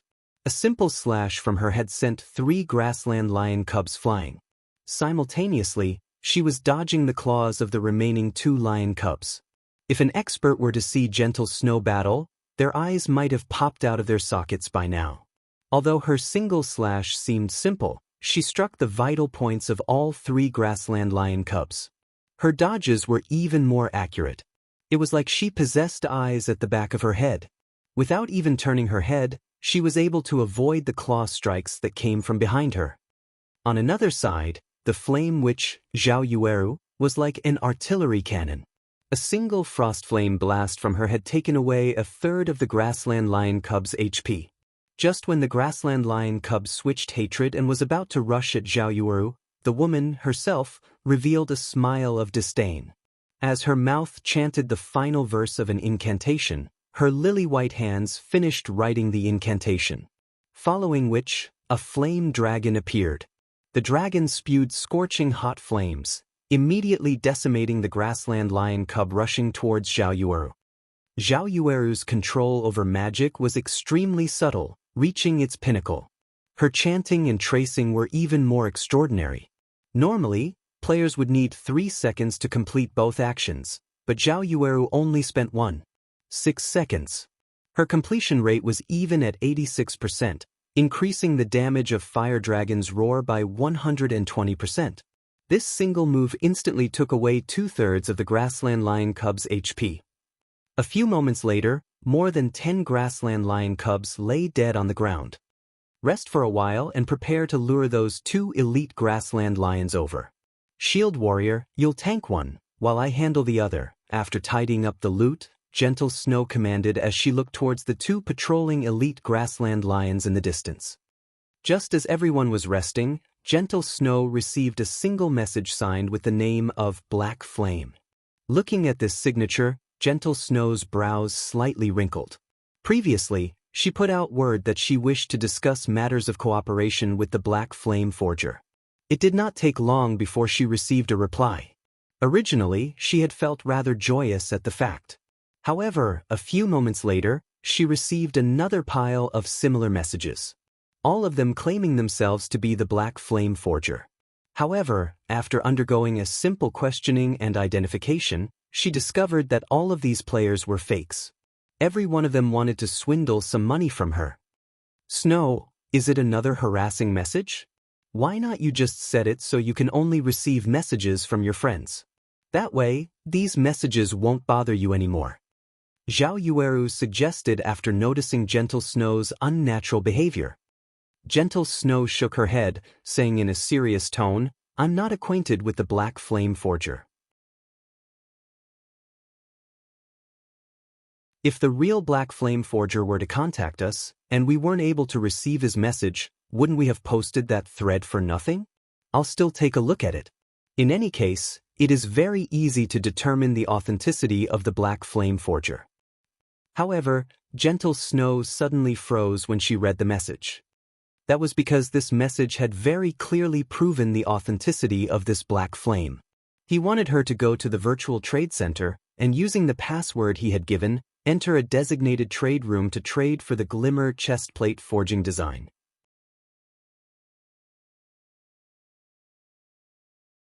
It seems that I finally have some gains after waiting for so long. Gentle Snow revealed a faint smile. From the contents of the message, she could clearly feel that this Black Flame was the real deal. Otherwise, he would not suggest trading the forging design at the virtual trade center. After all, Black Flame imposters would not have a forging design. What is it? Did the real Black Flame contact you? Looking at Gentle Snow nodding to her question, Zhao Yueru became immediately excited. Wishing to meet this mysterious forger, she asked, "When do we meet him?" Currently, the Black Flame Forger was known by everybody. He was even in possession of a forging design that could increase a guild's influence. After carrying out one questionable action after another, only now did they find out his true motive. Zhao Yueru couldn't help but admit the brilliance of the Black Flame Forger's methods. He paid such a huge price all to control the initiative in the game played by the various guilds. Now, every guild within the area of White River City could not help but get caught up in this spiral, otherwise, they would be eliminated by the other guilds. His unpredictable actions even caused her to feel admiration. He was unlike a certain someone who was clearly just a lucky bastard, yet still pretended to be an expert. Just thinking about that person made Zhao Yueru's blood boil in anger. Compared to the Black Flame Forger, the difference between them was thousands of miles apart. I just contacted him. However, he does not want to add us as friends. He only said he wants to meet at the level 8 map, Physis Canyon, in 4 hours. Physis Canyon isn't that far away from our current location. I'll buy the forging design first, then we'll quickly clear up these elite grassland lions. If we hurry over, we should be able to make it. Even Gentle Snow was clearly excited right now. There were so many first-rate guilds in Star Moon Kingdom, yet she didn't imagine that the Black Flame Forger would actually be willing to cooperate with them. She couldn't help but admit that they were extremely lucky, or maybe that Black Flame had some other plans. In any case, she wouldn't be able to see through the thoughts of this Black Flame. Great. Then let's hurry. If we make him wait too long, it would be terrible if he didn't want to meet us anymore. Zhao Yueru abruptly stood up, excitedly saying so. Look at you in such a hurry. We still have time. Gentle Snow rolled her eyes at Zhao Yueru. She did not imagine that Zhao Yueru would be so interested in Black Flame. Normally, she would not be as enthusiastic towards other people she met. Meanwhile, Shifeng, the target of Gentle Snow and Zhao Yueru's conversation, had already departed from Red Leaf Town. He was running towards the White Sand Ruins. The White Sand Ruins was a level 10 monster area. It was also one of the must-come leveling areas for players of Red Leaf Town and several other nearby towns. That was because the quests available here were very numerous. Amongst them, there was no lack of guild quests and reputation quests. There were even 2 unique quests here. The rewards for these 2 unique quests were extremely bountiful, and they would bring plenty of benefits to Shifeng when he officially entered White River City in the future. Hence why Shifeng was running to the White Sand Ruins. Just as Shifeng arrived at a sea of white sand, a message from Gentle Snow arrived. The message stated that they had to delay the meeting time by an hour suddenly, and as a compensation, aside from buying the forging design at price of 24,000 credits, they would give him an additional 20,000 credits. Their wealth was practically overbearing. Shifeng did not really mind the delay in time. In any case, he also needed quite some time to complete the quests here. Meanwhile, 20,000 credits was 2 months' worth of salary of a gold-collar worker. Gentle Snow used it as compensation for being late. Moreover, this was only the start of the business between them, yet he had already earned more than 40,000 credits. He could not help but admit that there were many benefits for working with a person like Gentle Snow, especially when the person herself was not lacking money. Even the rich from other virtual reality games could not compete with her. Following which, based on his memories, Shi Feng searched for a secret path in the White Sand ruins.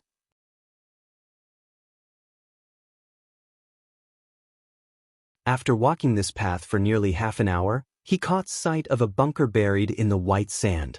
2 level 10 elite black steel dwarves guarded the bunker's entrance. One of the 2 unique quests, Steel Fortress Barusha, could be found inside this bunker.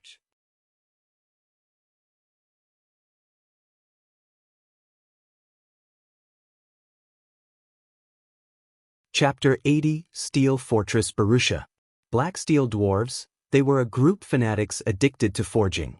The civilization of the Black Steel Dwarves was once incomparably brilliant, and their shadows could be found in the creation of countless pieces of legendary equipment.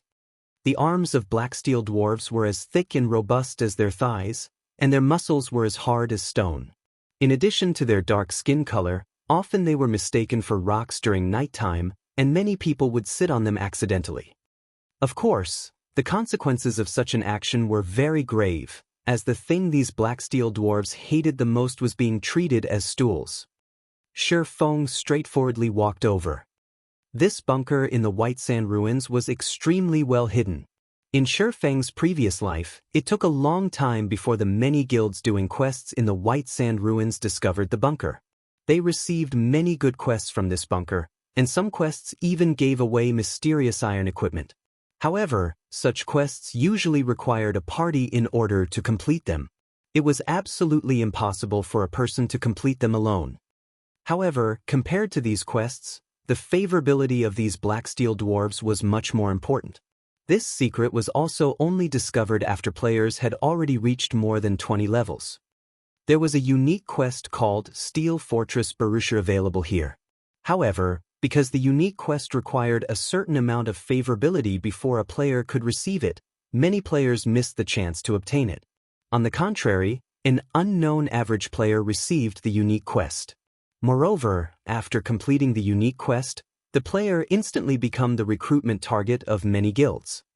Arriving in front of the bunker's entrance, the 2 elite Black Steel Dwarves standing guard let Shi Feng enter after giving him a simple glance. The inside of the bunker was very large. It was just like an underground town. Black Steel Dwarves were everywhere, and the majority of the streets were composed of either weapons and equipment shops or bars, with very few places of entertainment. Moving along the main street, Shi Feng arrived before a steel building after making several turns and detours. The building was the city hall, and when Shi Feng entered the building, the town mayor, a level 30 elite NPC, quickly noticed him. As it has been a long time since any outsiders entered this small town, the mayor happily went up to welcome Shi Feng. "Hello, adventurer. Welcome to Stonehammer Town. I am Blackbeard, the town mayor." Blackbeard warmly said, "Hello, Lord Mayor. It is my first time coming here, so I wonder if I could be of any use to you?" Shi Feng performed respectfully, as such actions would give NPCs a more favorable opinion of him. Blackbeard caressed his thick beard. After thinking for a while, he said, "Adventurer, our small town indeed needs help. The weather of area around here is getting hotter by the day, and our water supply is continuously diminishing. As a result, it is getting harder for the inhabitants to live in this small town. I will pay a sufficient price, so I hope you can help us obtain a large water supply or something that can help with the heat." "System, do you wish to accept the quest? Blackbeard's request?" Shi Feng revealed a faint smile. He was here exactly because of this. "I will be happy to help," Shi Feng responded. The most important thing in Rockhammer Town was the town mayor's favorability. However, the town mayor's favorability was not that easy to obtain. That was because the quest he gave was not easy to complete. Moreover, the rewards of the quest were few, causing many players to give up on grinding for the town mayor's favorability. System. Quest, Blackbeard's request accepted. Offer 100 bags of clear water or 5 cups of cold beverage to the town mayor Blackbeard.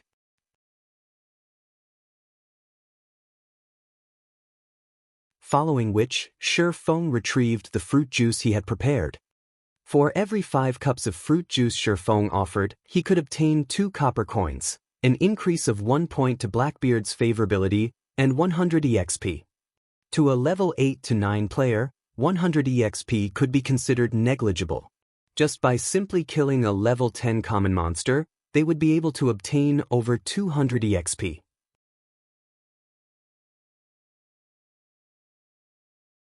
Moreover, 100 bags of clear water were sold for 5 copper coins in other towns, and 5 cups of the cheapest kind of cold beverage would similarly cost 5 copper coins. After deducting the cost, that meant that players would be spending 3 copper coins in exchange for 100 EXP. Only a lunatic would be willing to do such a thing. However, Feng was very willing. To his current level, 100 EXP was not a small amount. It was a lot more than the EXP he would obtain from killing a level 5 common monster. Following which, Feng handed over fruit juices without stop. After he handed over 1,000 cups of fruit juice, he obtained a total of 400 copper coins and 200 points of favorability. He also obtained 20,000 EXP, instantly bringing him up to 69% of level 4. He had risen so much just within 10 short minutes. It was literally faster than grinding on level 10 elite monsters. After his favorability reached 200 points, Feng started asking Blackbeard about the unique quest. However, Blackbeard remained silent, his eyes darting about, pretending to know nothing about the quest. As expected, my favorability is still not high enough. Feng had more or less expected such a result. Hence, he brought out Violet Cloud's new type of fruit juice. Lord Mayor, what do you think about this kind of fruit juice? After seeing this new fruit juice, Blackbeard took it in his hands and gave it a whiff. Suddenly, both his eyes shone as he excitedly said, "This cup completely surpasses the previous 5 cups. Adventurer, I wonder how many of these do you have? I am willing to pay an extra 1 copper coin to purchase it." Feng couldn't help but be stunned when he saw Blackbeard's extremely satisfied expression. He did not imagine that Violet Cloud's craftsmanship would be so good as to tempt even an NPC into willingly to concede. Such a situation was very rarely seen in God's domain. Since Blackbeard liked the new fruit juice, Feng naturally continued the transaction without stop. He had a total of 750 cups of the new type of fruit juice. Every cup earned him 3 copper coins, 1 point of favorability, and 100 EXP. It could be seen just how much Blackbeard loved this item. In such a way, Feng easily received 2,250 coppers and 750 points of favorability. He also received 75,000 EXP, instantly bringing him to 46% of level 5. His leveling speed was like a rocket. Unfortunately, making the new type of fruit juice required a lot of time. Moreover, Violet Cloud still had other matters to tend to. Otherwise, Feng really wanted Violet Cloud to make up to 10,000 cups for him, instantly rushing to level 10 and over. With 950 points of favorability, the town mayor Blackbeard finally opened his mouth. Moreover, he did not hide any secrets this time. He was treating Feng like his close friend. Feng had even received the Stonehammer key, which had not been mentioned by the player in his previous life. System. Unique quest, Steel Fortress Baruchan accepted. Player is required to go to Physis Canyon to look for the fallen Steel Fortress Barusha and obtain the Titan's heart from within it. Town Mayor Blackbeard will provide an extremely bountiful reward for it. With such a high amount of favorability, Feng could also purchase forging designs from Blackbeard. Feng was shocked after taking a rough look at the available items.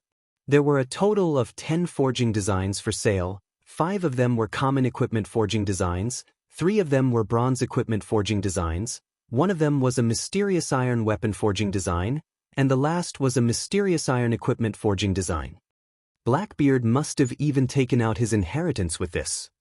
These forging designs were all for level 8 to level 10 equipment. However, the bronze equipment forging designs were sold for 60 silver coins each, while the mysterious iron-ranked forging designs were sold for up to 1 gold and 50 silver coins. Even if an average player were to discover them, they would definitely be unable to purchase them. Fortunately, this time around, Shi Feng had sold another 3 pieces of the glimmer chestplate forging design. The money he possessed increased by more than 9 gold coins once more. Otherwise, even he could only look at the items with envy.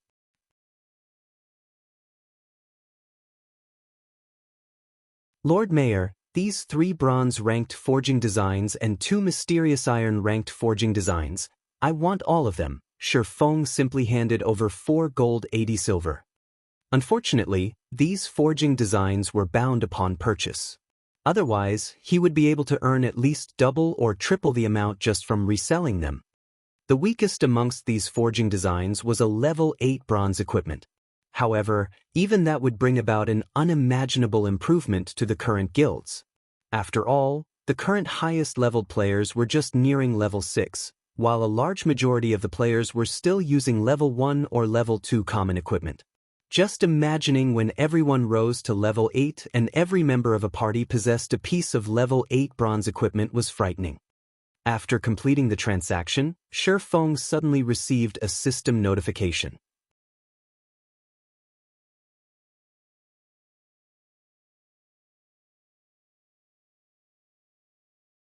Chapter 81, Equipment Improvement. Shi Feng was shocked after reading the system notification. Blackbeard's favorability of him rose to 1,000 points, reaching the level of revered. System, congratulations! You are the first player to achieve revered favorability with an NPC, rewarding 1 mysterious iron treasure chest. Luck really can't be stopped once it comes. I wonder what items will come out? Shi Feng impatiently opened the refined mysterious iron treasure chest. Inside the treasure chest, there was a piece of equipment and an ornament. Dark Pursuer's Cape, Secret Silver Rank.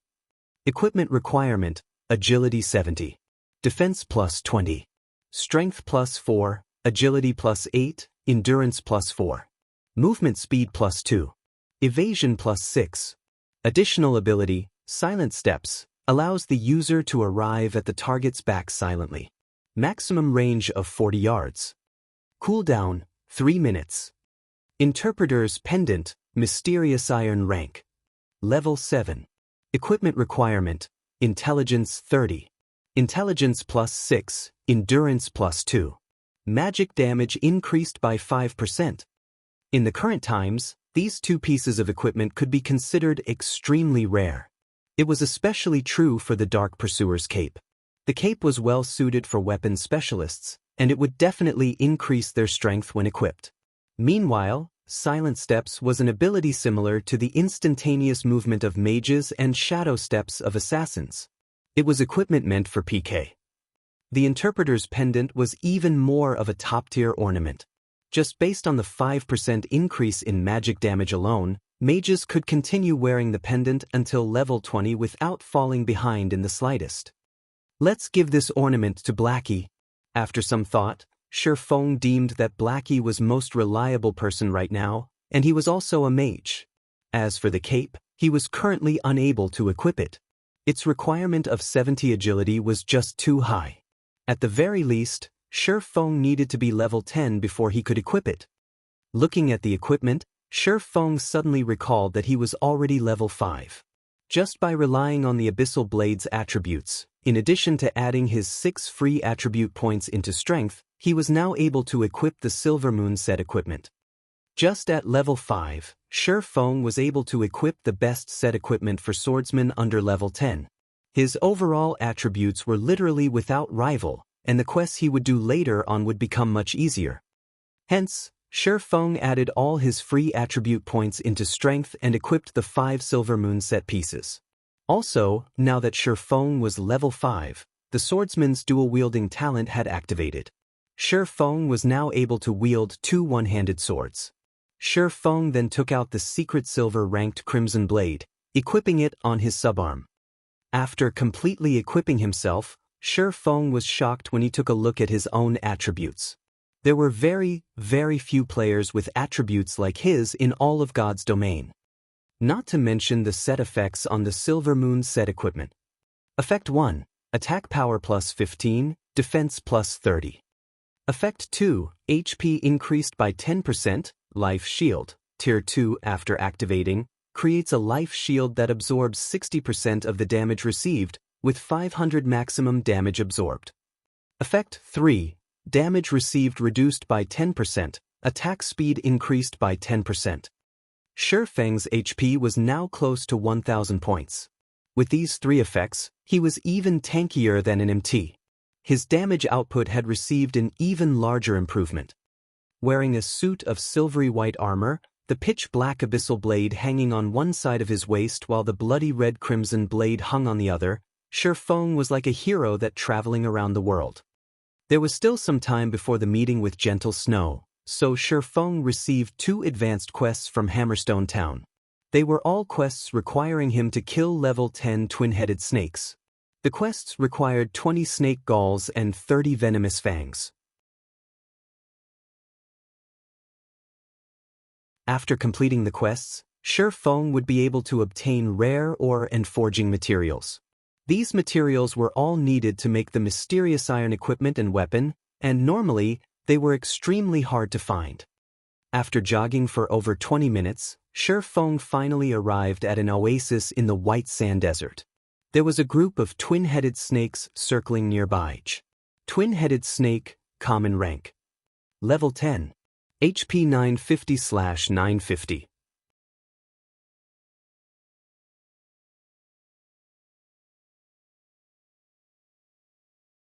Although the twin-headed snakes had low HP, an average level 10 player would not be capable of going solo against them.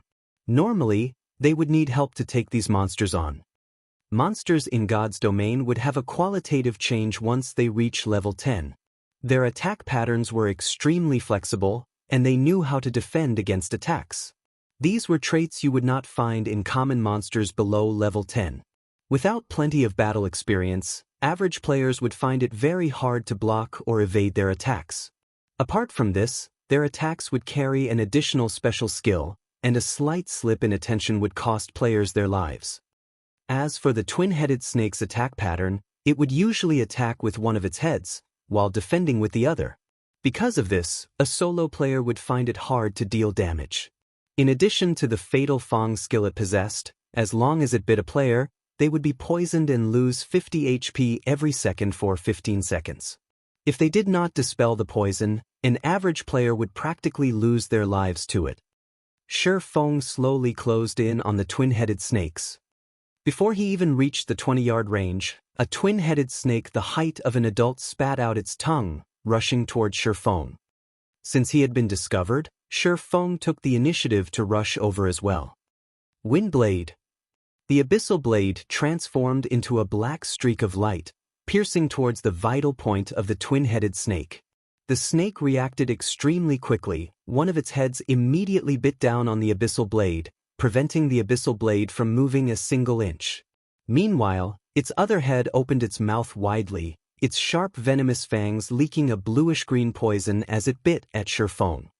Shi Feng's other hand waved the crimson blade, the weapon transforming into a red streak as it slashed at the twin-headed snake. Peng! He stuck as the twin-headed snake was retreating, and a damage of over 60 points appeared above its head. On the other hand, Shi Feng only lost slightly more than 10 HP, and he did not retreat even a single step backward. Following which, the abyssal blade slashed towards the undefended belly of the twin-headed snake, immediately causing -96 damage. Incidentally, the abyssal blade's ability, Doom Curse, was triggered, greatly reducing the twin-headed snake's attributes. However, Shi Feng was not finished. He continued slashing the crimson blade, piercing the twin-headed snake's vital points and causing another -112 damage. By the time the twin-headed snake started reacting, its HP had already been reduced by half. When one of the snakeheads bit at Shifeng, he dodged to a side, and his foot stomped on the ground, pushing him forward. His actions caught the other snakehead by surprise, rendering it unable to attack or defend. Double chop. The abyssal blade and crimson blade pierced deeply into the twin-headed snake's abdomen.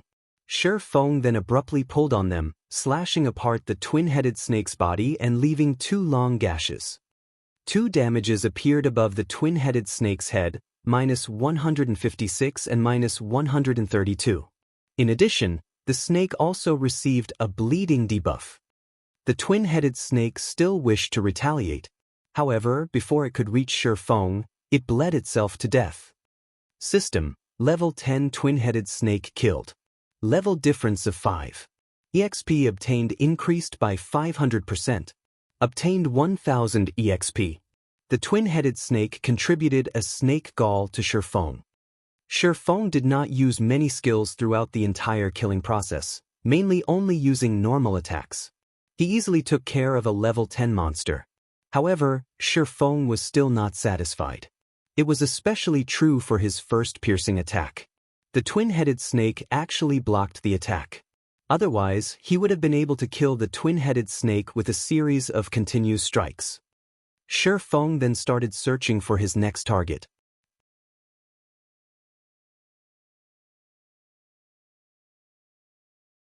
After an hour, Shifeng had killed over 40 twin-headed snakes.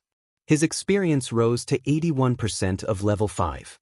His leveling speed was like a rocket, and his experience gain was even faster than that of forging equipments. Shifeng couldn't help but have mixed feelings about it. With the entire Silver Moon set equipment in addition to 2 top-tier weapons, killing monsters that were of higher levels became extremely easy.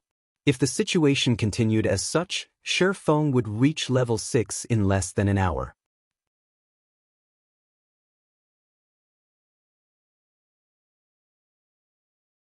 I'm still missing 3 snake galls and 5 venomous fangs.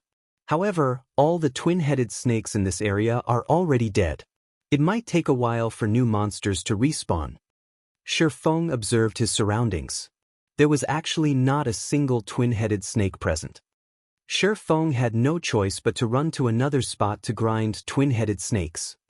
However, just after taking a few steps, 3 twin-headed snakes slithered out from the oasis. Amongst the 3, one of them had larger heads than the other 2, and there was also a horn on each of its heads. This was a snake king patrolling its territory. Then, a rare elite, is it? Shifeng licked his lips when he saw the twin-headed snake king, his lips revealing a faint smile. A rare elite was not something that a person could often meet. It would appear randomly, and its strength was slightly more than normal elite monsters. Its drop rate was also extremely good. Being able to meet one depended all on lucks.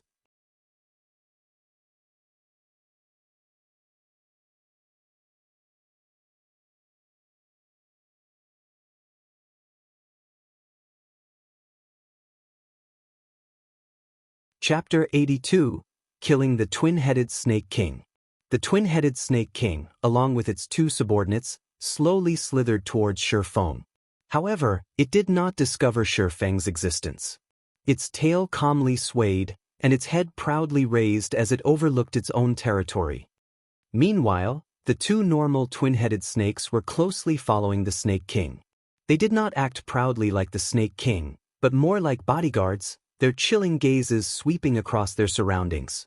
As long as there were any signs of activity, they would immediately become their king's sharp swords, killing all enemies that were harmful to their king.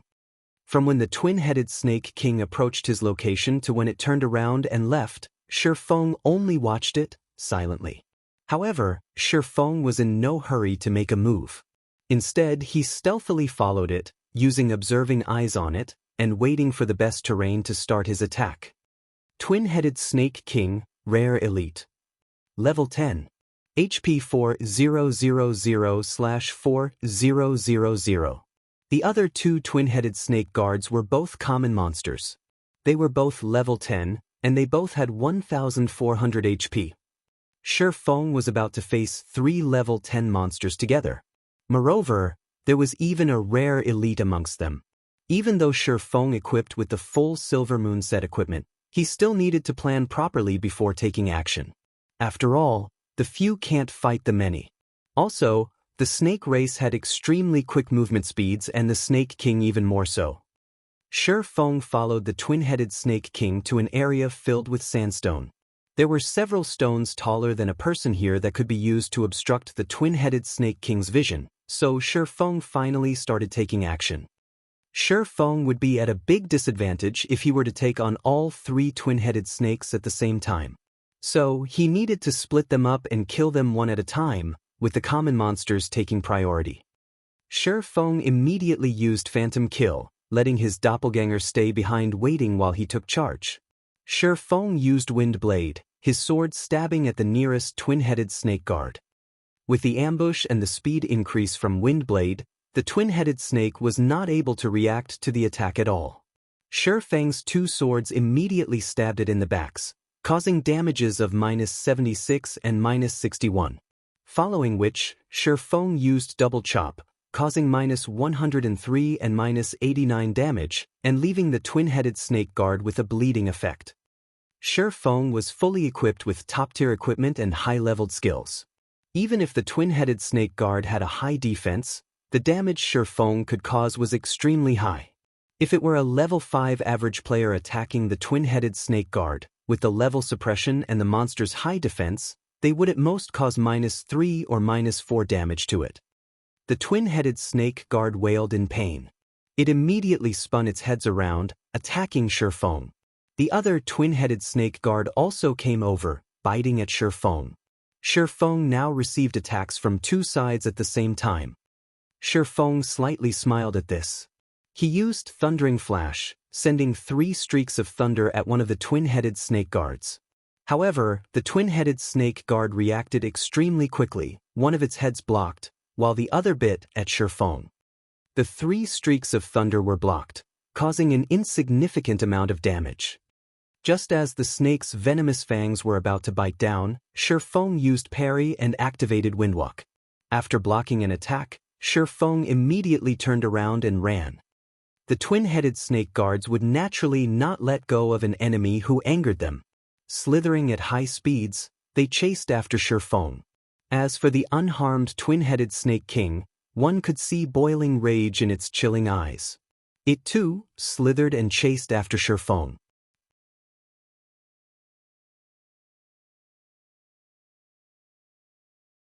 However, just after the twin-headed Snake King moved several yards, Shi Feng's doppelganger used Windblade and rushed at the twin-headed Snake King. The doppelganger slashed at the twin-headed Snake King's neck, causing -24 damage. The twin-headed Snake King was enraged by this attack. With the speed of a thunderbolt, the twin-headed Snake King bit at the doppelgangers. As the doppelganger's goal had been achieved, it too activated Windwalk, turning around and leaving.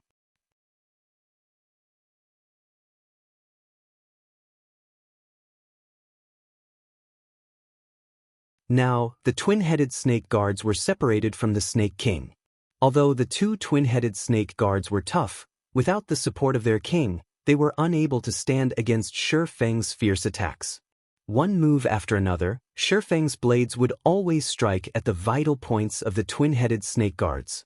After all, the Silver Moon set equipment was not just for show. Right now, Shi Feng's agility exceeded 60 points.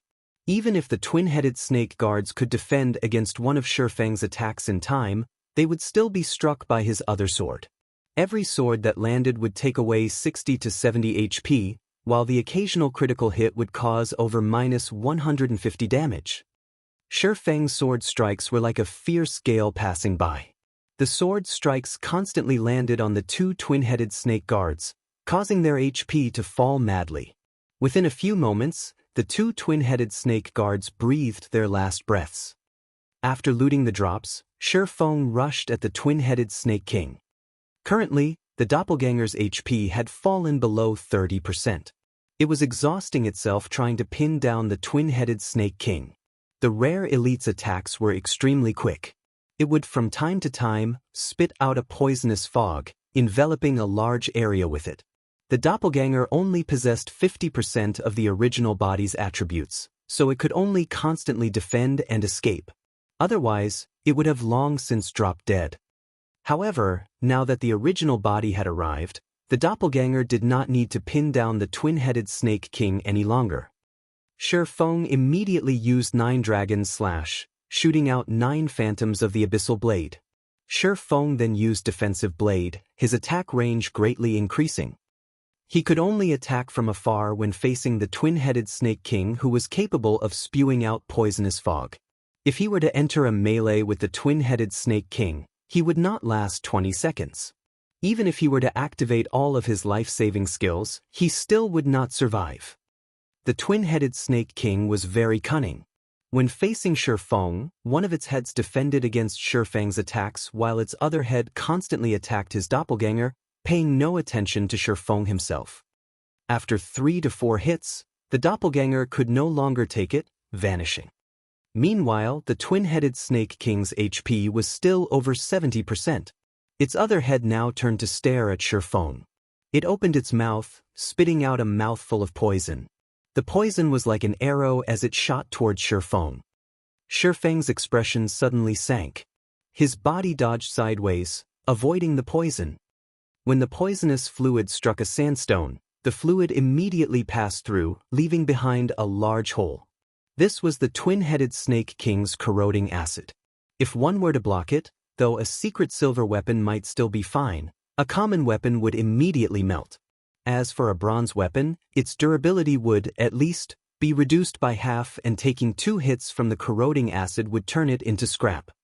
In such a way, one man and one snake started maintaining their distance between each other, attacking and dodging. Shi Feng madly slashed his swords, streak after streak of sword light filling up the area. Meanwhile, the twin-headed Snake King's 2 heads spat out poison without halt, leaving behind countless holes. From time to time, it would also fill a large area with a poisonous fog, leaving not even a blade of grass alive.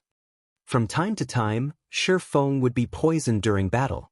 After over 10 minutes of constant battle, even though Shi Feng was constantly drinking basic regeneration potions as soon as the cooldown was finished, his remaining HP was only at 8%. Meanwhile, the twin-headed Snake King still had 14% of its HP remaining. Seeing as both their HPs were low, the twin-headed Snake King revealed a sinister look.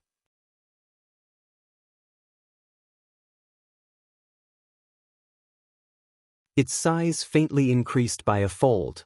Then, suddenly, it leaped into the air. One of its heads widely opened its mouth, revealing its snow-white poisonous fangs, while its other head spewed out poisonous fog.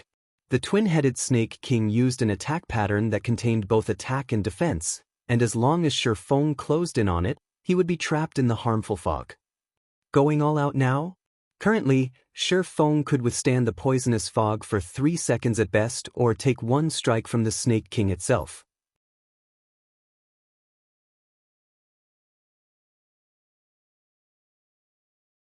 Hence, Shi Feng took out a bottle of basic regeneration potion from his bag, gulping it down and recovering 180 HP.